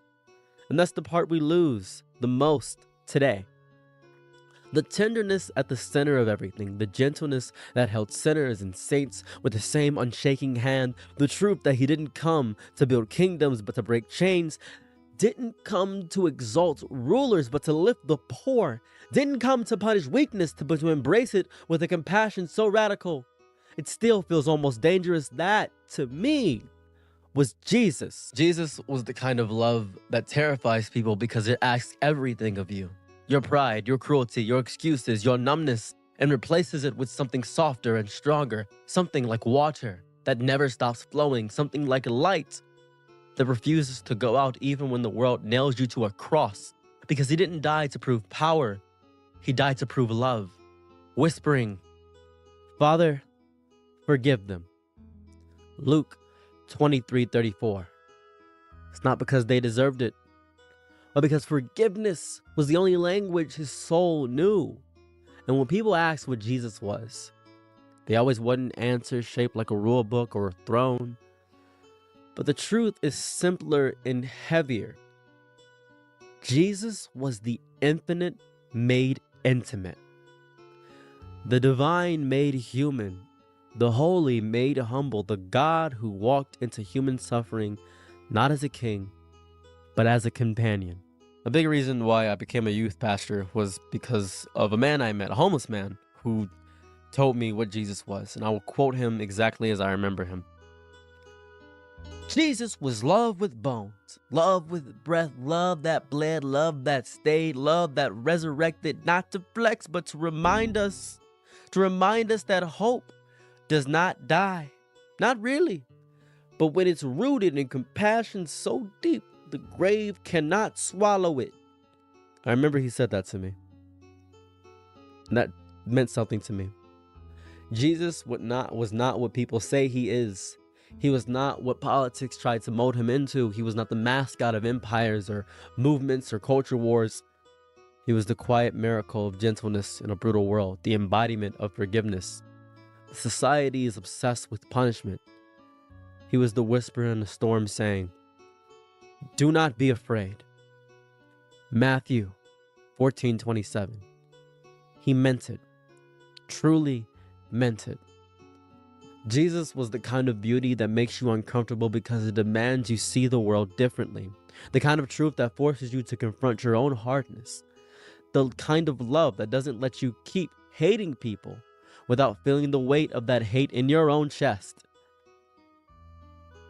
And if humanity ever understood him, really understood him, we will stop arguing about who he belongs to and start realizing he belonged to the broken, the forgotten, the trembling, the curious, the soft-hearted, the ashamed, the hopeful, and the hopeless.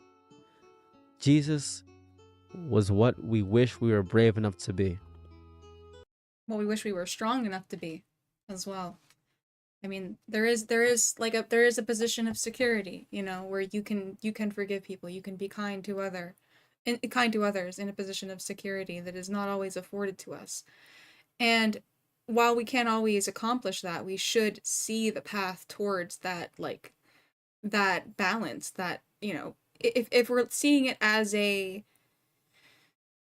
state of nature that we should try, like seeing forgiveness as a state of nature that we should try to return to, I think is the best way of looking at it. Because conflict is always going to happen, you know, injustice is always going to happen. We can't, if you're a radically empathetic pacifist, as Jesus was, if we all went about our lives acting that way, if other people can't see the virtue in that, and they don't, and we know we live in a world where they don't, yes, you are going to be trampled. So there is a position of strength that is necessary, because we understand that this is not an inherent thing. This is not something that, I mean, I guess in that way calling it a state of nature might be kind of wrong, but it's like a state of balance in nature, right? Where we as humans, we understand that we are going to always be forces that enact on each other. And if we all have this virtue, that returning it back to this is best for all of us, then yeah, the idea of forgiveness is a virtue. But if people are not living by this, by this moral code, then they might be seeking your destruction. And, you know, what are you gonna do about that? What are you gonna do about people seeking your fucking destruction, man? Like, you can turn the other cheek, but like, how good is your moral goodness if you don't survive to enforce it, to make sure that you can protect them? That's why I think we should strive to be strong, But that strength exists to protect the weak. And if we live in a society where we don't want to solidify power in the top of a hierarchy, then we're always, even if we are like trying to be effective members of society, there's a certain level of weakness that we're going to be brought down to, that we should always, you know, be forced to assume. That's why I think politicians that are put out of an economic bracket for most of the population, it makes them inherently less effective as politicians, right? Not perfect. Just profoundly, relentlessly loving. So, was Jesus a woke commie liberal? No. Jesus was God. That's all he ever was. And that's all he ever will be. Anyways, I hate what Christianity has become today. Realistically, it's a bunch of garbage and nonsense. If you really want to help me in some capacity, you're more than welcome to donate to my GoFundMe for my nerve damage. I've been standing for quite some time. I'm on Lyrica right now. Lyrica helps with my nerve pain. It makes things a lot easier to make these videos. I've been standing for quite some time. I had to sit down a few times. That's why you saw a few cuts right here and there. So, thank you guys so much for checking this out. If you can't help me, you can always sign up for the link. Go ahead and play some free cash games. That's always fun. I've been me. And I'm out. Peace. Bye.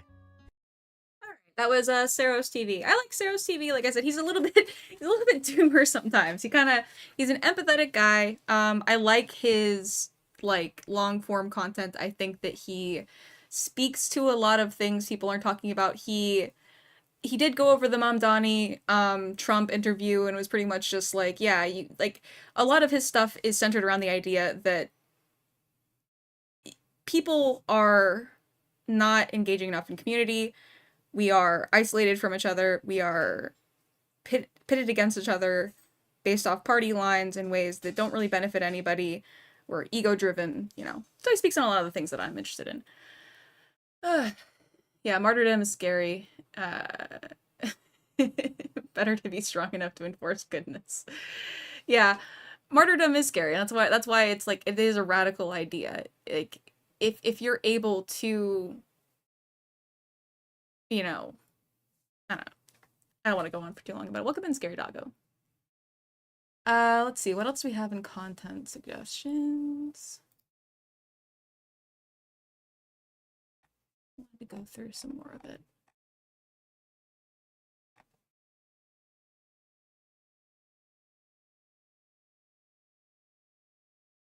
Ugh. Oh man, started getting kind of late. I had something else. Let me try to find it real quick. 1 second.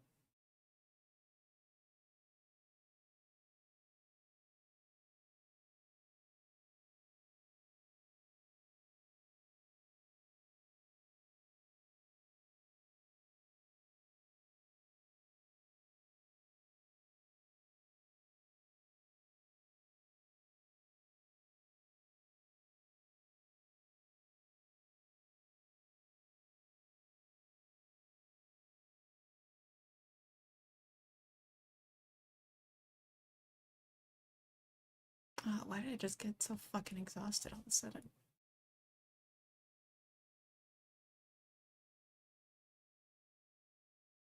Ugh. Nothing else matters. Tacos or burritos? Probably burritos. I like burritos more. I mean, I like tacos, but burritos are like very versatile, I think. Sorry, I'm trying to find something.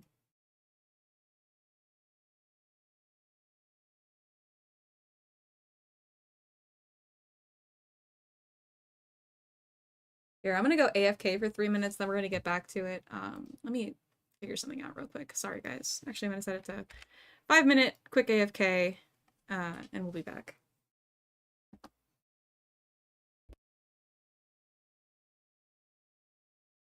And I'll play some music for us, too.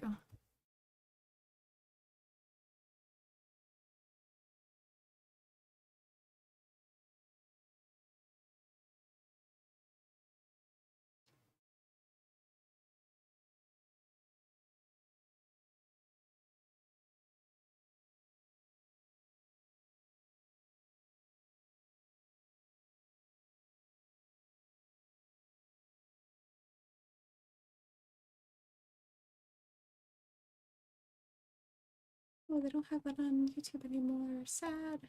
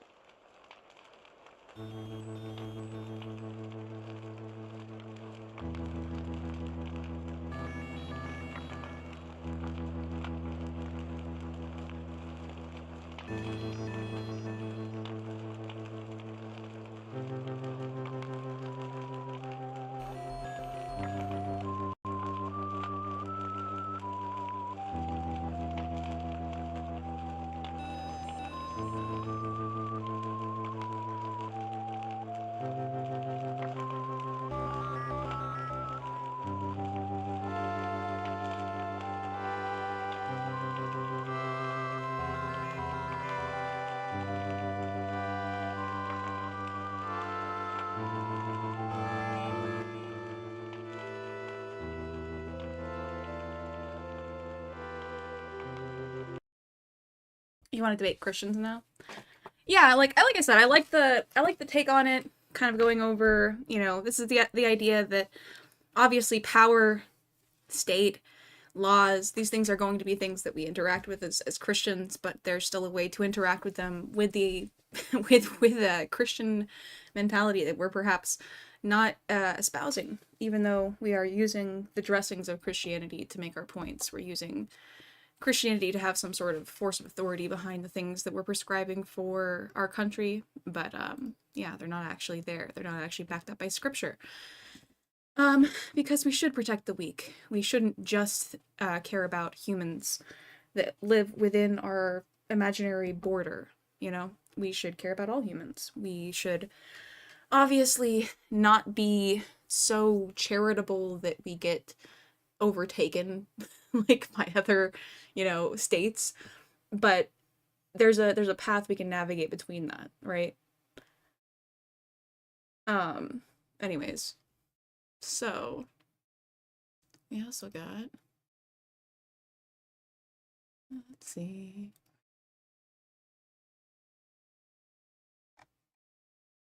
I kind of just want to do like chill content. What do we have for chill content? It's kind of late. We're probably going to do like another 40 minutes or so. Because we have some stuff that I want to do early in the morning that's more politics focused. But late at night like this, I'm just fucking vibing. Fuck it. Whatever. Let's watch the... We'll watch the fucking Adam Mockler video. I watched this video. I do like Adam Mockler, but I just feel like all of his shit is so fucking clickbaity, man. Like, it's just...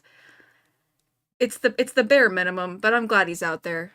You saw Donald Trump essentially undermining the MAGA media ecosystem in real time. For the past few months, they've called Zohran Mamdani a jihadist, communist, a threat to America who's incompatible with the governing style of America. You think he's incompatible with the governing style of America? His values Trump are doesn't think that. Trump is wrong on this case. You think Trump is wrong on this case? Hey everybody, Adam Mockler here. Marjorie Taylor Greene resigned from Congress. Then moments later, I went on CNN to debate about it. You guys are going to like this. Drop a like. Subscribe if you want to see more. I love you all, and watch until the end. Breaking news tonight is MAGA cracking. One of the president's most loyal followers for a decade says that she is resigning from Congress after a bitter fallout with President Trump. Loyalty should be a two-way street, and we should be able to vote our conscience. America first should mean America first and only Americans first. Standing up for American women who were raped at 14 years old, trafficked and used by... I like how they've started this new, like, offshoot. So we had MAGA, and then we have America First. And then just to make sure, in case that wasn't far right enough, we also have only America First. So we have kind of isolationist, focused on America's economy, but not really. Then you have pretty much isolationist, but we don't get into it. And then you have, we're fully isolationist, we're gonna turn against all of our allies. We only care about Americans, like, only care about ethnic Americans, only care about people that come into this country, like, we are closing the fucking borders. Our rich, powerful men should not result in me being called a traitor and threatened by the President of the United States. I refuse to be a battered wife, hoping it all goes away and gets better. Like, the thing about only America First people that gets me is that they're never talking about any sort of policy that's going to improve lives for Americans. They're never talking about improving our educational outcomes for Americans. They're never talking about, oh, let's actually make sure that healthcare for Americans is, you know, functional so that we don't have to worry so much about our health insurance being tied to our job and we can actually have more, you know, mobility within the market. No, nothing like that. Just austerity politics, basically. That's what it means. It's austerity politics and it's isolationism when it comes to fucking global wars. That's all it fucking is. And it's like...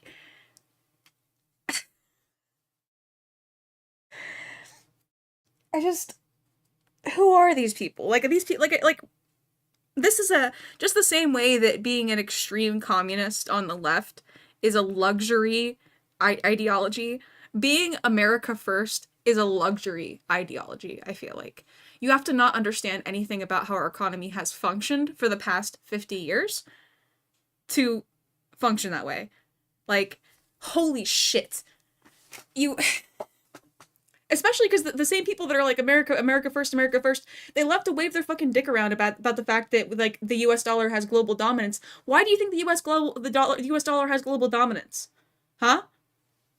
What's going to happen if we close off our economy? Or what's going to happen if we become isolationists in terms of all of our policy, all of our military engagements? But guess what? We're still going to want to guarantee trade routes. We're still going to want to protect those. So it's only going to be specific places in the Middle East that we're engaging in fucking war, and we're not going to do anything else to stabilize those regions. We're not going to use American soft power. We're only going to use fucking aircraft carriers, apparently. That's it. Like, aircraft carrier diplomacy. Marjorie Taylor Greene is realizing for the first time what it's like to be on the opposition side of Trump. She has clapped him on for years as he has over and over used the same vile rhetoric towards Democrats, towards other Republicans. But now she takes a principled stance for the first time and decides, I'm going to split with him on the Epstein files. And he goes scorched earth, calls her Marjorie Trader Greene, unendorses her over and Trader over. Brown. He changed her. It was so lazy, too. He says, because green grass turns brown. This guy's losing his juice. But the point is, Donald Trump has kicked so many people out of public life because they don't want to be the subject of his ire. This is what Mike Pence has gone through. This is what Liz Cheney has gone through. This is what Alyssa Slotkin is going through right now. He calls Marjorie a traitor, says he wants to execute or hang Democrats, and now but Marjorie... You've answered the question that you asked about whether MAGA is fracturing. The truth is MAGA is not fracturing. If Donald Trump couldn't simply unendorse someone and that'll eliminate her chances of being there, that's only because the majority of people, whether they're in her Georgia district or elsewhere in the country, are going to follow President Trump. Well, it hasn't eliminated her chance. She didn't get an endorsement the first time. This is an entrenchment of She MAGA, wasn't endorsed the first time by Trump, a by the way. fracturing. People like Nick Fuentes or this America First That's movement. true. It's interesting cut there, by the way. I wonder how that conversation went on CNN. Because yeah, she obviously, if her base is so swayed by Trump's words that they're going to unseat her, she didn't have like that. That's why I think that these sort of influencer candidates, these people that have a lot of popularity around their races, either because a lot of super PAC money has been flooded into it to get them into office, or because they're really popular online and they've run a really good online campaign, if they are not meaningfully connected to the area that they live in, like if they're not meaningfully connecting with their community, they are going to be easily unseated by these people up in the party. It's the same sort of thing you saw with David Hogg. Like David Hogg didn't even have, he had like a position in the DNC that he was like a co-chair with somebody. So it was very easy for them to just, he was just a puppet, basically. He was just a figurehead that they wanted to use because of his popularity in media. And the second that he made too much of a problem for them, they kicked him the fuck out. MTG is kind of the same way, and while she didn't gain her fame from directly having Trump's endorsement originally, it was because she played into the conspiracy hype. You know, she was she kind of played into the populism, but in a kind of performative way, right? And she also chose her what's the word? She chose her races carefully as well. Just same as Lauren Boebert. Lobbying to get Marjorie Taylor Greene on their side, which will only accelerate this MAGA divide between a more, I don't know. Don't get why you think some politics are luxuries. Being working class does not put evolution pressure for you to have better politics. IMO. It's more about ideology you swim in. Well, I think being strongly ideological in general is kind of a It is something afforded to the upper classes. I think, and that's kind of what a lot of liberal politics in like the West is failing at, is that they're not meeting that language that's necessary to speak to the working class, because they're speaking in terms that are too political. We're talking about ideology and systemic problems to people who, you know, don't have the ability to even understand that. Not that they're stupid, but just that those are not considerations they have in their day-to-day life. So yeah, I think like, and that's why I'm a believer in the structure of the United States, and it being like a decentralized state, like a decentralized government, a federal government that has a duty of protecting people's civil rights, and they can intervene in state level decisions when it comes to that. But there's enough variation in the states to where we can be more connected, you know, like we can be more connected to the politics that we're engaging in. I think that's, aside from like mandatory voting, that is the best way to make sure that people are actively, like, the process of democratic selection functions, right? Because the idea is that we don't want to be a bunch of people ruled by an elite class, even though we understand that the level of complexity that we're dealing with, we do need some level of, like, professional, what's the word? We need, like, some level of professionalism that we can access, that we can dictate, you know, in a bureaucratic structure. Fuck, my words are failing me right now. It's too late for this shit. But that the fact that we are all voting on it, that we would come to the best solutions as a group. It wouldn't necessarily, like, every granular decision wouldn't need to be determined by committee. That and because of that, there's less of a,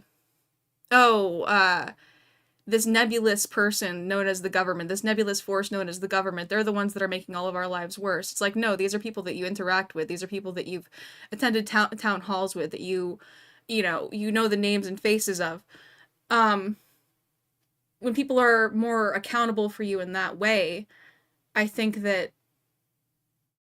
like, it's just more, I don't know how to describe this. It's easier for people to engage with. I don't know what to say. Like, I think that like the size of governments and the way that we structure it is making people disengage with politics. IDK.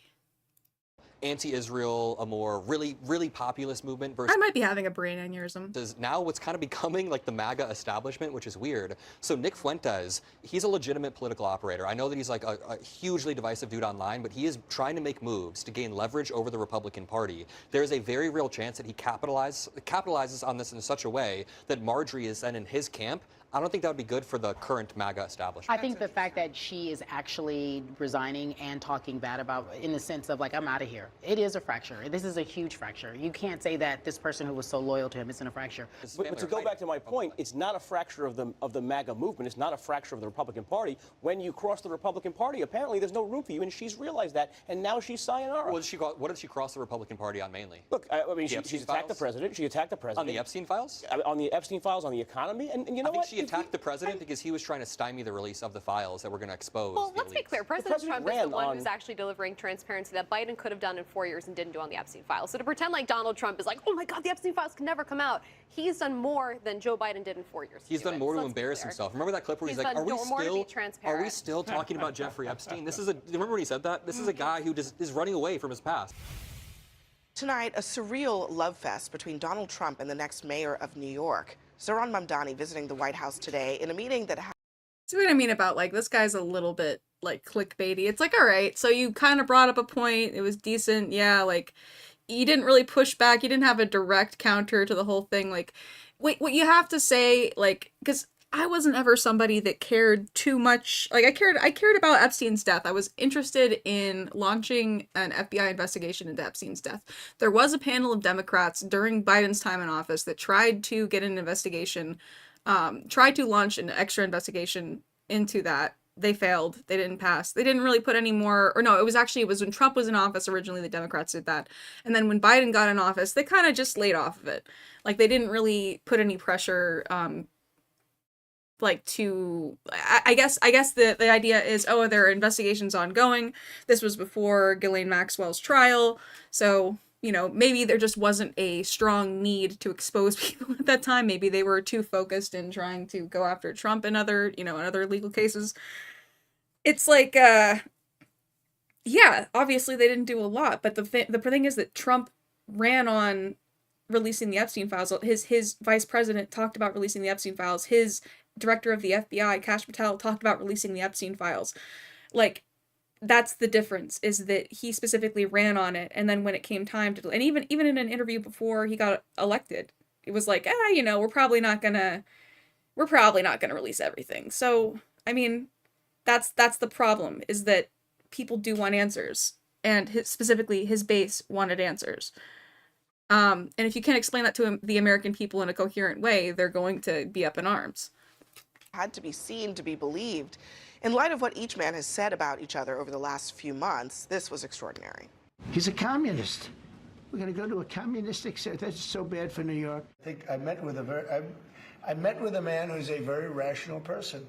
I met with a man who really wants to see New York be great again. How many times do we have to watch this in the stream? It is by dismantling the very conditions that allowed him to accumulate power. I've been called much worse than a despot, so it's not that insulting. Maybe I think he'll change his mind after we get to working together. I am Donald Trump's worst nightmare as a progressive Muslim immigrant who actually fights for the things that I believe in. What I really appreciate about the president is that the meeting that we had focused not on places of disagreement. The Mamdani thing is it's a disaster waiting to happen. We can't have a communist in charge of a great, supposedly free enterprise, kind of a representative city. Would you feel comfortable living in New York City under a Mamdani administration? Yeah, I would. I really would, especially after the meeting. Our city is under attack by an authoritarian Trump administration. Are you affirming that you think President Trump is a fascist? I've spoken about... That's okay. You can just say yes. Okay. All right. Okay. Yeah. It's easier. It's easier than explaining it. I don't mind. Trump walked back his threats to cut funding to New York, and tonight he even posted photos of the visit, saying the meeting was a great honor.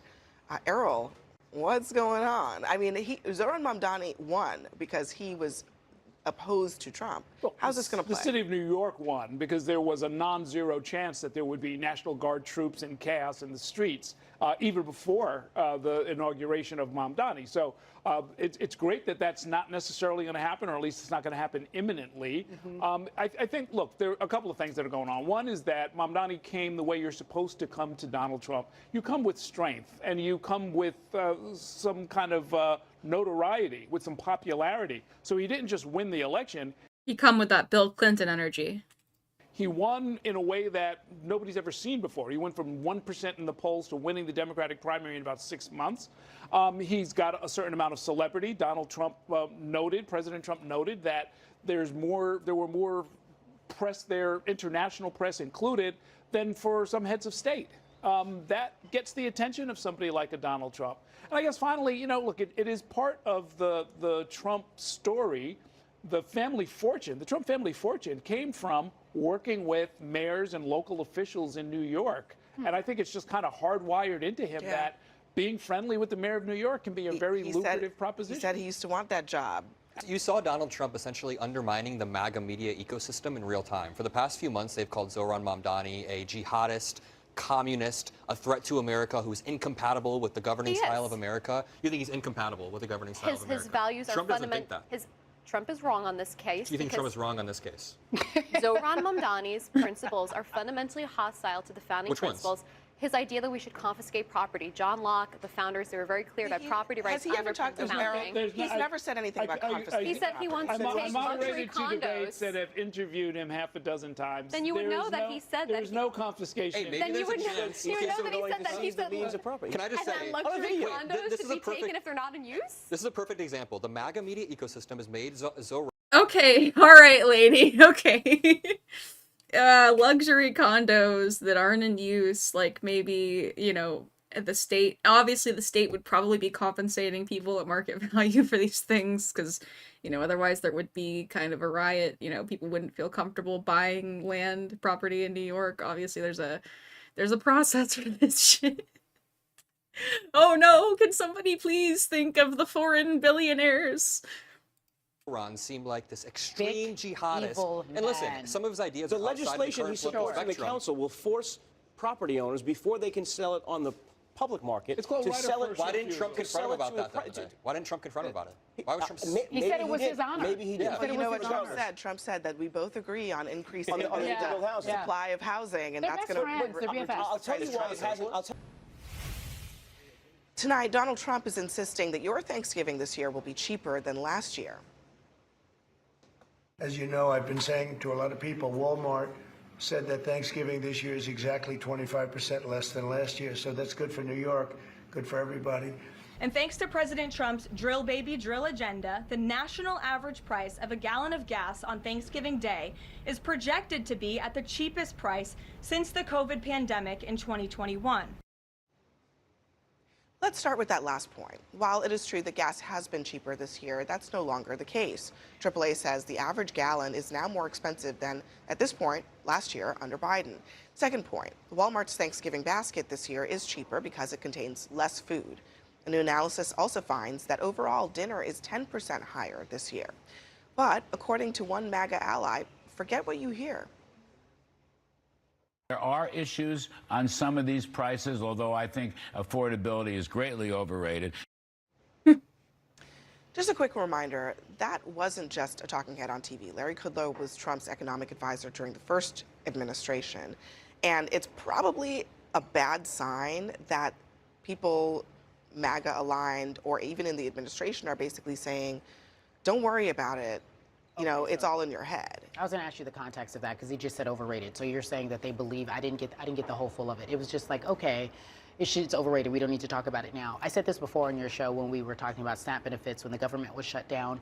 I think that, and that's what Trump is experiencing and this administration is experiencing now. You can't convince people that they're not getting enough food. You can't convince people they don't have food for their children. You can't convince people that they don't have enough money to actually pay for gas. All of those things are real moments that you feel. So no matter whatever you're trying to sell me, and if you're trying to tell me that it's just overrated, American people will not believe that. We just won't. And I want to point out that the first signs of like economic downturn that like without even Trump enforcing all of his tariffs just yet, like I said, new job postings, companies expanding, so growth of the economy is on a downturn. People are you will see, like, we've seen spikes in certain metrics, and there's a lot of people buying things ahead of time expecting economic downturn as well.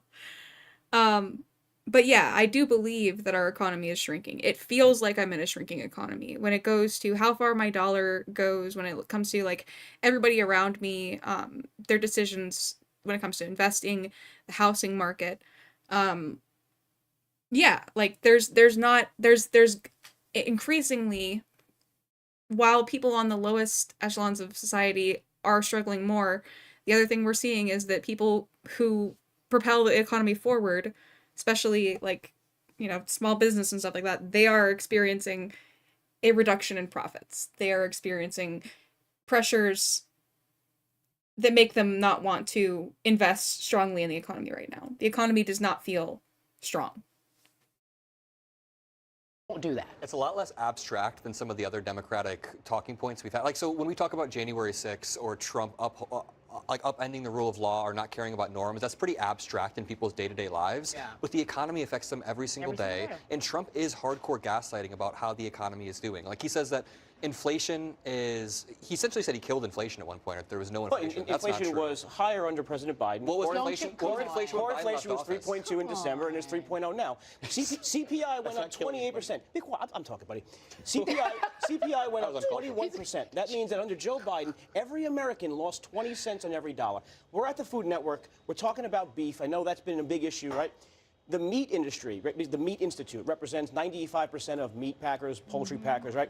They sent a letter to the Trump administration recently basically saying, here's how you can save the meat industry. Nothing about tariffs. It was all about stupid state and federal regulations. The tariffs are an issue. They're not the whole story, but they are a big part of the story. The U.S. cattle herd is lower than it's ever been. But it's not just about because that. of regulations. There are many other elements. It's not going to just double overnight. When you walk through the grocery store, bread is higher, beef is higher, eggs everything are is lower, higher. Coffee's higher. Well, You can pick and choose. How much have eggs gone down over the past 12 months? How much have a dozen of eggs gone down? Core inflation it's 4 is cents. down. 4 is cents core over the past inflation 12 up months. or is core inflation down? Core inflation is unemployment down. up or down? Period. Is unemployment End of up or story. down? Core inflation is down. No. Wait. Okay. Core inflation is down. Inflation. Core inflation. Is. I'm saying core inflation. Okay. But cherry picking. but not even that metric. No. Inflation. Look at his face. Is at what, 3.2% now? That is. I'm sorry. This isn't Adam Knockler. Who's this lady? God, I looked up her name before. Fuck. This isn't Adam Mockler exposing Trump live on CNN. This fucking this lady. Like, she's cooking. 3% now. Used to be 3.1. But But Joe, the trend since Trump came into office is that it has been ticking up, not ticking down. Liberation Day tariffs only went into effect on August 7th due to Trump's 90-day delays, so we haven't seen the bulk of the effects, but I've seen the Republicans in the administration and on this panel cherry-pick certain economic data that's incongruent with the way the average American feels. A dozen eggs is down 4 cents over the past year. That doesn't outweigh unemployment being up, unemployment for young Americans my age being up, unemployment for Black Americans is spiking. That's an early indicator of a weakening job market. People are Black struggling, American women, and you can't, especially. yeah, you can't just gaslight about this. It's All right, now it's time for our Thank news you, nightcap. Don't go anywhere just yet, though. By the way, I still don't know if fucking what's her name? Erica McIntarfer. So the commissioner of the Bureau of Labor Statistics was fired, and I think that she hasn't been replaced yet. Like there was somebody put in an interim position. So I haven't looked into how much that's impacted like information on quarterly reports. But yeah, I mean, who knows? Because Wicked for Good is now in theaters. And that had us wondering, what movie or TV show prequel do you want to see? Adam? I really enjoy the characters that both Matt Damon and Robin Williams play in Good Will Hunting, so I'd like to see what they were doing before the sequence of events in that movie. All right, Carrie. Sex and the City, of course, that's on brand for me. I really want to know why all of these women, in some form or fashion, were stunted in their growth in their relationships. I want to know about Carrie's parents. I want to know why Samantha behaves the way she does. Did something happen? These are very important issues. I know there were the Carrie diaries, but I need full details. All right. I'm sure Joe feels the same way. He was going to say. Yeah, I love the Sex and the City show. Okay, see, Well, every episode I have I still have it on Blu-ray. I know. Amazing stuff from Adam Mockler. Anyways, I think that's where we're going to end it tonight. Thank you guys all so much for coming out. We should do a stream tomorrow earlier in the day. We are going to go over basically everything about the deal, quote unquote, that Trump has floated to Ukraine recently, everything that's in the text of the document, and also we are going to go over just some responses from American politicians before and after this current peace deal was unveiled that really just kind of pissed me off. Because if you know anything about me, I've been talking about Ukraine and the failure of the West, basically entirely, to give them the meaningful support that they need to get this war in a position where they have the cards, quote unquote, on their side. Yeah, it's exactly the Russian deal back from 2022. Correct me if I'm wrong, but I think the only thing that I see that is a little bit different is that the actual reduction in the size of military, if you consider that it would only be after like a peace deal is signed and that all fighting ends, it would be like a 25% reduction in the size of your military currently, which is not great. They could still take advantage of that. But it's not like complete disarmament, I guess, like before. But that's still untenable. Other things about it are completely untenable when it comes to like demanding national language recognition and everything like that, not joining NATO. It just, especially the language of the document when it comes to NATO expansion is kind of crazy. So we're going to be looking into that tomorrow. We'll probably watch the video that you posted in content suggestions, in. I just want to do it earlier in the day, just because, you know, I feel like it's late night. I don't really want to just do politics late night. I don't know why. Yeah, it's not something any sovereign state can agree to. It's not something that any NATO member state should agree to, which is why it's insane that we are involved in its creation. Anyways, yeah. Thanks for coming out, guys. Check out the Discord. Feel free to drop by. I think everybody here is already in the Discord. I'm not going to post the fucking link. But yeah, we'll be here hopefully earlier tomorrow. I had a weird sleep schedule today, so that's why I'm going to try to sleep now. All right, bye, guys.